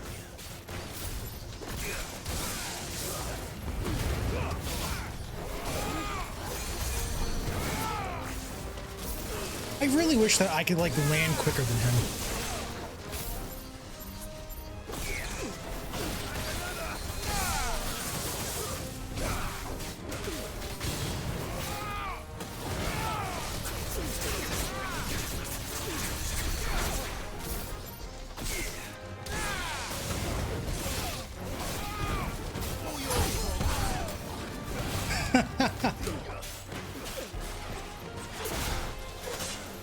Of course. Okay. Healer, healer, healer. See him backing up like a bitch. Asshole. Why won't this charge?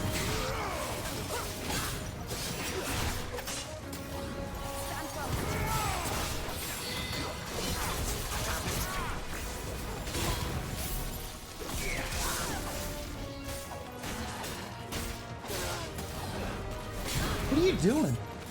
Are you beating up my bed? Alright, anyway. Back to trying to do some shit.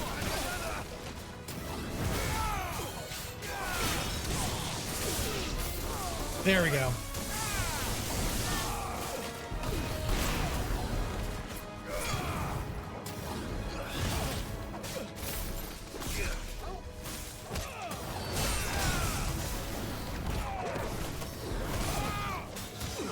Oh man, did you see that gravity fucking hit him like a motherfucker?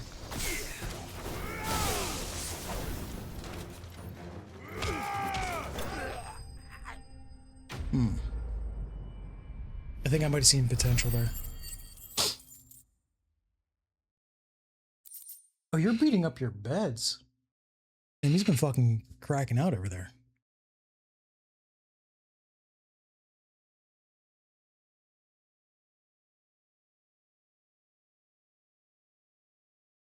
John O'Donnell.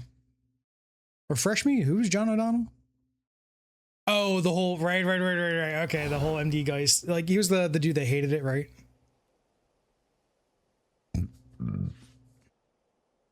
Like, he had a personal vendetta or some shit.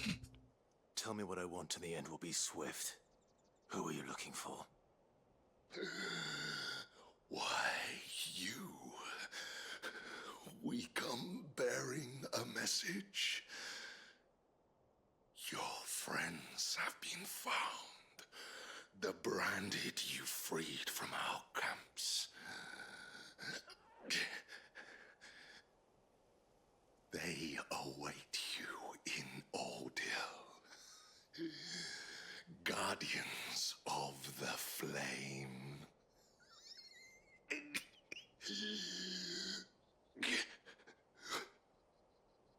Those are Old Hill's gates. Then we hurry. Then we hurry.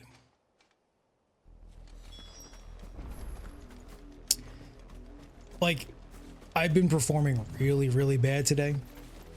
My skill level with this game has like fucking dropped tremendously today, probably because of the 4-day off and shit. Plus just an overall exhausting weekend, plus me just being bad in general. You know, I suck. I'm a baddie.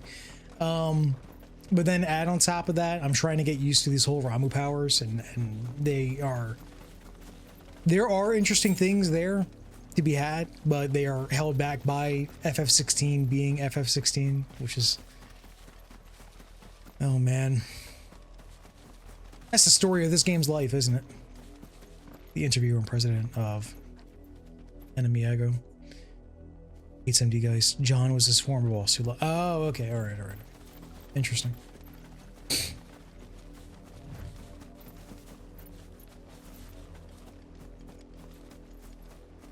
Right. I did remember that it had something to do with a weird love-hate relationship. Oh my god. Of course. Hi. You are bug-eyed right now. What the fuck?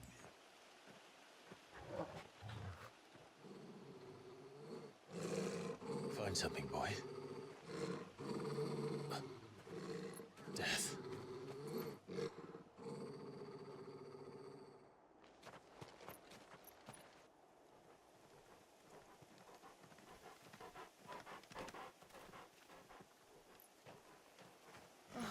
Found her. Nah, he's just doing the fucking moon's out, so he's turning into a werecat. You know, typical stupid bullshit.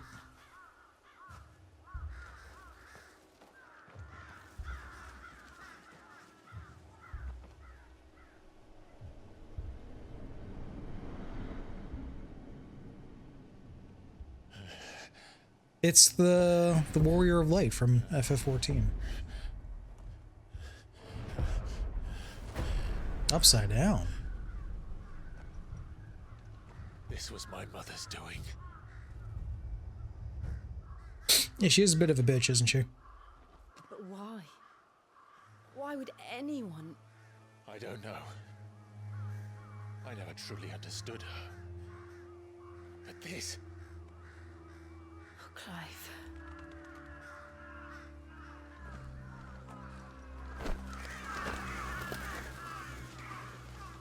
Me win birds. I will learn what madness drives her, and I will end it.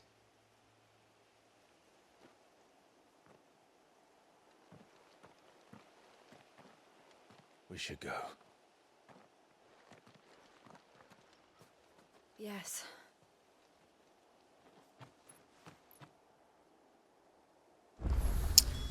We can't leave them here like this. We won't. But if the Black Shields have made it this far south, they may already be in Port Isolde.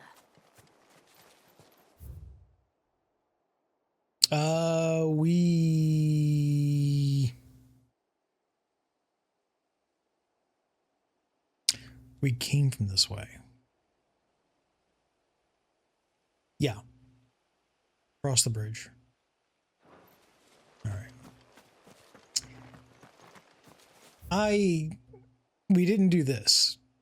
And you know what? Can I? Is it a thing that I could do? No! No! I can't. Oh my god, I can't ride my chocobo. How about if I get out of here? There we go. Come on. She's just a blonde.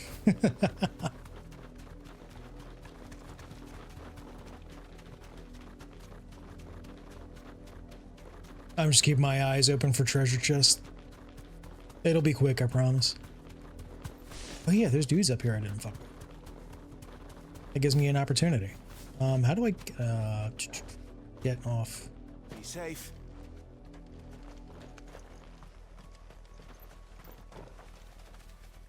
Black shield. Think you're the healer?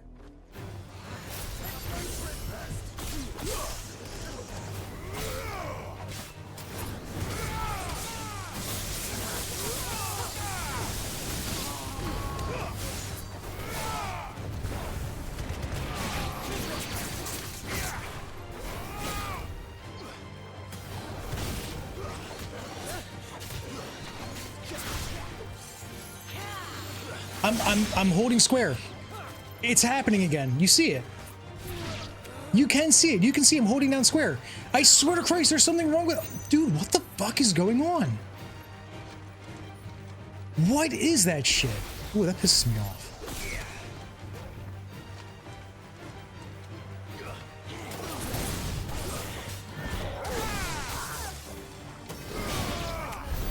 That didn't go as well as I wanted it. I was actually trying to do a launcher, which didn't come out. Or if it did, it fucked up. I think it fucked up. I don't know. I'm frazzled because of that whole fucking... That shit happens where, like, I hold down fucking square and I don't get shit out. It doesn't make sense.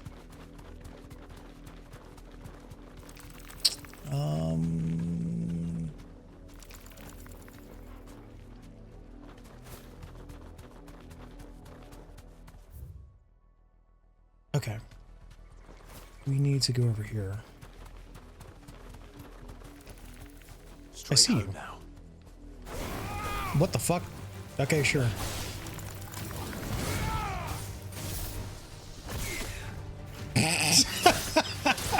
Okay.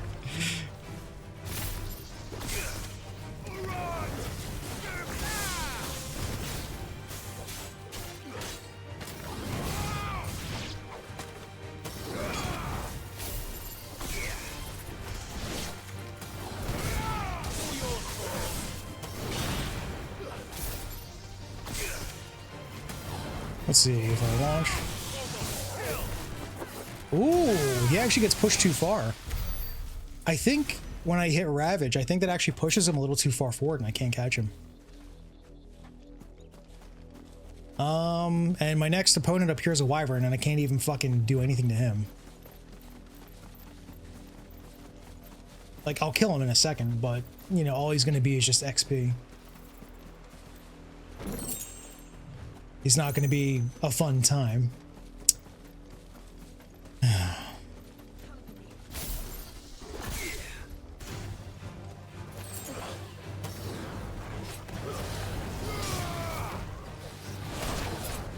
Thanks for the off-screen, bud. Oh, God.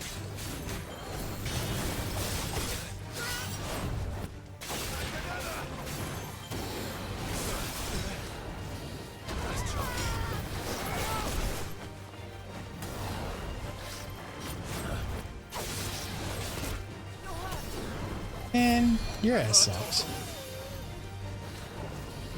No. Okay, I suck too. Is your mind's fucking with your controller? Probably, actually.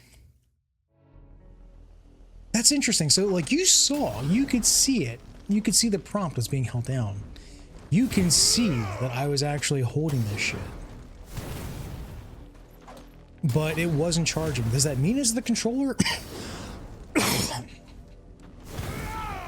I would say it probably means it's the game. If the fucking UI recognizes, if it is acknowledging that I'm holding down square, that's a game problem. I cannot see how it would be otherwise.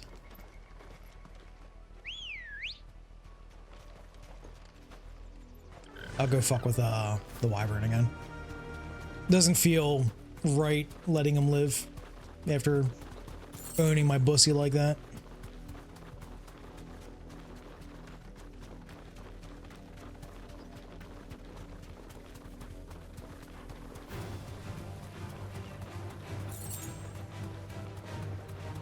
This combat theme has like hints of FF8 in it. Does anyone remember the FF8 combat theme? It kind of sounds like a news report when it starts. Like every time I hear the FF8 combat theme, the first thing that goes off in my head is like, I expect to like see a Chiron or some shit. Why does it take forever to get off a goddamn mount?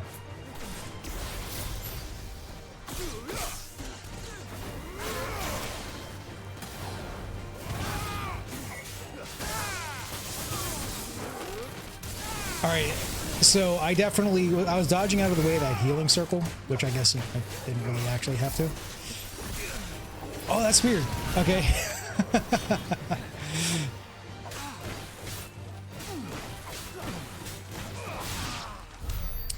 That was very bizarre. So when you are midair using blind justice, you still like fall. Like your gravity still fucking drags you down. Even though everything else seems to slow down regardless while you're in the middle of blind justice. Or, I mean, maybe I'm just imagining it.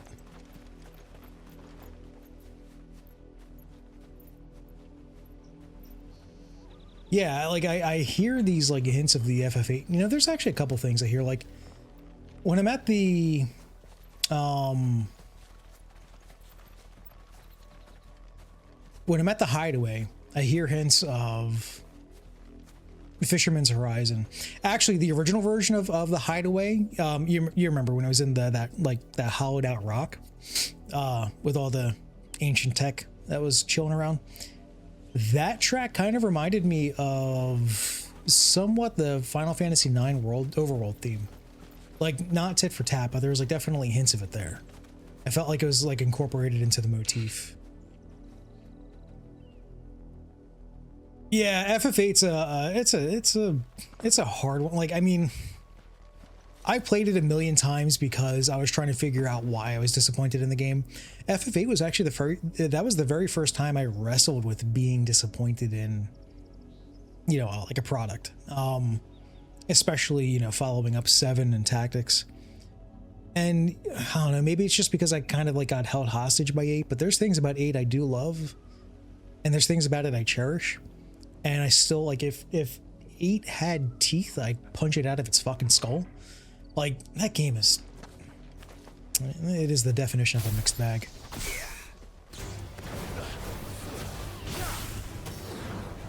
Hmm? Okay. Alright. Okay. Okay. Really, that was not... It's been so long since I've actually fought the Wyvern that I've become like hyper rusty with him. Nice try.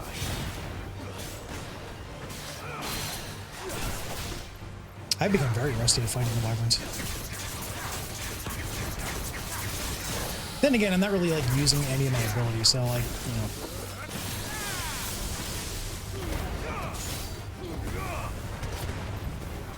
And here's the boring part of the fight.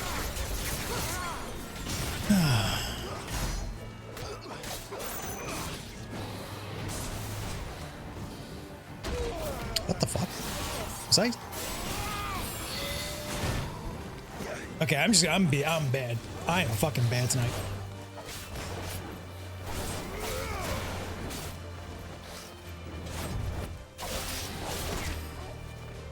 Wow, I'm bad. I'm bad. Nice try. I am fucking abysmal tonight.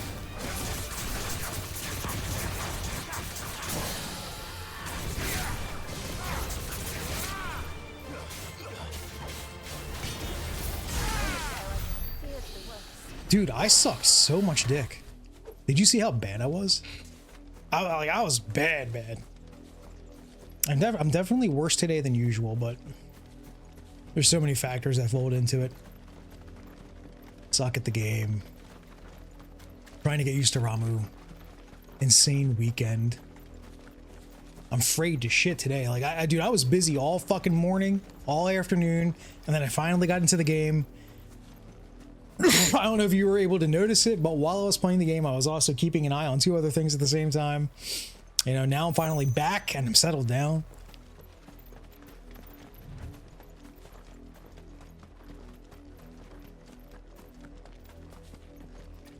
What am I doing? Oh wait, yeah, no. I'm gonna ride him for 2 seconds and then I have to get off over there in the fucking town.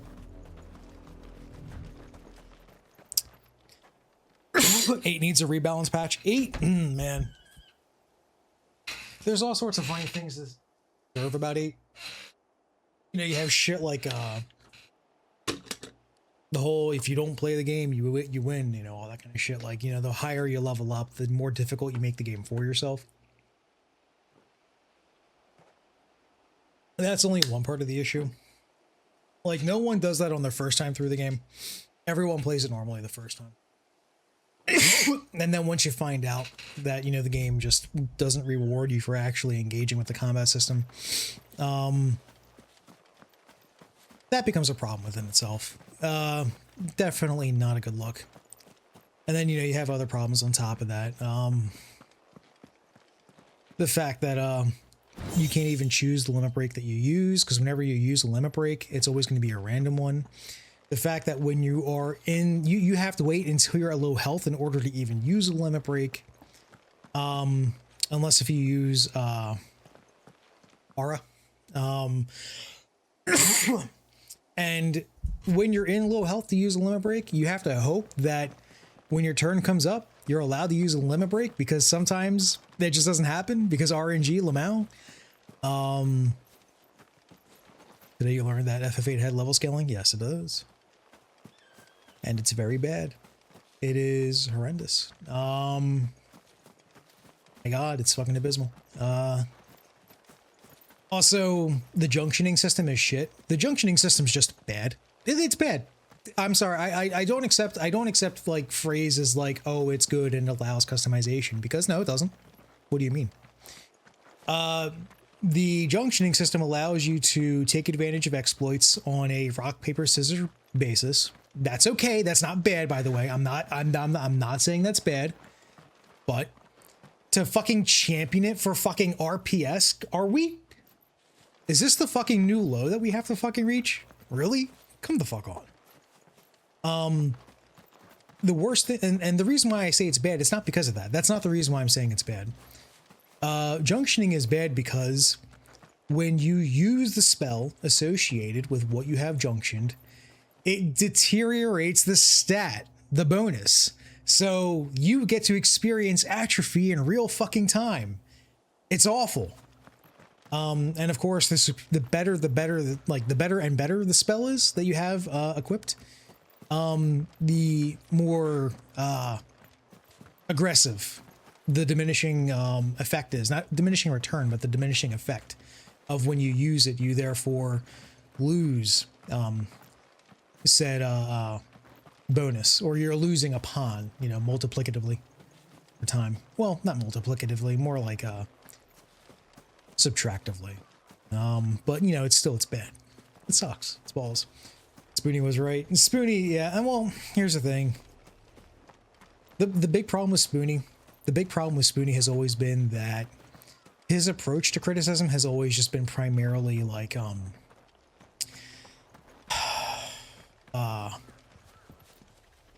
very unclever shit talking. And I'm not saying this as some, I'm not a Spoonie hater. I mean, I think Spoonie's a shithead after, you know, things happened over time. Don't get me wrong. I ain't about out here to fucking do a fucking Spoonie was right or a fucking Spoonie defend Spoonie kind of fucking talk. That ain't happening. But you know, like, so for instance, his Ultima reviews, they're fantastic. They're really good. He makes a handful of fine points when he's talking about 8, 10, and 13. But for the most part, it's so rife with not only, you know, the typical skit shit, but then also on top of that, the lots of just like not even absurdist, but just very like, the fuck are you talking about kinds of ad hominem. He just gets really fucking awkward with it. It's very, very bizarre. And you know, he doesn't research he doesn't research this Final Fantasy games enough to really dig deep into their guts and explain why they fucking suck, you know?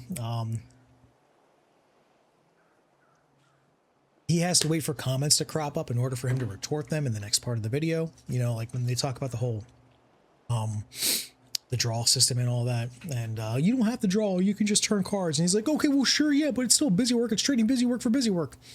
Okay, sure, you can say it's busy work for busy work, but you should have said that ahead of time. You should have done your research. So you could have said that ahead of time rather than have to back off and defend and then say it, because now you're just kind of, you're cornered and you're punching from the corner.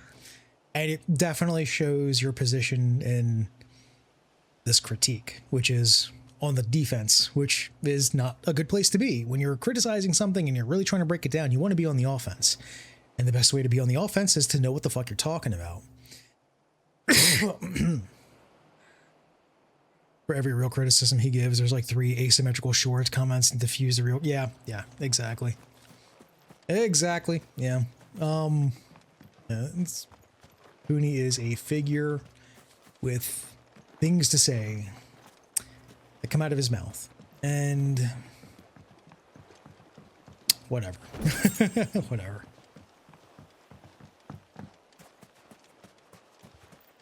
All I know is if you give him the opportunity, he'll tie you up to his radiator and love you his way. Is that what he said? I can't remember. Whatever, who cares? Who gives a shit? Who gives a flying fuck?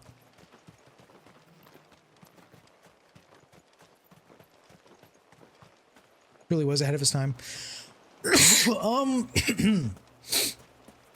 Yeah, a lot of the people from That Guy with the Glasses and Angry Video Game Nerd, they did pave the way for what a lot of people eventually followed through. I mean, you know, people like JonTron were just following up on that. That's all it was. Aspects of RLM were following up on, you know, not only Siskel and Ebert, but also fucking Angry Video Game Nerd. So yeah, That Guy with the Glasses. And when I say That Guy with the Glasses, I'm not just talking about Doug Walker. I mean the collective, like the website, you know, Bayless, Mars Girl, Spoonie, Doug Walker, Film Brain, That Girl with the Goggles,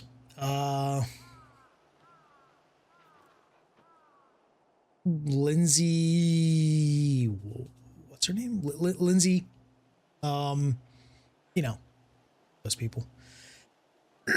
Fucking Mueller, yeah, was it? I don't know. IDK, I don't know, maybe.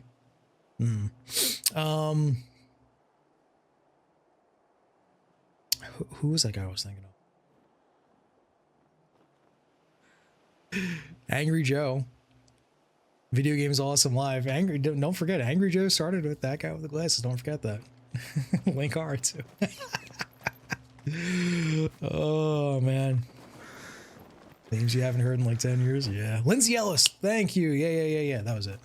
Nostalgia Chick. That was her name. Nostalgia Chick. That's it. That's what I was trying to think of. That's why I was saying Lindsay.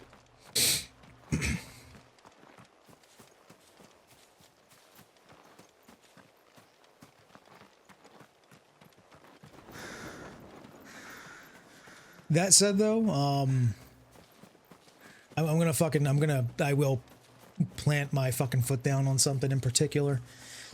I honestly hate the fucking gossip surrounding everyone at That Guy with the Glasses. I know a lot of them have spilled their own, you know, juices. They've, yeah, that one. That's the one. That's it. You know, a lot of them aired their own dirty laundry. That's fine. That's their choice. They aired their own dirty laundry and started dragging each other down. And you know what? That's fair. That was a workplace issue, clearly. No, I doubt the Empire would let us cross over to Rosalith. What I really didn't like was like shit like Mr. Medicare's like drama scoop and just like pulling up like really weird unfounded rumors on shit. Like some of it was founded, some of it was, you know, accurate, and then some of it was other just like fucking like just speculative drama of people, and it got really fucking weird. I look, man, there's some gossip I'm all about, and then there's others that's like, oh no, man, what the fuck are you doing? I didn't. Oh, he bounced back. Oh, that's a crazy property. That's a weird property. That's a crazy property.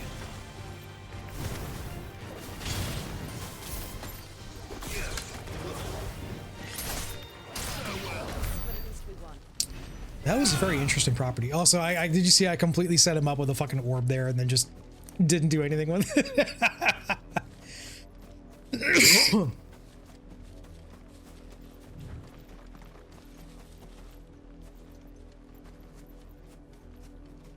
Ask that guy with the glasses. Oh, I don't think I've seen them.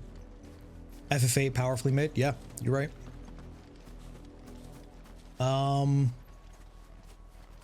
FF8 is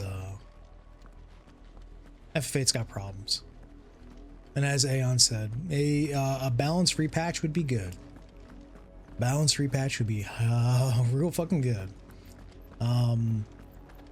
Narratively, FF8 is just gibberish, but there's a part of the gibberish I kind of find heartwarming. Not the romance part. I actually hate the romance in there between Rinoa and Squall, because every time I've gone through that game, it just felt like Squall was being gaslit to get into a relationship with Rinoa. Like, it felt more like his friends going, come on, dude, she likes you, because she likes him. And then he'd be like, I don't fucking, can you leave me alone? And like, they keep pushing him until, I don't know, he like gets mind broken, and then fuck, I get it. The point is they're pushing him towards claiming what he wants. But they are making the assumption that he wants her. And it's just really fucking awkward. And then it just eventually, like, to me, it just always came off as gaslighting. It didn't really come off as like friends supporting a friend. It just came off as fucking creepy. Someone asking Doug stupid questions and he responds with even stupider. That's awesome. That's sick. Didn't happen to come by way of Old Hill, did you? Saw some Imperials clad in black making for the docks just the other day. The next morn, you couldn't see the sun for all the ravens. Gaslight, gatekeeper, almost narrative, yeah. Yep, it is. I did, Mummy. I could hear him shouting from down the road. Hush now.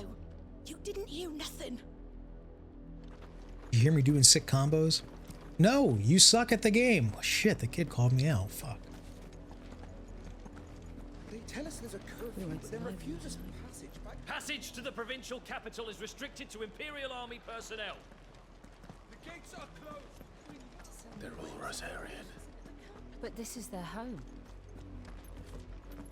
They're all Rosarian. I'm hungry.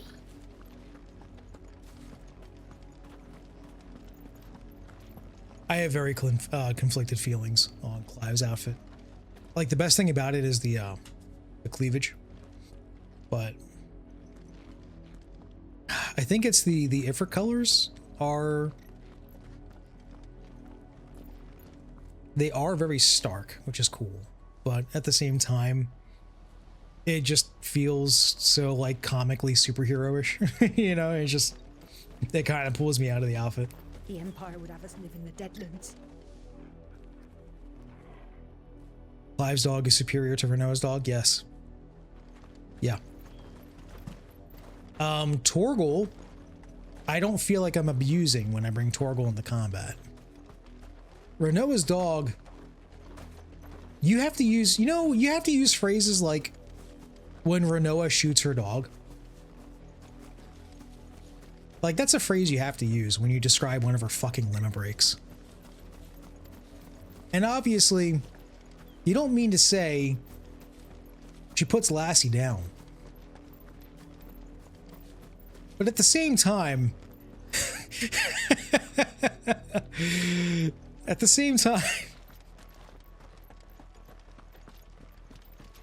it ain't a great look. And it feels like, rather than Rinoa's dog being a participant in combat because it's a willing participant, it feels like it's a fucking abuse victim. Wake up.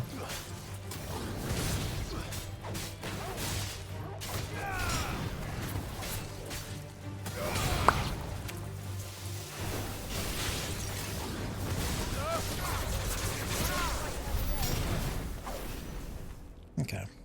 Trying to go back to basics. Yeah, I really should just go back to basics, honestly.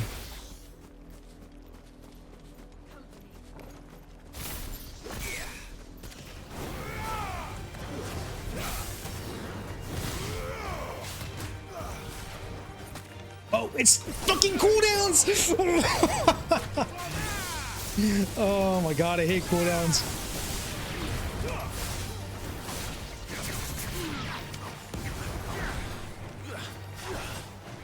This fucking, the reach of this shit sucks.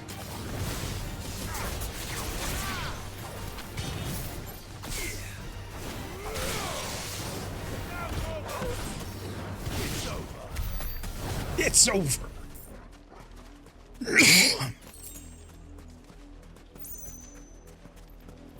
I have these, like, I go through these waves where I feel like I'm in sync with the game. It happens so rarely. I very often don't feel like I'm actually constantly in sync with it.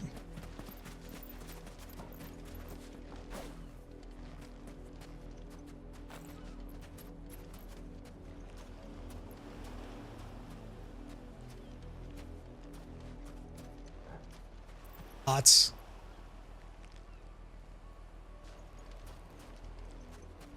To ping. Nice.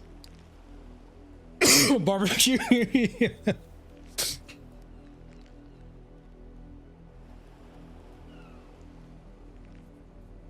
I don't even remember how to get, like, isn't for Noah's limit breaks obtained by getting dog training manuals or some shit like that?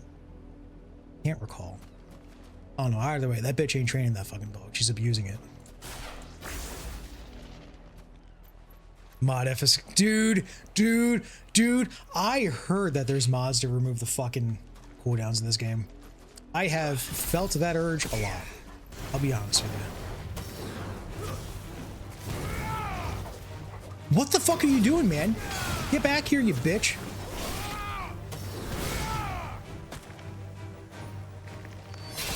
I hate this. I fucking... Is there another crab? Oh yeah, there we go.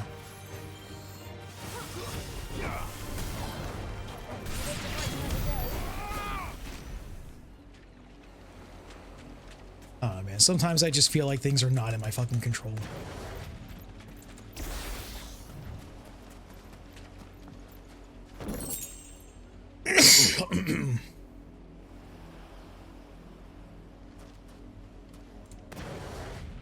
Yeah, I have heard about the fuck cooldowns mod. I'm not gonna put it in for my first playthrough, but does it balance the game around it? Like, does it reduce the damage that the cooldowns do to justify its existence? Because I mean, you know, if it does, it's pretty cool, you know.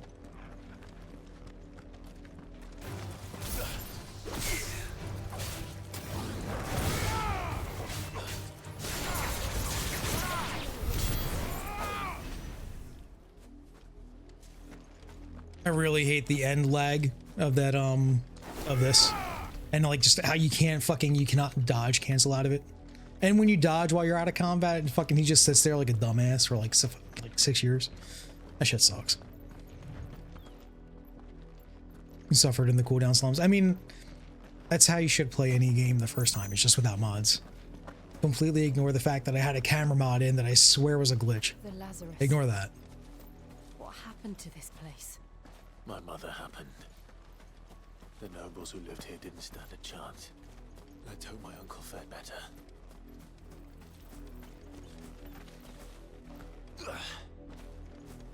We should start with the main gate and see where that gets us. Not gonna let me go through the back door, bitch. Well, damn.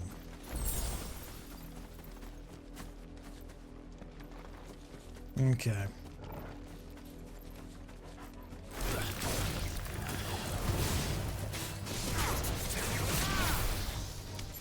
I hate this shit.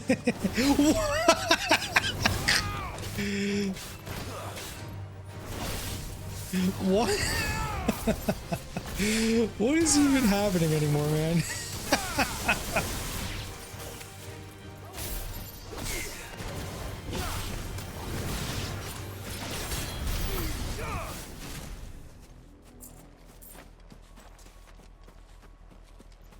Like, I know that was my fault, but that was...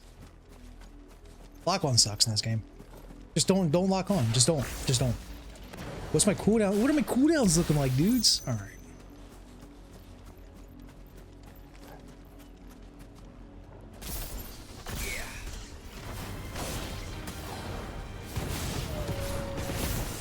What the fuck? No! White! Never mind. I take it back. Use cooldowns.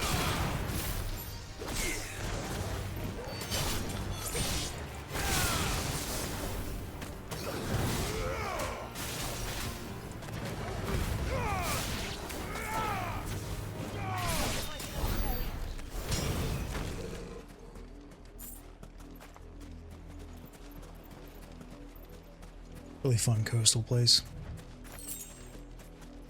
Hey, wake up, samurais. No? There we go.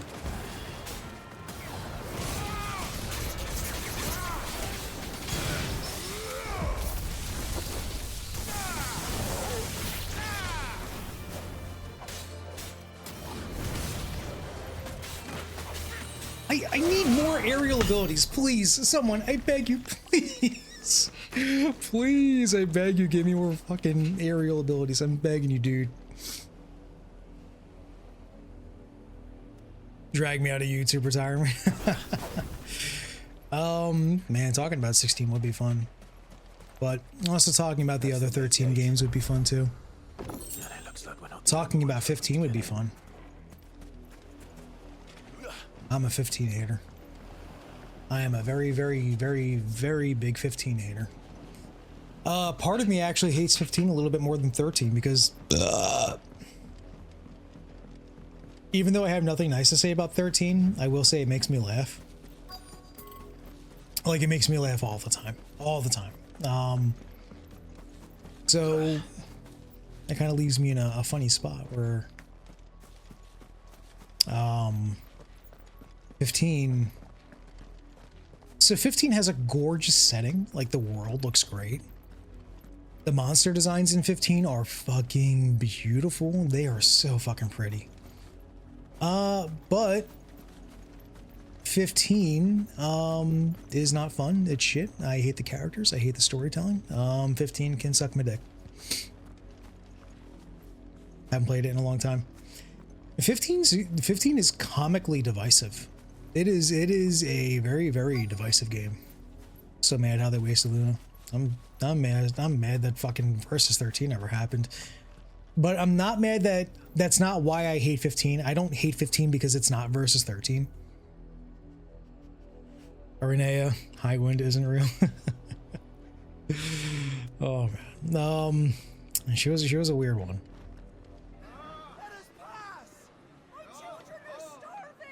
There was all sorts of shit about 15 that just rubbed me the wrong way.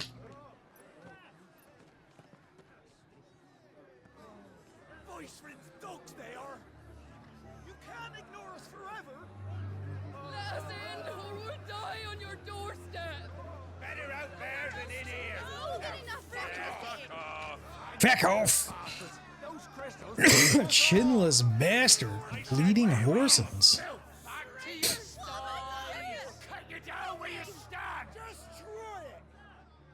No chance of slipping through unnoticed. We'll need to find another way in. Massive road sold to nothing are pretty good. Might be a good game, you'll never know. I mean, there might be something in there for you. Or at least bribe them. I suspect everyone in that crowd thought the same. Was that the only way in? Officially, yes. Strictly speaking, no. Well, that's how most people told me that the nobles had tunnels built so that they could visit town without having to walk amongst the rabble. And Lazarus. I don't know, man. We'll find our way into the city there. After the city of Noctum or whatever the fuck it was called got The entire place looks hit by the abandoned. yoinky splinky. Do you think it's safe? As long as it is abandoned.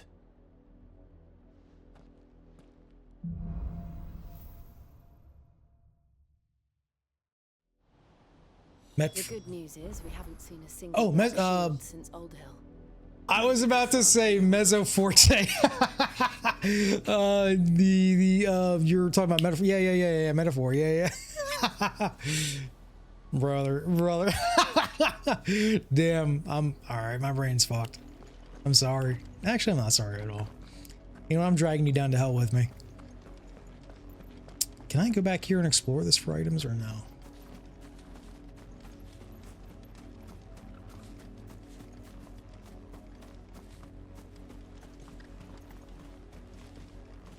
Don't mind me, just dressed in the old king's garbs from when he was younger.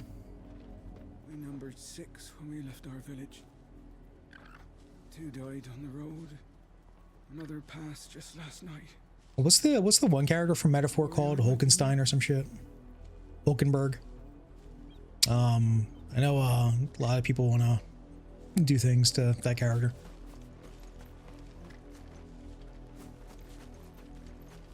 Yeah, that's the one. I still want to check out Metaphor. Metaphor, Fantasia. One of these days, just because it's new Atlas RPG that is not Persona or SMT related at all, or I assume it's not SMT related. Which, by the way, no, I'm not saying that I'm glad that it's not related to that, as in like, shoo, because fuck that series, right, guys? No, I'm quite a SMT liker, strongly so. And you know, I actually do quite like Persona, and I still have to fucking beat one of them at least one of these days. It's just cool that they, you know, made another RPG that just wasn't SMT oriented, which is sick. The MILF at the end, those are good words. I like that. Oh, I love that. MILF at the end. Needs me to be the stepdad who stepped up. Hell yeah, brother. Yo, DP, what's up, man? Feels like the most combination of SMT and Persona, but good. Awesome. Good shit.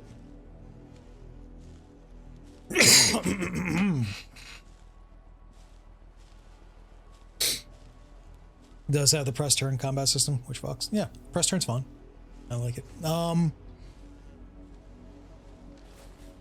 Yeah, no, I'm like, when I talk about like it's not SMT, yeehaw, it's just like, it's nice to see them put in the blood, sweat, and tears to make a new setting, like a new setting, not just not a new interconnected universe, but like a new universe entirely. That's sick. So I do want to play Metaphor one of these days. I've also heard mixed things about Metaphor. I heard some people say like, yeah, it's good. It ain't that good. I heard some people say, damn, it's shit. We're awful on it. The IDK. Well, I'll find the fuck out whenever I get to it. I'll probably wind up being positive on it. I really like Atlas's style and output, you know.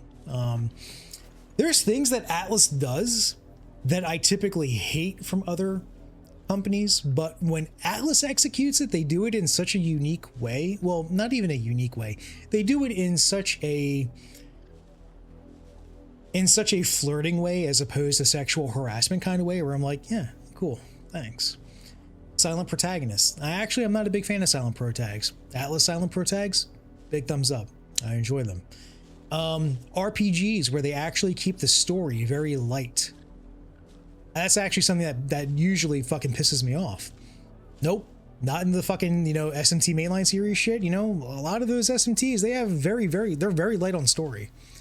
And I love them because something about the setting telling you the story through environmental storytelling, not even through environmental storytelling half the time, actually.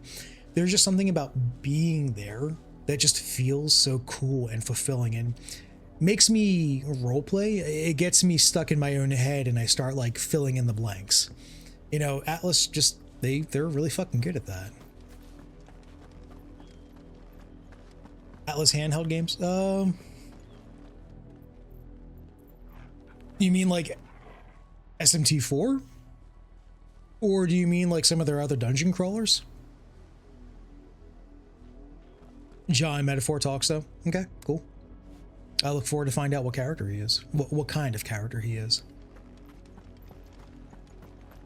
Later, Escape. Peace, man. Oh yeah, enjoy that pat labor. Enjoy, brother. There's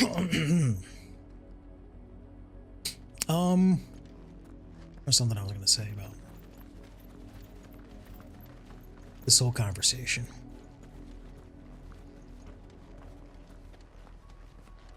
What was it? Fucking A, man. What was it, dude? I'm trying to remember.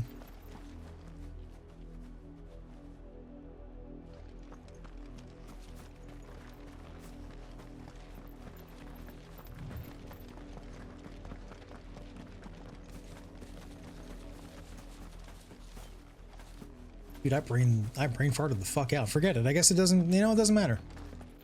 Doesn't matter what I was gonna say. I guess I ain't got shit to say. Oh, motherfucker! There, you happy?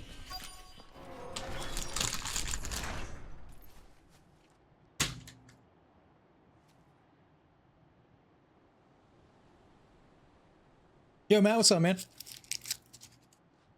Me, I'm good. Exhausted. Busy as shit weekend. Busy as shit day. Talk. Nah, I wasn't going to talk about SMT handheld games. Although, I don't mind if you bring it up. It's cool. I actually haven't played any of the Atlas handheld games yet. There's some of them that I isn't there like a didn't they re-release Soul Hackers on the DS or the 3DS? And I heard it's a really good version of it. Oh, speaking of that, Soul Hackers 2. Fuck that game. I hate that game.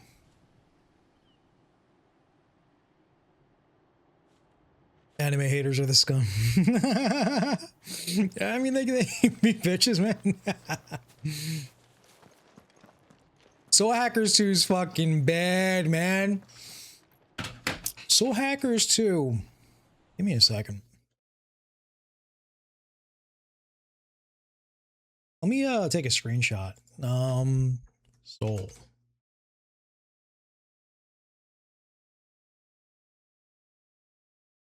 Uh-huh. Okay. Paint. Prop. File. Save as PNG. Desktop. Soulless Hackers 2. I'm gonna keep this quick. I say as I take fucking forever to do this.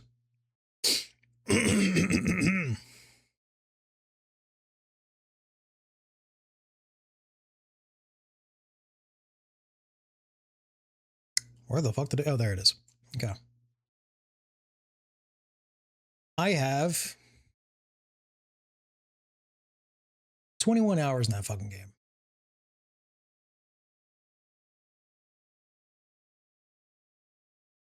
That's 21 hours I'm never going to get fucking back. I cannot tell you how fucking bad I wish I was able to refund it. I lamented my time. I didn't even dislike the characters. The characters themselves were kind of like, okay. I was kind of pretty on board with the characters. I don't even think that they're shit. But fuck me, what a piece of shit. Dude, that demon negotiation system, what the fuck do you mean that's what you define as a demon negotiation system? No, not at fucking all.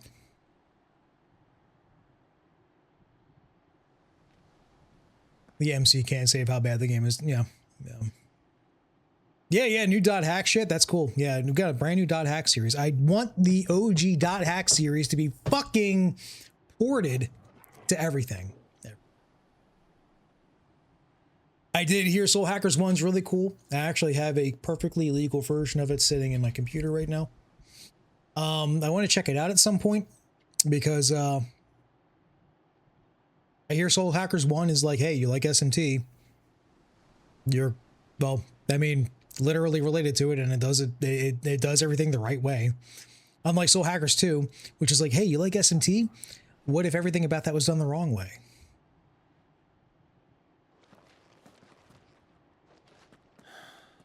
Oh, dude, I love Death Stranding, actually. Death Stranding's actually, I'm a big Death Stranding PP licker. I'm a big fan of it. Yeah. Hopefully, dude, I'm hoping that Dot Hack, the OG Dot Hack games, get ported. And you know what? When they do, if they do it, when they do it, it should actually have the entire anime just shoved into it. You know, the fucking, was it like 26 episodes? Something like that? Ourselves out. Are there brigands at my fucking uncle's house?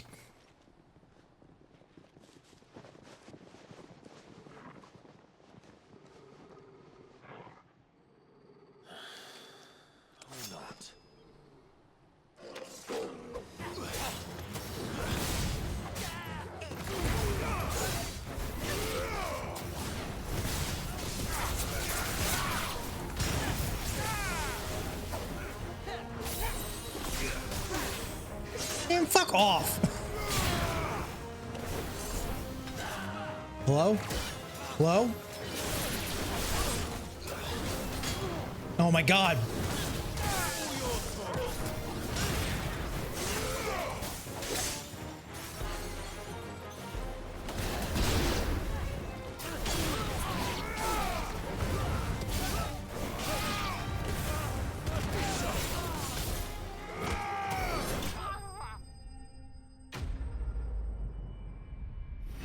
They've been bested.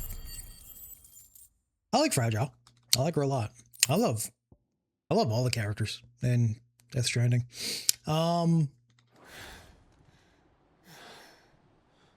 Hardman, probably one of my favorites.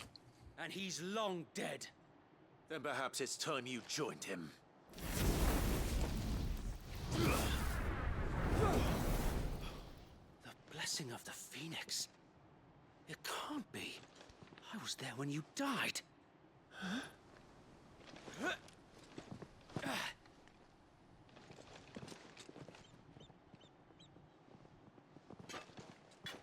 Die Hardman's fantastic. Forgive me, my lord. I knew not whom I addressed. You have naught to fear from us. Founder, it really is you. Die Hardman's crying scene at the end is so fucking good. Oh, wait.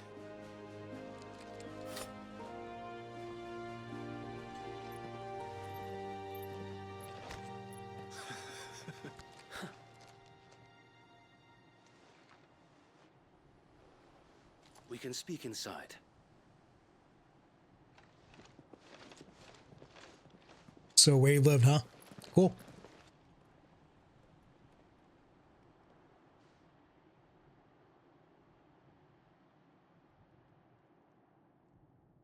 The DLC outfit for, is it DLC? The bonus outfit for Jill was really good. I think it's beautiful. Before the Empire could make examples. And she already had a really good outfit to begin with. Now she has two great outfits.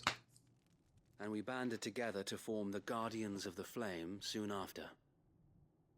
Alas, Wade looks way better adjusted like this. So much a handful of aging shields can do. When he was all bright-eyed and bushy-tailed, he kind of looked like a bitch. But we've seen to it that their stay has been anything but pleasant. Of late, though, we've had our hands full just trying to keep the Duchy's few remaining bearers out of the Imperial's clutches. The Cullings. We saw what happened in Old Hill. Aye, the foul work of the Black Shields and their mistress. You mean my mother? But it doesn't make sense. Even knowing what I know about her. Her hatred for bearers was no secret, but she wouldn't have been ignorant of their value to the realm. No Trauma, you know, it helps people. But in Telling you, man, case every haven't kid needs to get noticed, traumatized. Lady Annabella couldn't care less. They all about need to the watch realm. Zambot 3. She barely even cares for her own home. That much has been plain since the slaughter at Eastpool. And since granting the Holy Emperor a new heir, her obsession with bearers only seems to have grown. As to why, I don't know. Maybe she can't bear the thought of anyone having the power to challenge her beloved son. Her son. Sir Wade, the Black Shields have broken camp. They march in full force for Buick Bridge. Then so do we. Make ready.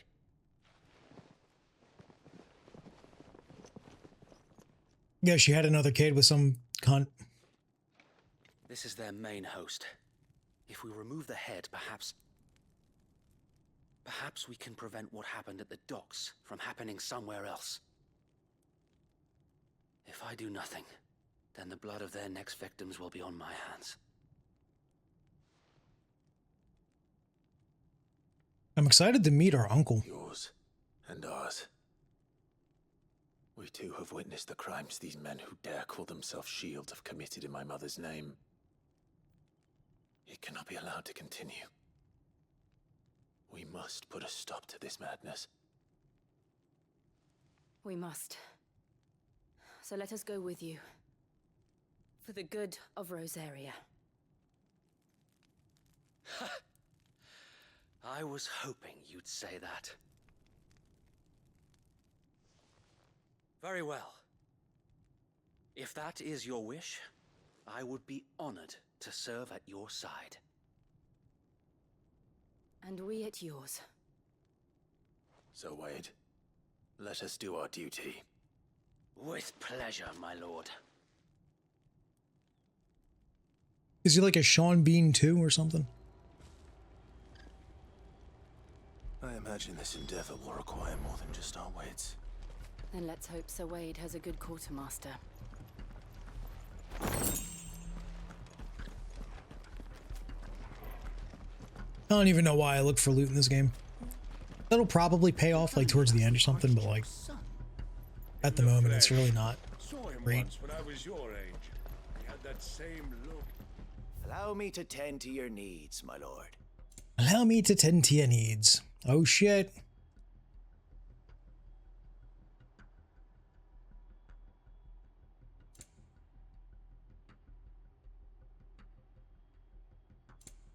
Limit break generation.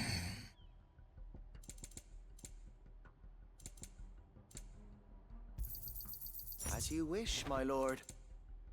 Me lord.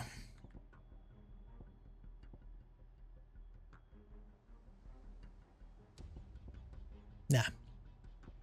No.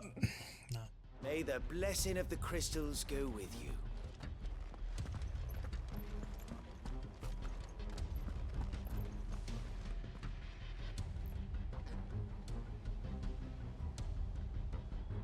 Oh yeah, I bet. I've not played GU yet because I never got to get too deep into the original .hack series. And I regret that. I lament it. Genuinely, I lament the fuck out of it.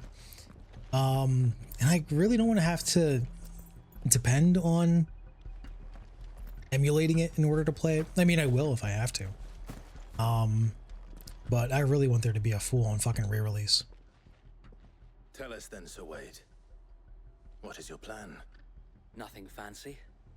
You, Lady Jill and I make for Buick Bridge and provoke the main host at their encampment.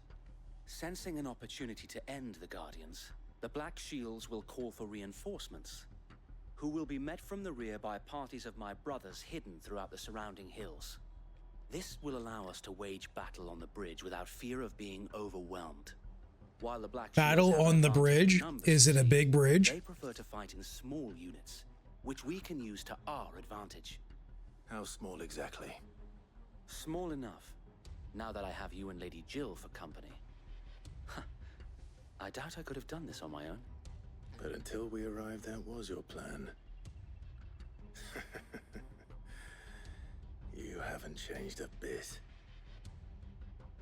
So Wade, the bearers from Oldale have been laid to rest. Very good. Now make ready for battle. As you command.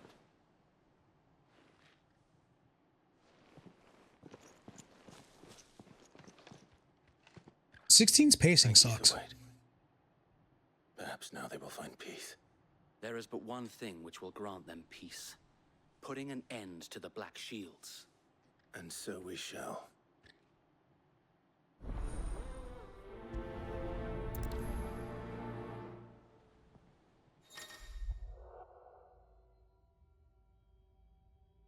Why am I getting a tutorial?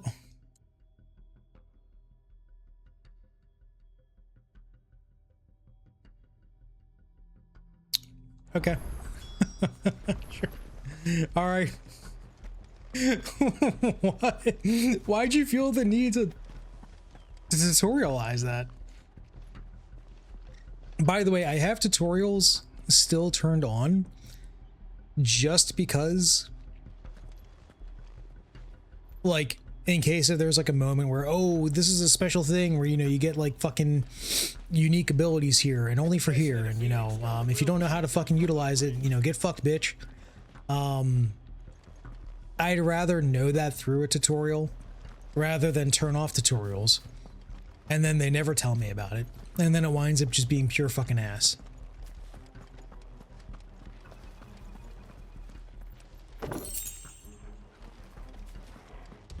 Yeah, like I'm enjoying 16 a lot. Like I find this game to be pretty fucking fun. But man, the pacing. It's balls. Oh my god. How long have you been pursuing the Black Shields? Since they burned their first village, we tracked down the bastards responsible and fed their corpses to Stillwind. Suffice to say, that got their attention. It's been a game of cat and mouse ever since. Fly, Ambrosia. Fly, Ambrosia. MGS3 is a huge... Oh, is this your first time going through MGS3? You playing OG3, or are you playing Substance, or I mean Subsistence, or are you playing Delta? There they are.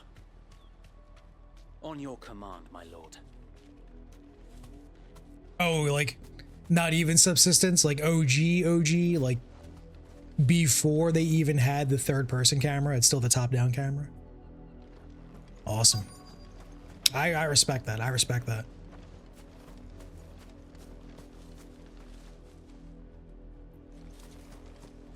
Like, obviously, Subsistence is, like, the best way to play it because, you know, it has all the extra content and shit, but, like, it also has a lot of quality of life changes that don't exist in the OG, so, like, you're playing a harder version of the game, which is, I respect that. I told you! We bear a message for the Vicereine. From the Guardians of the Flame. Ha!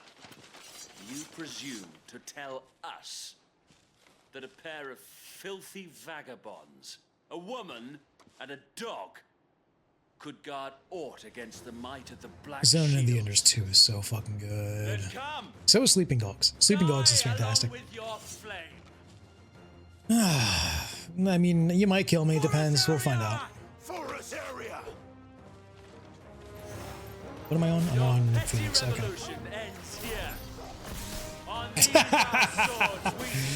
God damn it. That is not what I wanted. See, that's why I was like, yeah, I'm probably gonna die. Okay, you. What the fuck?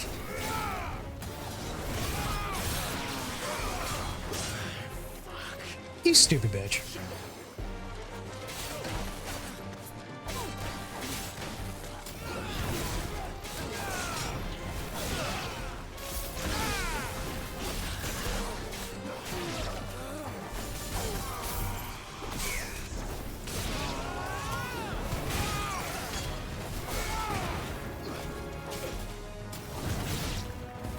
Bloody hell!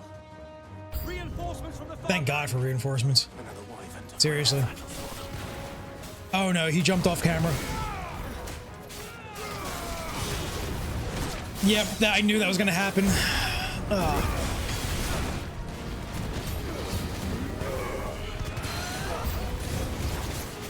Get down, bitch. The Imperials aren't taking any chances. Our hearts are flat.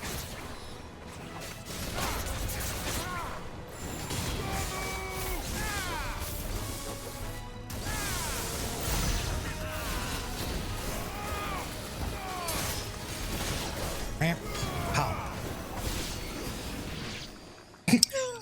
That fucking, you like started an animation. It was like, actually. Stand, albeit a misguided one.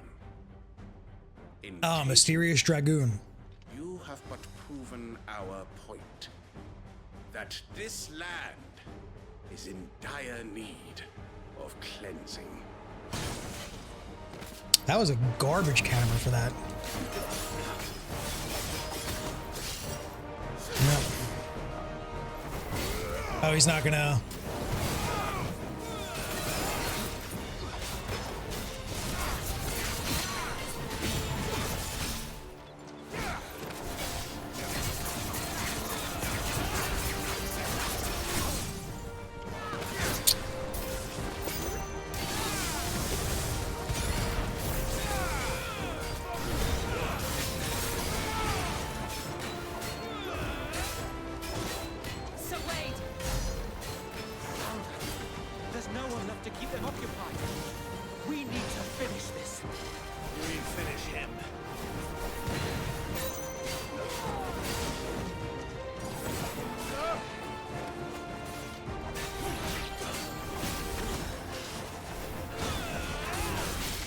Whoa!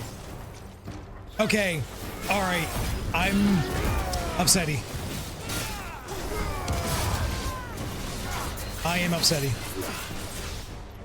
I will explain why in a second. Get the fuck down on your stupid fucking knees, you dumb bitch.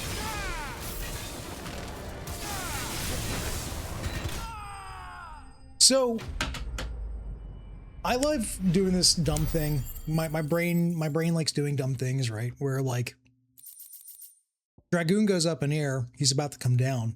All right, cool. Let me use Stinger to get out of the way. I know I'm not going to get any like bonus dodge frames from it, but style points, right? I hate the magnetism because there's, you know, the automatic fucking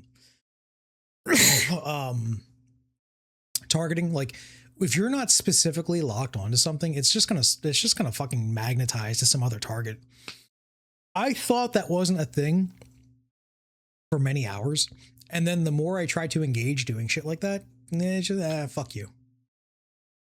Eat a dick. You know, here it comes. Let's see. Yeah, Sleeping Dogs is a huge adjustment in general. I'm sorry, well, yeah, DP's talking about a huge... I combine those two. DP talking about the camera. It is a huge adjustment. Also, yeah, Sleeping Dogs has very unique controls, but a Sleeping Dog also allows for some very cool, expressive gameplay. I love the shit out of Sleeping Dogs. Easily one of my favorite casual beat-em-ups. You know, in that Batman Arkham Asylum style. Largely because it actually allows for expression as opposed to being so automatic.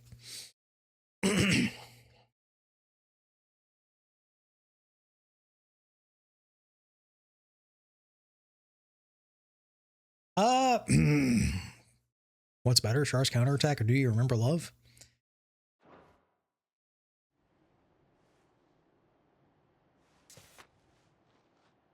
I don't see any more. Nor do I. That's so hard for me to actually think of what I would choose. It did. It bloody worked. We sent every last one of the rotten bastards straight to the mud. Like the first thing I start thinking about is like their flaws. Perhaps this will be enough to stop the Cullings. For the time being, at least. Like Char's counterattack doesn't acknowledge Zeta enough. Take this loss well. It doesn't acknowledge double Zeta at all. Ranks replenished. And then it will. It uses throwaway lines to describe why Char became a villain again. We once knew is gone for good. The fields rot. But also Char's counterattack is fucking amazing.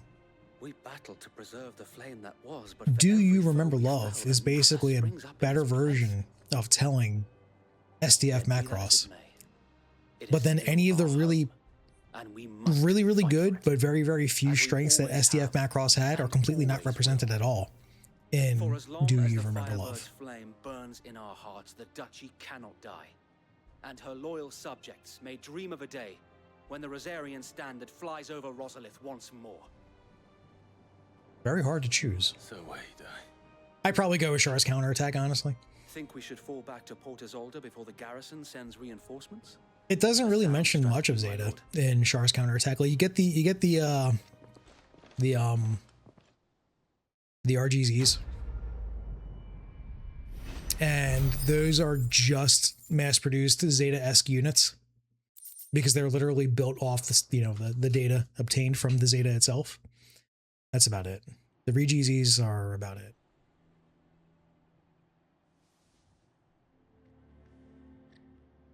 You get some of the cast from Zeta and Double Zeta, and they're unceremoniously killed off in Cross Counterattack. Since the beginning. Like they get off-screened. It's really that sucks. I turned to after forming the Still a fantastic film, by the way. And had I known of this tunnel back then, I wouldn't almost have been hanged by the city guard for trying to sneak over the wall. I suppose a formal request for an I don't agree with the sentiment that it's the greatest piece of Gundam content, not by a country mile. Were the Vice Regency to catch wind of Lord Byron's involvement in our movement, they'd seize his estate and send him to the gallows, where he would be of no use to anyone. And so, though it sickens him to the soul, he plays the part of the loyal lord, knowing that one wrong move might prove his downfall. It is why he remains ever vigilant. Don't be surprised if he refuses you an audience, especially since you're famously dead. Then I will have to think of a way to prove that I am neither wraith nor wrongdoer. Turn A is very good. It's not my favorite, but I love Turn A. It's fantastic. It's the mark of the Guardians. Display it, and those who love Rosaria will know where your loyalties lie. Turn A having Sid Mead designs is such a fucking cool, unique aspect. I shall wear it with pride. Be sure that you do. I don't want my men attacking you again. Unless you deserve it. If only Sir Tyler could have been here to see you. Or the Lord Commander. Thank you, Sir Wade. If Thank there's you, ever Sir anything you need. I know. Go on now, my lord. Probably Victory Gundam would be my favorite. Hands down. Aquila Gundam is wonderful. G Gundam is... Man, G Gundam would have been so much better if the tournament arc was shorter. And they bled into the conclusive fuck everything a little bit more early. But allowed it to breathe for longer, so that way it's still the same amount of episodes. Not a chance.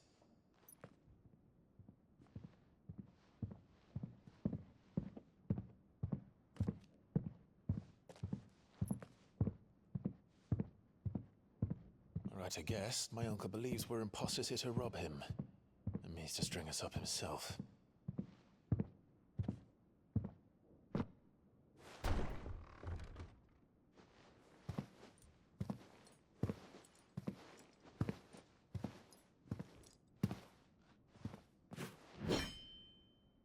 Imagine my surprise when I was told my nephew had come to visit.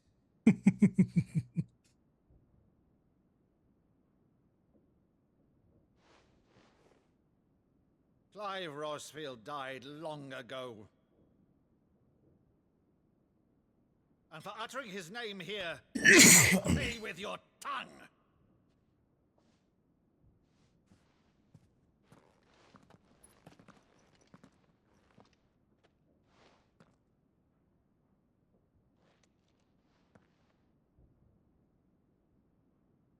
You would mock me as well?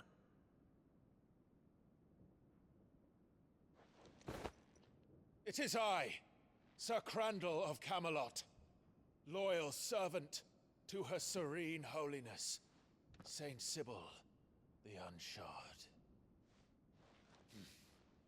Meadow, thou vile sorcerer, for thy crimes against church and crown, I shall have thy head.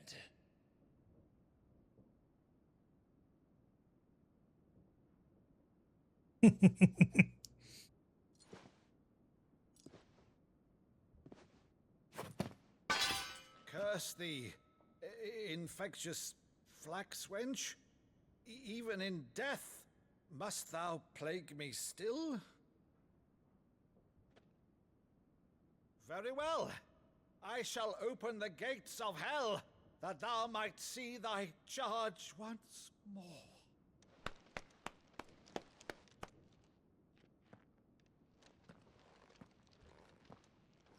Bravo, Uncle. You're still the finest Madu in the twins. Oh, Clive, my dear boy, it's really you.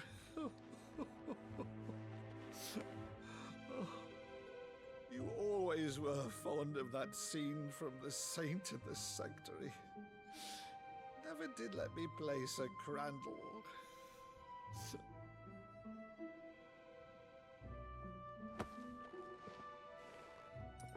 I have a favor to ask, Uncle Byron. Rutherford, inform the kitchens. There'll be guests. We dine immediately. But, Uncle... You can't very well regale me with the tale of your miraculous preservation on an empty stomach. Go on. To no surprise, another really fucking good character. There's a lot of them in this game. See that you use the good plates, Rutherford. Oh. So you're Like, right even late if the to one of narrative our itself hasn't gripped me, I really fucking love the people Since involved. becoming Vicereine, Annabella has been a constant thorn in Rosaria's side, but these atrocities are a new low. Something has changed. Quite what, I don't know, but the woman we knew is gone, and a monster sits in her place. A monster. For better or worse, I've been charged with governing this town, and thus must maintain the illusion of obedience. That's all I can do to aid Wade and his merry band of revolutionaries. So he's told us. You have risked much for Rosaria. Our nation will be forever in your debt.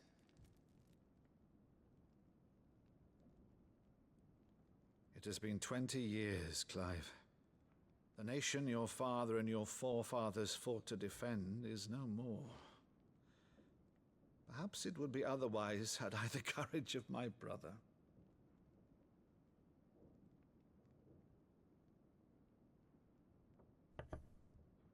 All right, if it's a ship you require, a ship you shall have. I've a galley in port, but recently relieved of her cargo. She can be outfitted for the voyage in a matter of weeks. So you believe us then? About everything? Believe you? Ha! Only a fool would believe even half of the things you claim. But until tonight, only a fool would have believed my nephew still lived. And besides, I have it on good authority that Clive is telling the truth. Whose authority? Your own, of course. You've always been a terrible liar. Is that true? They really love reprising classic themes in this one, huh? Let's say no more about it, eh? It wouldn't do to linger on my nephew's greatest failing. Not a complaint, by the way. The reprisals are fucking awesome. Though, is all this about you being Sid? You were always such a good boy, but now you're quite the outlaw. Which, if I'm not mistaken, would make me an outlaw's uncle. Right then, who shall we pillage first? Rutherford, fetch me my cutlass. This will be fun. So is Unk gonna die? Don't tell me, but Unk's probably gonna fucking die. You like a character enough, they're probably gonna get fucking gutted or some shit.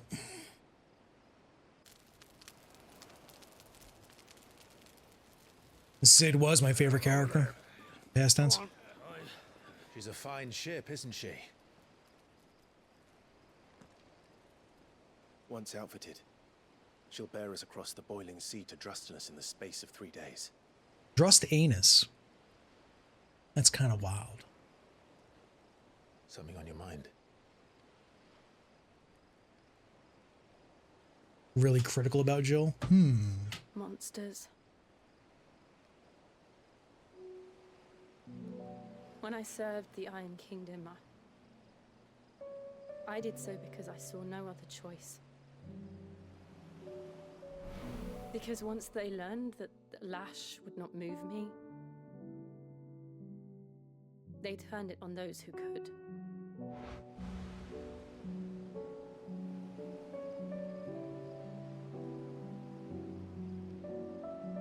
And so I became their puppet.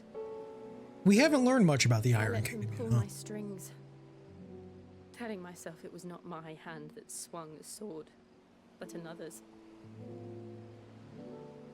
Like from their own lips. I removed myself from the truth so I wouldn't feel the pain it caused. Disassociation. And before I knew it, I no longer felt anything. Anything at all.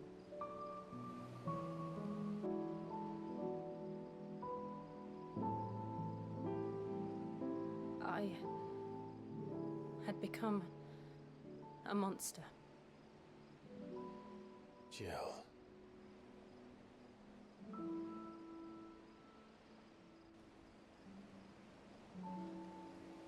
I don't want to be a monster, Clive. Do you understand? I want to choose a different path, a better path.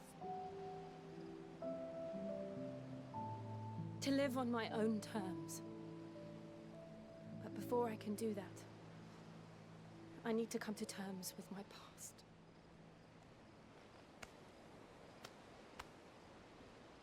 And when you do, I'll be standing there with you, just as you stood with me.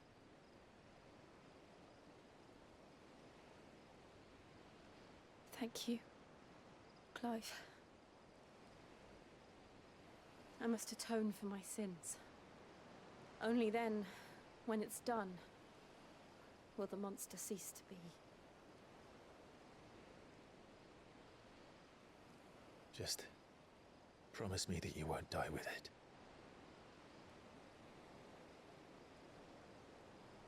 Now, let's get some sleep. The journey back to Benamir is long, and there is much to tell the others.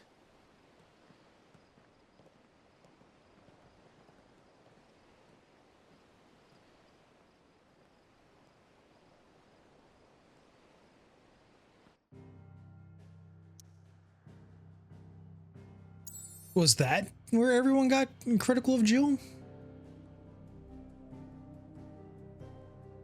Did I miss something?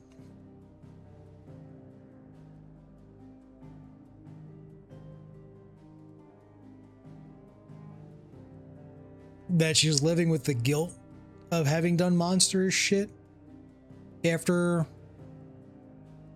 the threat of killing kids was used against her? We really still don't know much about the Iron dudes, do we? The Iron Clan, or whatever the fuck they're called.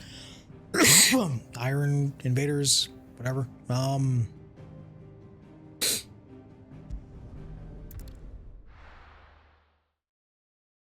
We haven't really spoken to any of them, have we? Only the Founder knows what awaits us in the Iron Kingdom. But Vivian could probably make an educated guess.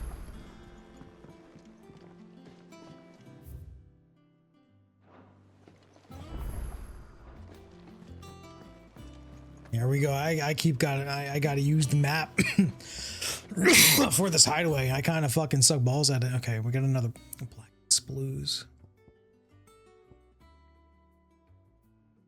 Every pilgrimage.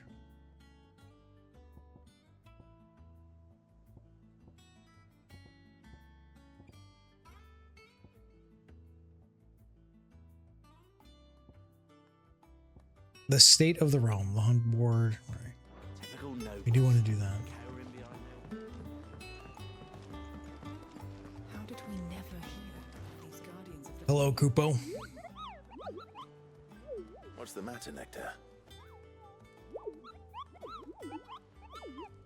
I love the Moogle emoji. It's fucking awesome. It's where the curse breakers post sightings of particularly fearsome beasts. Those that might pose a threat to our operations if they were left to roam free. Just because they can't be dealt with when they're spotted, doesn't mean they can't be dealt with later. Was that what you wanted to know?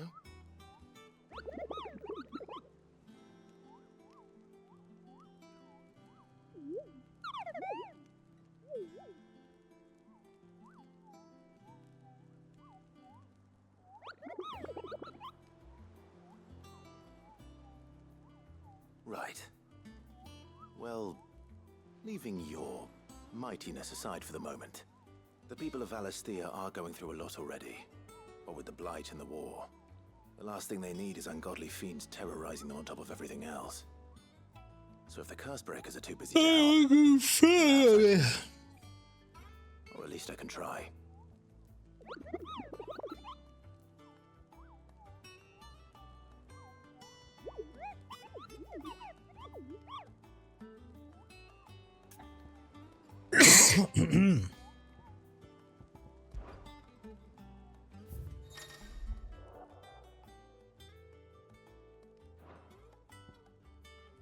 Angel of Death, Belphegor.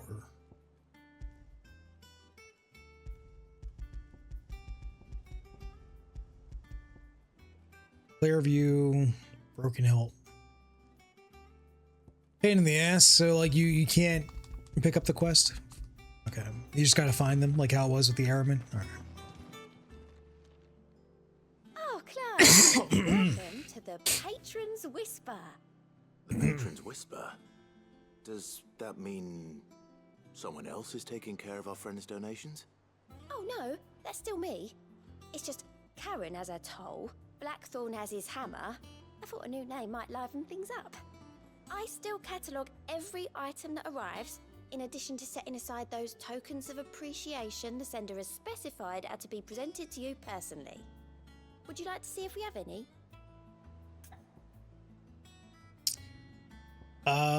Huh? Your benefactors are a generous lot. Nameless benefactors, donate money or items to Clive. Okay, so doing shit gets you shit.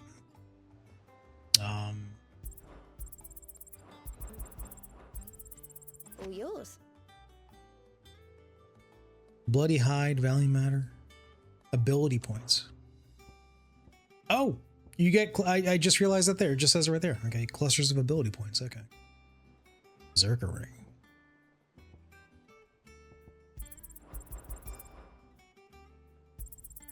You earned Sure. this. You've earned this. Here you are. Come again. I may have more for you. Berserker Ring.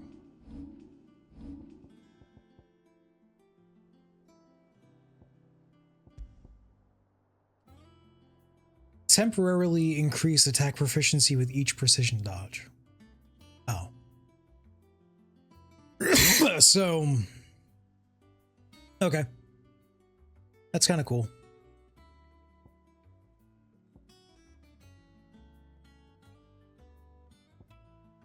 Oh, lunge down. Oh.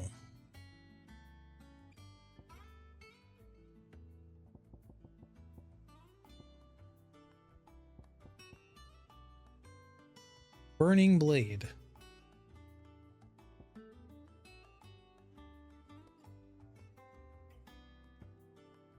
I just wish there was something that just got rid of cooldowns. That's all I want, man.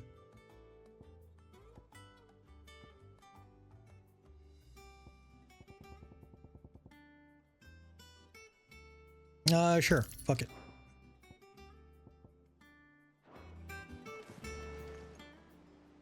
How are you doing? How you doing? Think you can Sure. help? How did we never hear about these Guardians of the Flame? There are Same way new they knew billets about being our posted past every day. Oh, am I glad to see you? Is something wrong? It's Blackthorn. He ain't himself. And if I'm honest, he ain't been for a while. That normally it only takes a couple of drinks to perk him back up, but not this time. Something's getting him down. And whatever it is, he ain't telling. It's like he's lost his spark, you know? He's barely got enough fire in his belly to get the ump about stuff. But I'm thinking he might if we both bent his ear, because he respects you, innit? So, In it. what'd you say? Fine. If you think it will help. Knew you'd understand. But if he doesn't want to talk, we let him be. He'll open up when he's ready. All right. Now, he'll only smell a rat if we both turn up at once. So, I'll go first, and you can meet us at the forge. Wait a bit, then head over when you're ready. Nah, I won't prioritize it yet. The screen space reflections acting a little weird. Oh, look at that. Yeah, look at Clive's fucking... the sides of his body.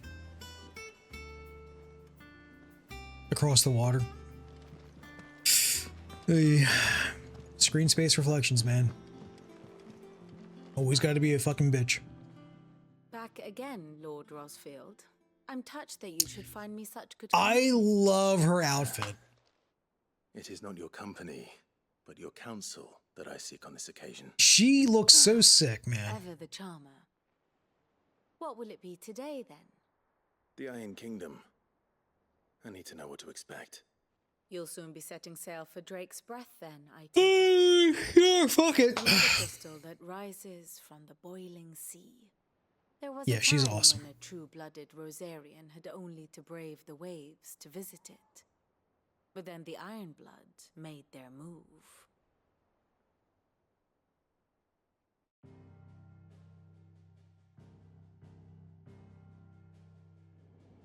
As you know, the Iron Kingdom rules over the islands to the west of Storm.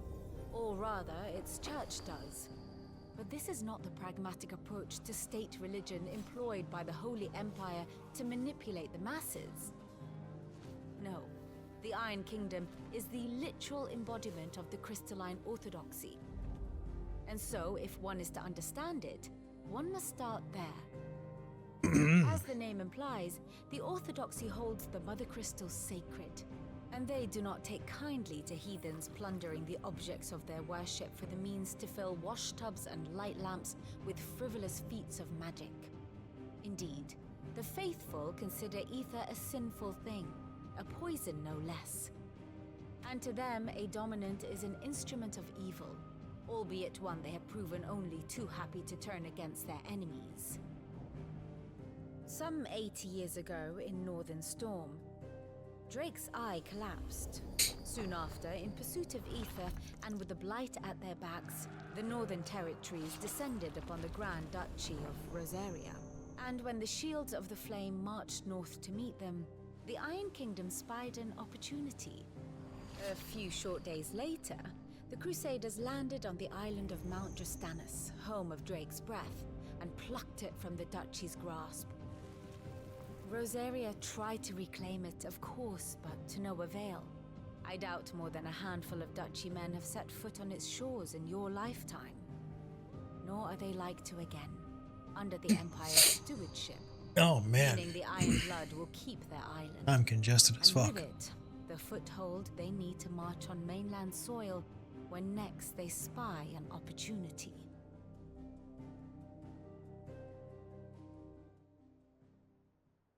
The Mother Crystal is both the object of the Iron Blood's worship and their gateway to the continent, making Drostanus the holiest of holy grounds, from which the Orthodox Crusade shall one day sail forth to claim the remaining Mother Crystals, or die trying.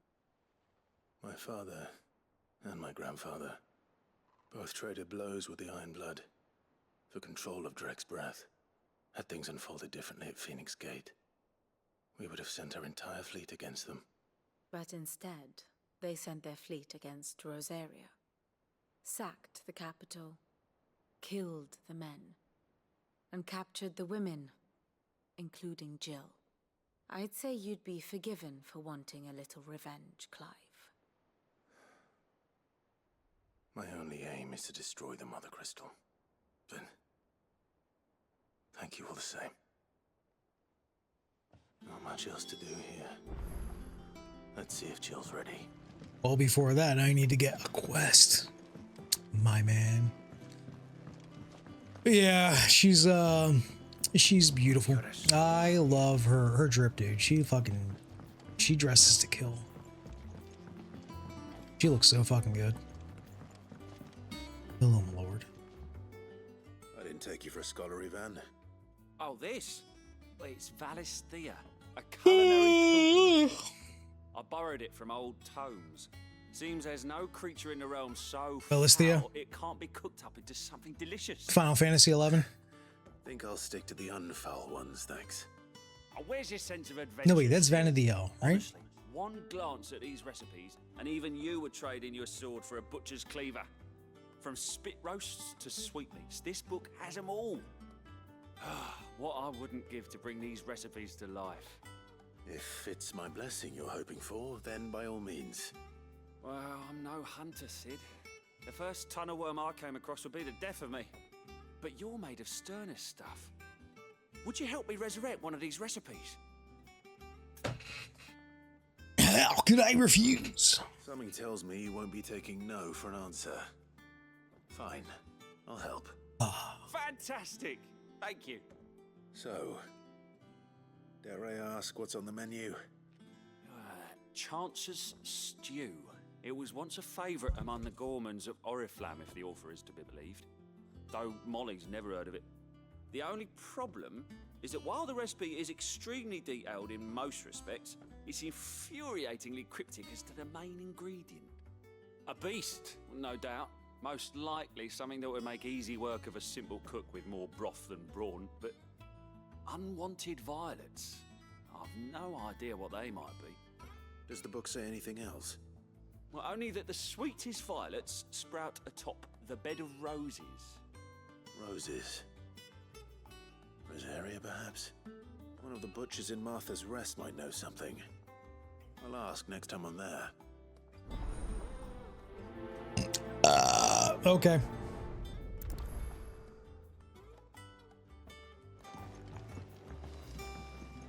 Where's homeboy?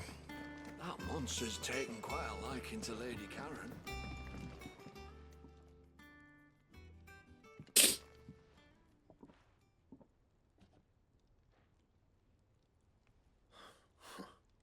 First August, and now you.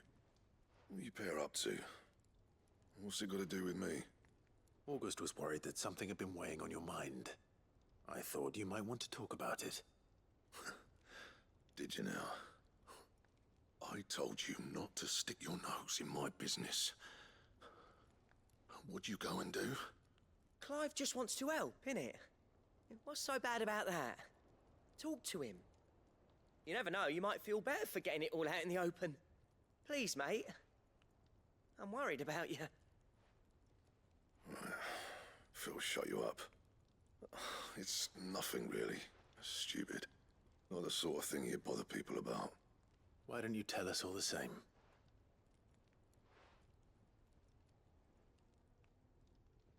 Karen and I have an arrangement. I keep an eye on Goots, and she shows me what the competition's up to. Interesting arms and armor, things like that. Anyway, the other day, she shows me a cuirass she's come by. Masterpiece of level work. Light, supple, and tougher than it had any right to be. Made my stuff look like every clumsy shit. I should have brought the bastard thing there and then just to study it, but I was too proud. And now every time I reach for my hammer, I'm reminded that I'm not the craftsman I thought I was. There. You happy? You got what you came for? Now piss off. All right. We're going.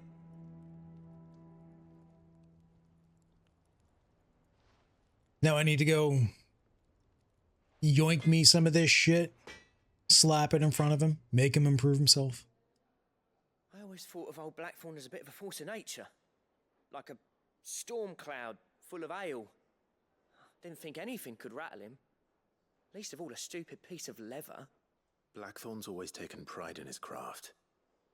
Questioning it means questioning himself. Something tells me this is only going to get worse. If he has doubts, it will affect his work, which will only add to his problems. We need to nip this in the bud. I couldn't agree more. He said he should have bought that cuirass. Cuirass. Perhaps we should track it down for him. Assuming you're happy to help, that is. Too bloody right I am. Glad to hear it. First things first, then. We need to speak to Karen.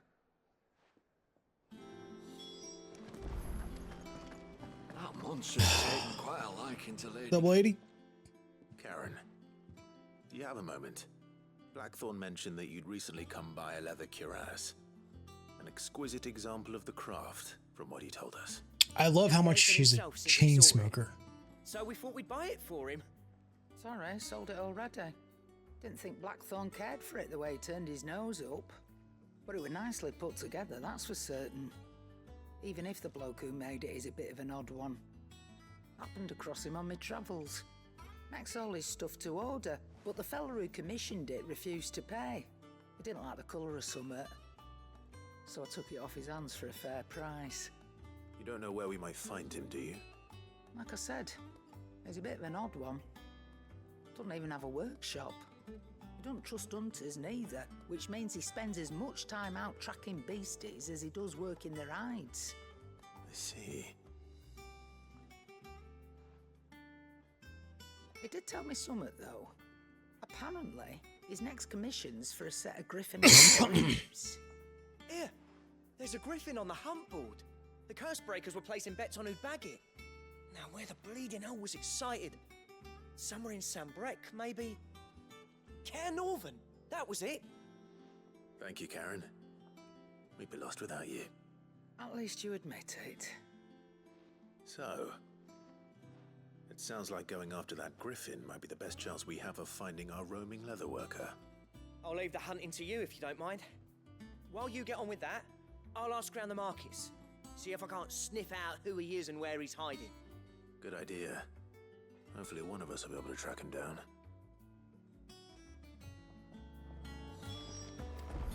Well, shit. Okay.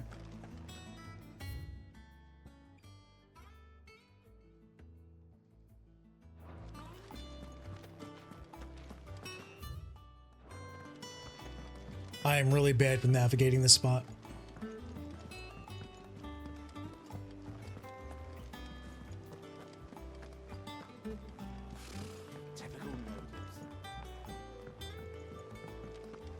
What's up, brother?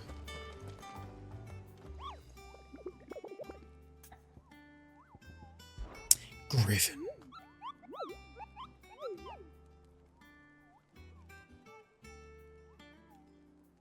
Oh, this one doesn't go automatically, all right.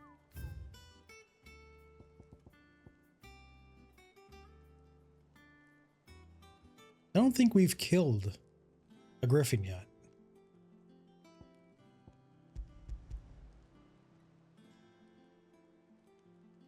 Cairn Orbit. Trail from Lost Wing to Cairn Orbit. Okay.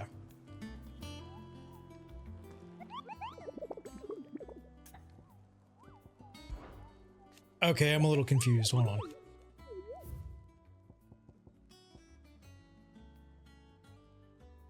Is there something I'm supposed to be doing with this shit?